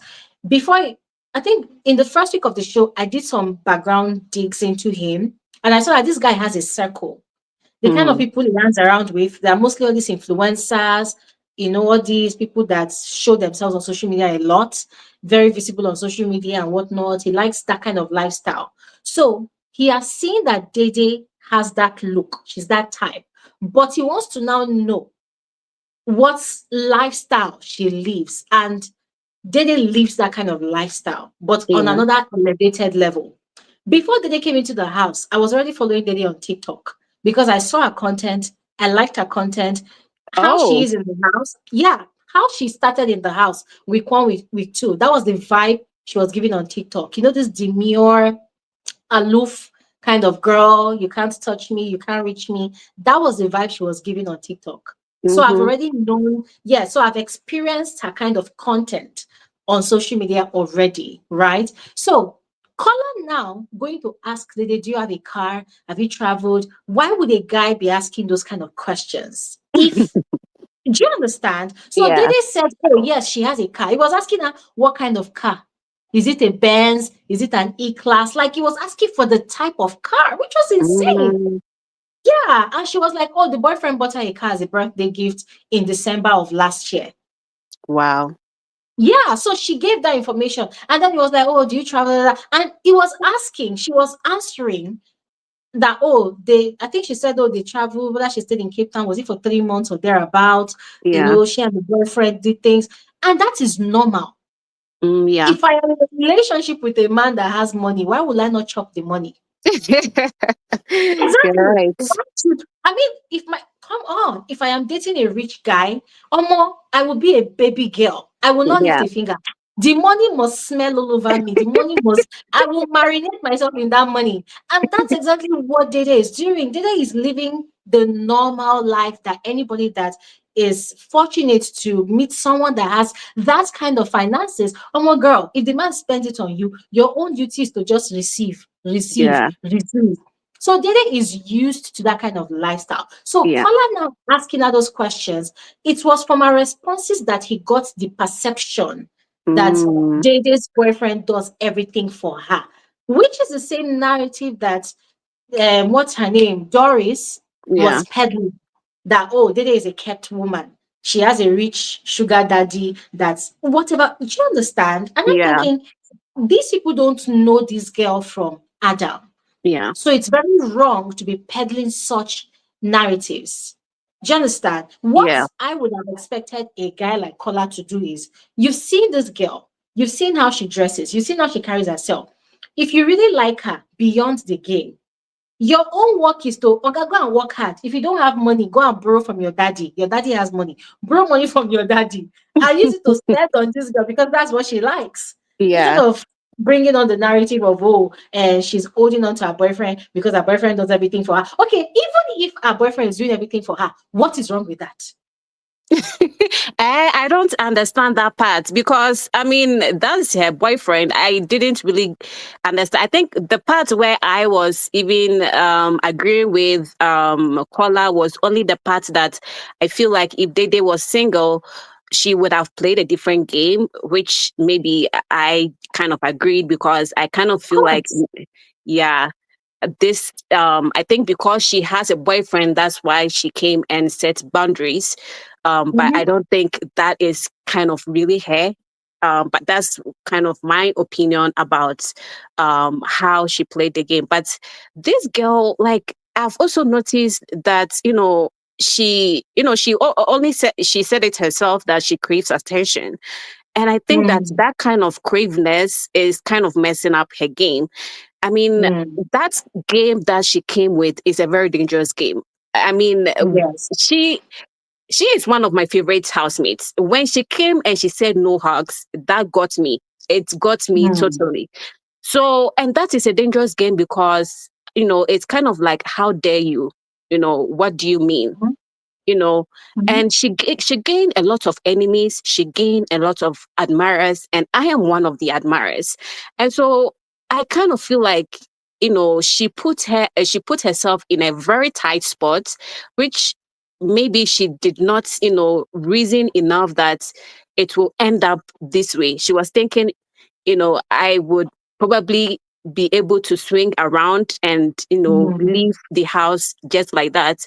She didn't know she was Yeah. playing with humans, and humans are very dicey. Like, we are not straightforward. Like, every time True. we have new, emotions, new character to play, and she got herself in that spot, in that tight spot. So I kind of agree with Biggie that, it's okay, remove your marks, let everyone see who you are. But I also agree with Dede as well. If you remove your marks, you might also Mm. do something that you regret.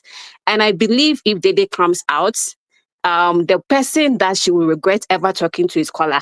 But that unfortunately, she had already removed the mask 2 weeks ago. yeah, When she first of exactly. all started allowing Kola access to her, she had Kola already removed the to mask.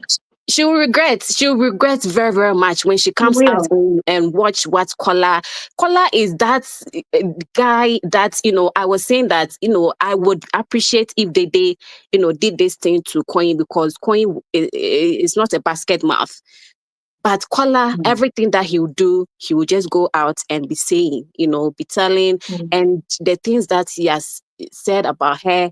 So it makes the whole Kola and Diddi dynamic very it's kind of cringe to watch. I'm sorry, it's not really Yeah. entertaining because of how Kola did from the first day. So it just doesn't, click in a way. I'm sorry to Dede's fans, but it's not giving.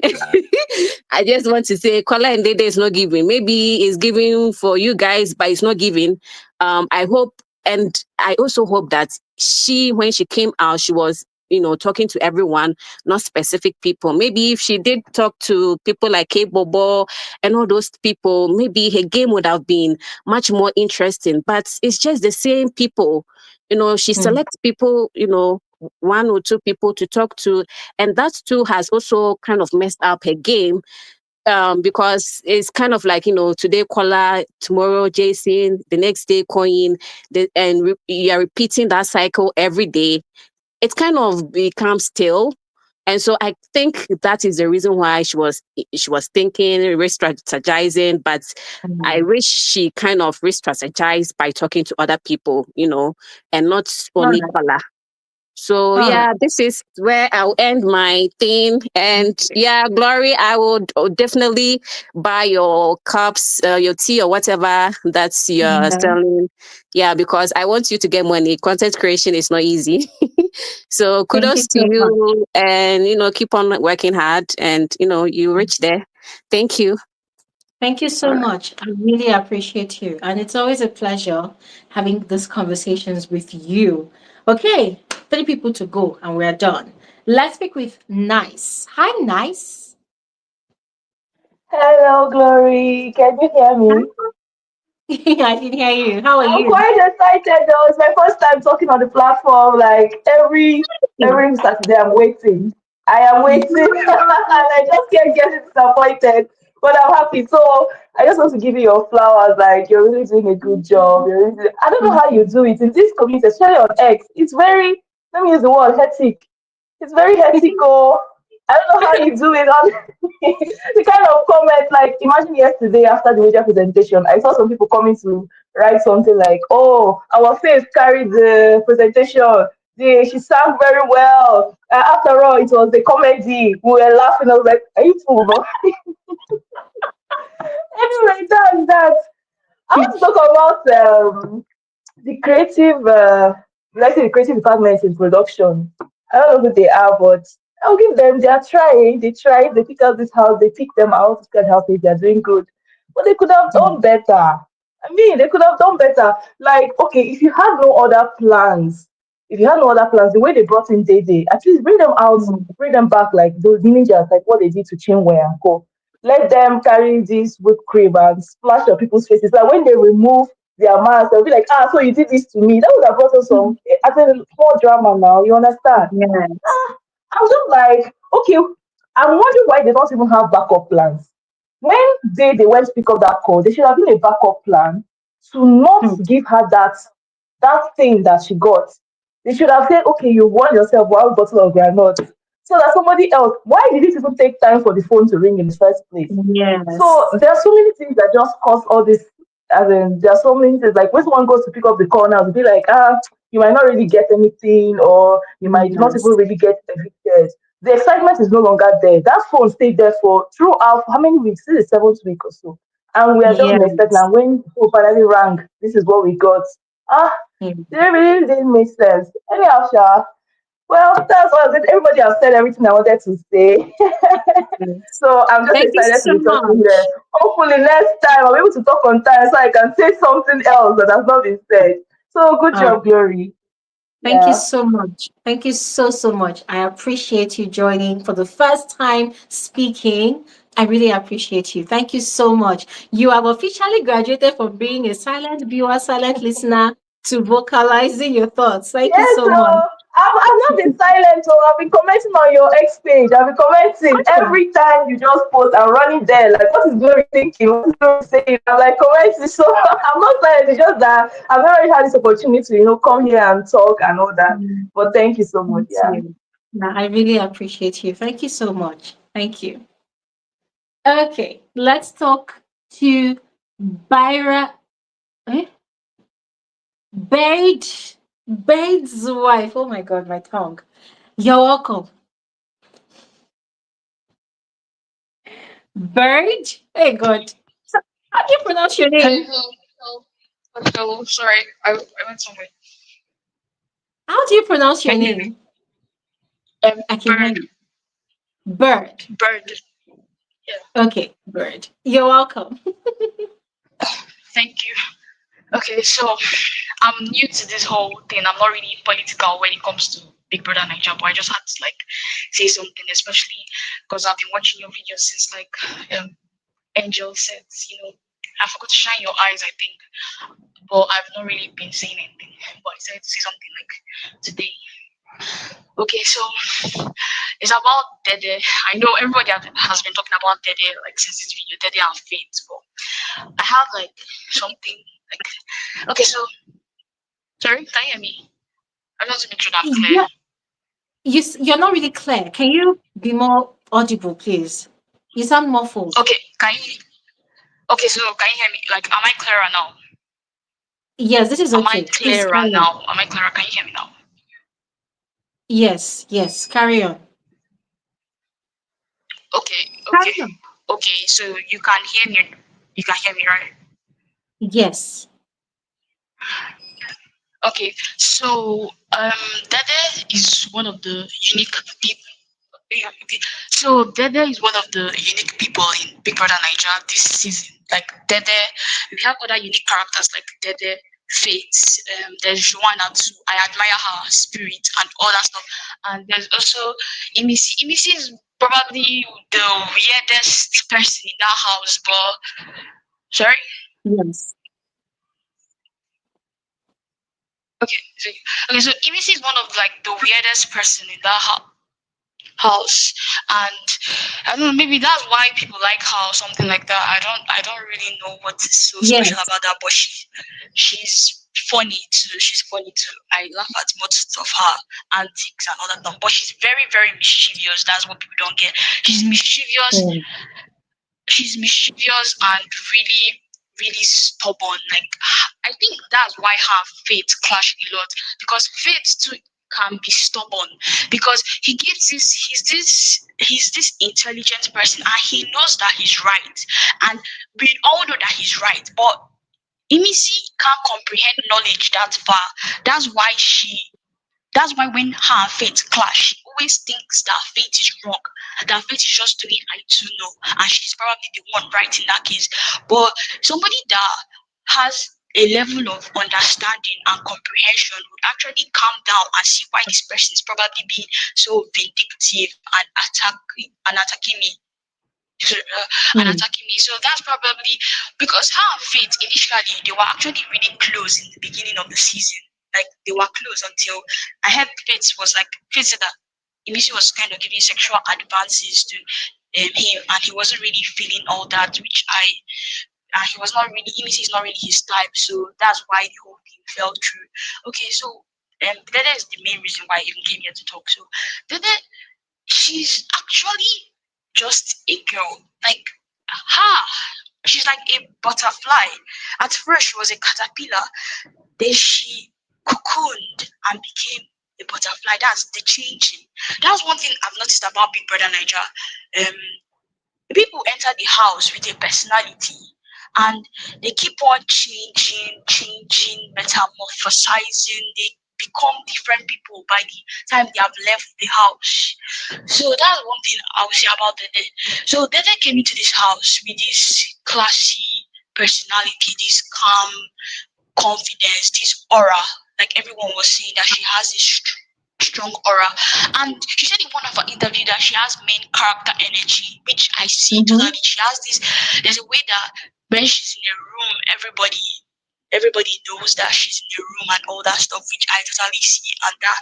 But she is complicated, and she doesn't want people to know her beyond the surface level. She doesn't want people to know her deeper than like what she like. She can be deep sometimes, but she chooses to be shallow. I feel like she believes that this TV show is for people that are shallow, people that are really, really shallow. But it's not, because Faith is actually a really, really deep person. He's very unique. Like, one thing I found really funny was when Faith was talking to Joanna. I was like, do you know that CL2 is for chlorine while CL3 is for chloride? I found that kind of funny and unique, and one of his weird personalities, you know. That's kind of the Diddi and Faith are kind of similar if you think about it in a way. Diddi is a girl. Sorry, Diddi is a girl that, you know, she carries herself in such a way that draws people towards her. These guys, Kola, JCJ, and Queen, I think Queen is just genuinely her best friend. I don't know, you guys kind of are over analyzing the whole thing. It might just not be as deep as you guys think it is. It might just be surface level thing. And how Kola, don't you think it's kind of weird that of all of us, like suddenly she has developed this sudden fondness to Kola. All of us, like suddenly she wants to allow Kola in her space, and she has let down her guard. Her boundaries has been removed. Hello, are you there? Oh no, I hope we haven't lost her. Bird, are you there? What's happening? Bird, are you? Oh, shit, we lost her. Very interesting perspective from Bird. Very interesting perspective. I really wanted to hear how she rounds up that, you know, that opinion, or should I say perspective, that she was already sharing about Kola and Diddi's relationship. But then that is fine. Yeah, ladies and gentlemen, it's been a very interesting day, and I really enjoyed today's conversation. I thoroughly enjoyed listening to all of you. And so I want to thank all of you for your time. Thank you all for your analysis. You guys are simply the realest MVPs, to be honest. As much as I analyze the show, I also very much enjoy listening to you all analyze the show, right? Because it also gives me different perspectives to things. So I really appreciate all of you as well. Thank you all so much. For every single person that vocalized their thoughts, thank you very much for, you know, taking up the mic and sharing your thoughts. For everybody that kept the conversation going in the comment section via the tweets, the retweets, the reposting, the sharing, I appreciate every single one of you. Thank you so much for keeping the conversation alive. It's all because of you people. You guys are doing a fantastic one, and I appreciate that. Thank you all so much. To the silent viewers, the silent listeners, I will always, always give you all your flowers because you guys add to the numbers. Thank you so much for adding to the numbers, for keeping the growth coming. I appreciate you all. Thank you very much. To the members, our channel members, our YouTube channel members, I see you people. Thank you so much for keeping your subscription rolling month in, month out. I appreciate all of you. Thank you so much. Who else? I hope I'm not missing out. Oh, our Twitter listeners. Thank you all so much. We might argue a lot on the X app, but I just love having you people here, you know, in our community gathering. Thank you all so much for being a part of it. I appreciate all of you. Okay, so I want to say, somebody's asking a question. Somebody's saying, Glory, can you quickly, let me see. Said, Glory, can you quickly clarify what you mean when you say Big Brother of this year? I think it's the same person, but I might be wrong. I don't think it's the same person.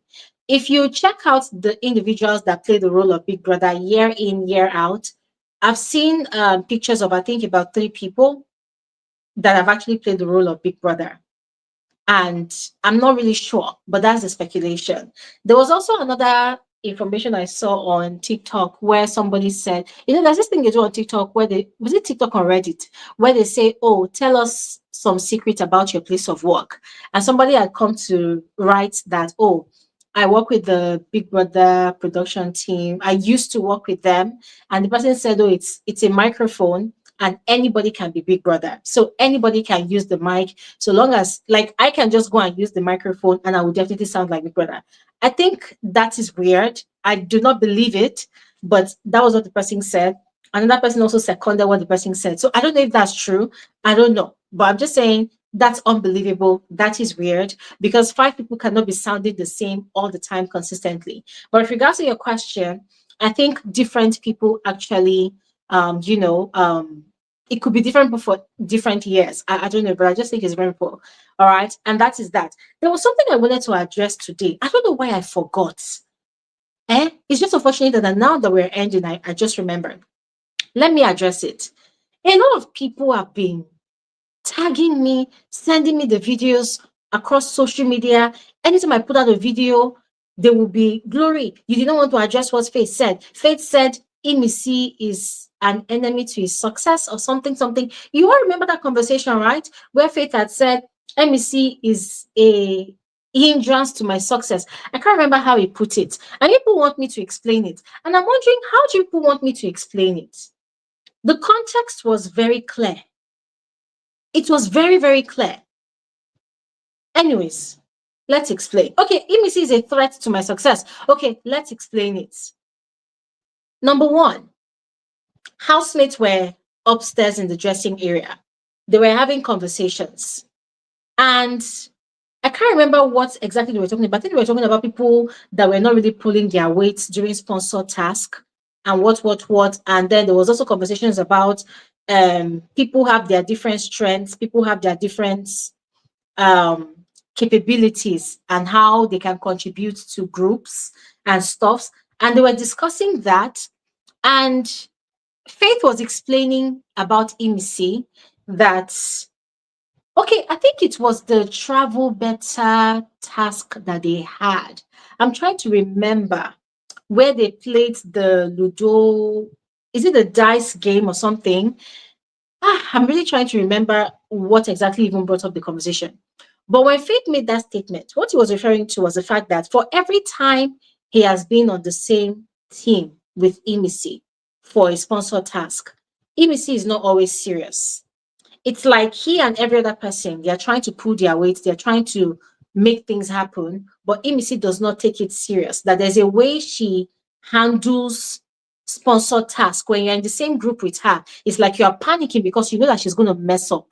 So that was when he made that statement that it doesn't like being in the same team with Emmy because she's always a threat to his success. In other words, Faith has declared that he likes to win. He always wins. He likes to win. So when he's in the same team with Emmy, it's like no matter what he does, Emmy will definitely come and use our seriousness to sabotage the progress of the work.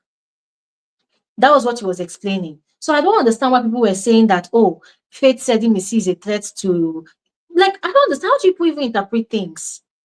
Anyways, I did not talk about it because for me, there was nothing to explain. The conversation was very plain as day. It was self-explanatory. The context was very, very obvious. So what exactly were people killing themselves over? Twisting narratives and saying, oh, Faith said Emmy is a threat to his success. Like, I don't understand. Why do people enjoy twisting narratives? The truth is, Emmy, yes, it is a fact that Emmy is very unserious with task. She's playing a game of sabotage. Oh, somebody said it here, that Emmy is playing a game of sabotage, and that is the truth. She doesn't hide it. It is only on certain occasions that you see that she will try to be serious. And especially if she's in the same team with someone that she has a problem with, guess what? She will sabotage that game so that the person does not win and she does not win. She has done it on different occasions to Faith. There's this one that happened today. Somebody was sending me a message that, oh, because Emmy and Thelma, they have issues, Emmy sabotaged their game. I'm not sure. I'm going to have to go and cross-check to find out if it is true. But from week one, that's what Emmy has been doing. So it is nothing new. So I don't understand why people were breaking their heads over the statement that Faith made. He did not lie. What he said was a fact. So what's the issue? Anyways, That is all, ladies and gentlemen. We've come to the end of today's live. Thank you all so much once again for your time, for the conversation, beautiful conversations.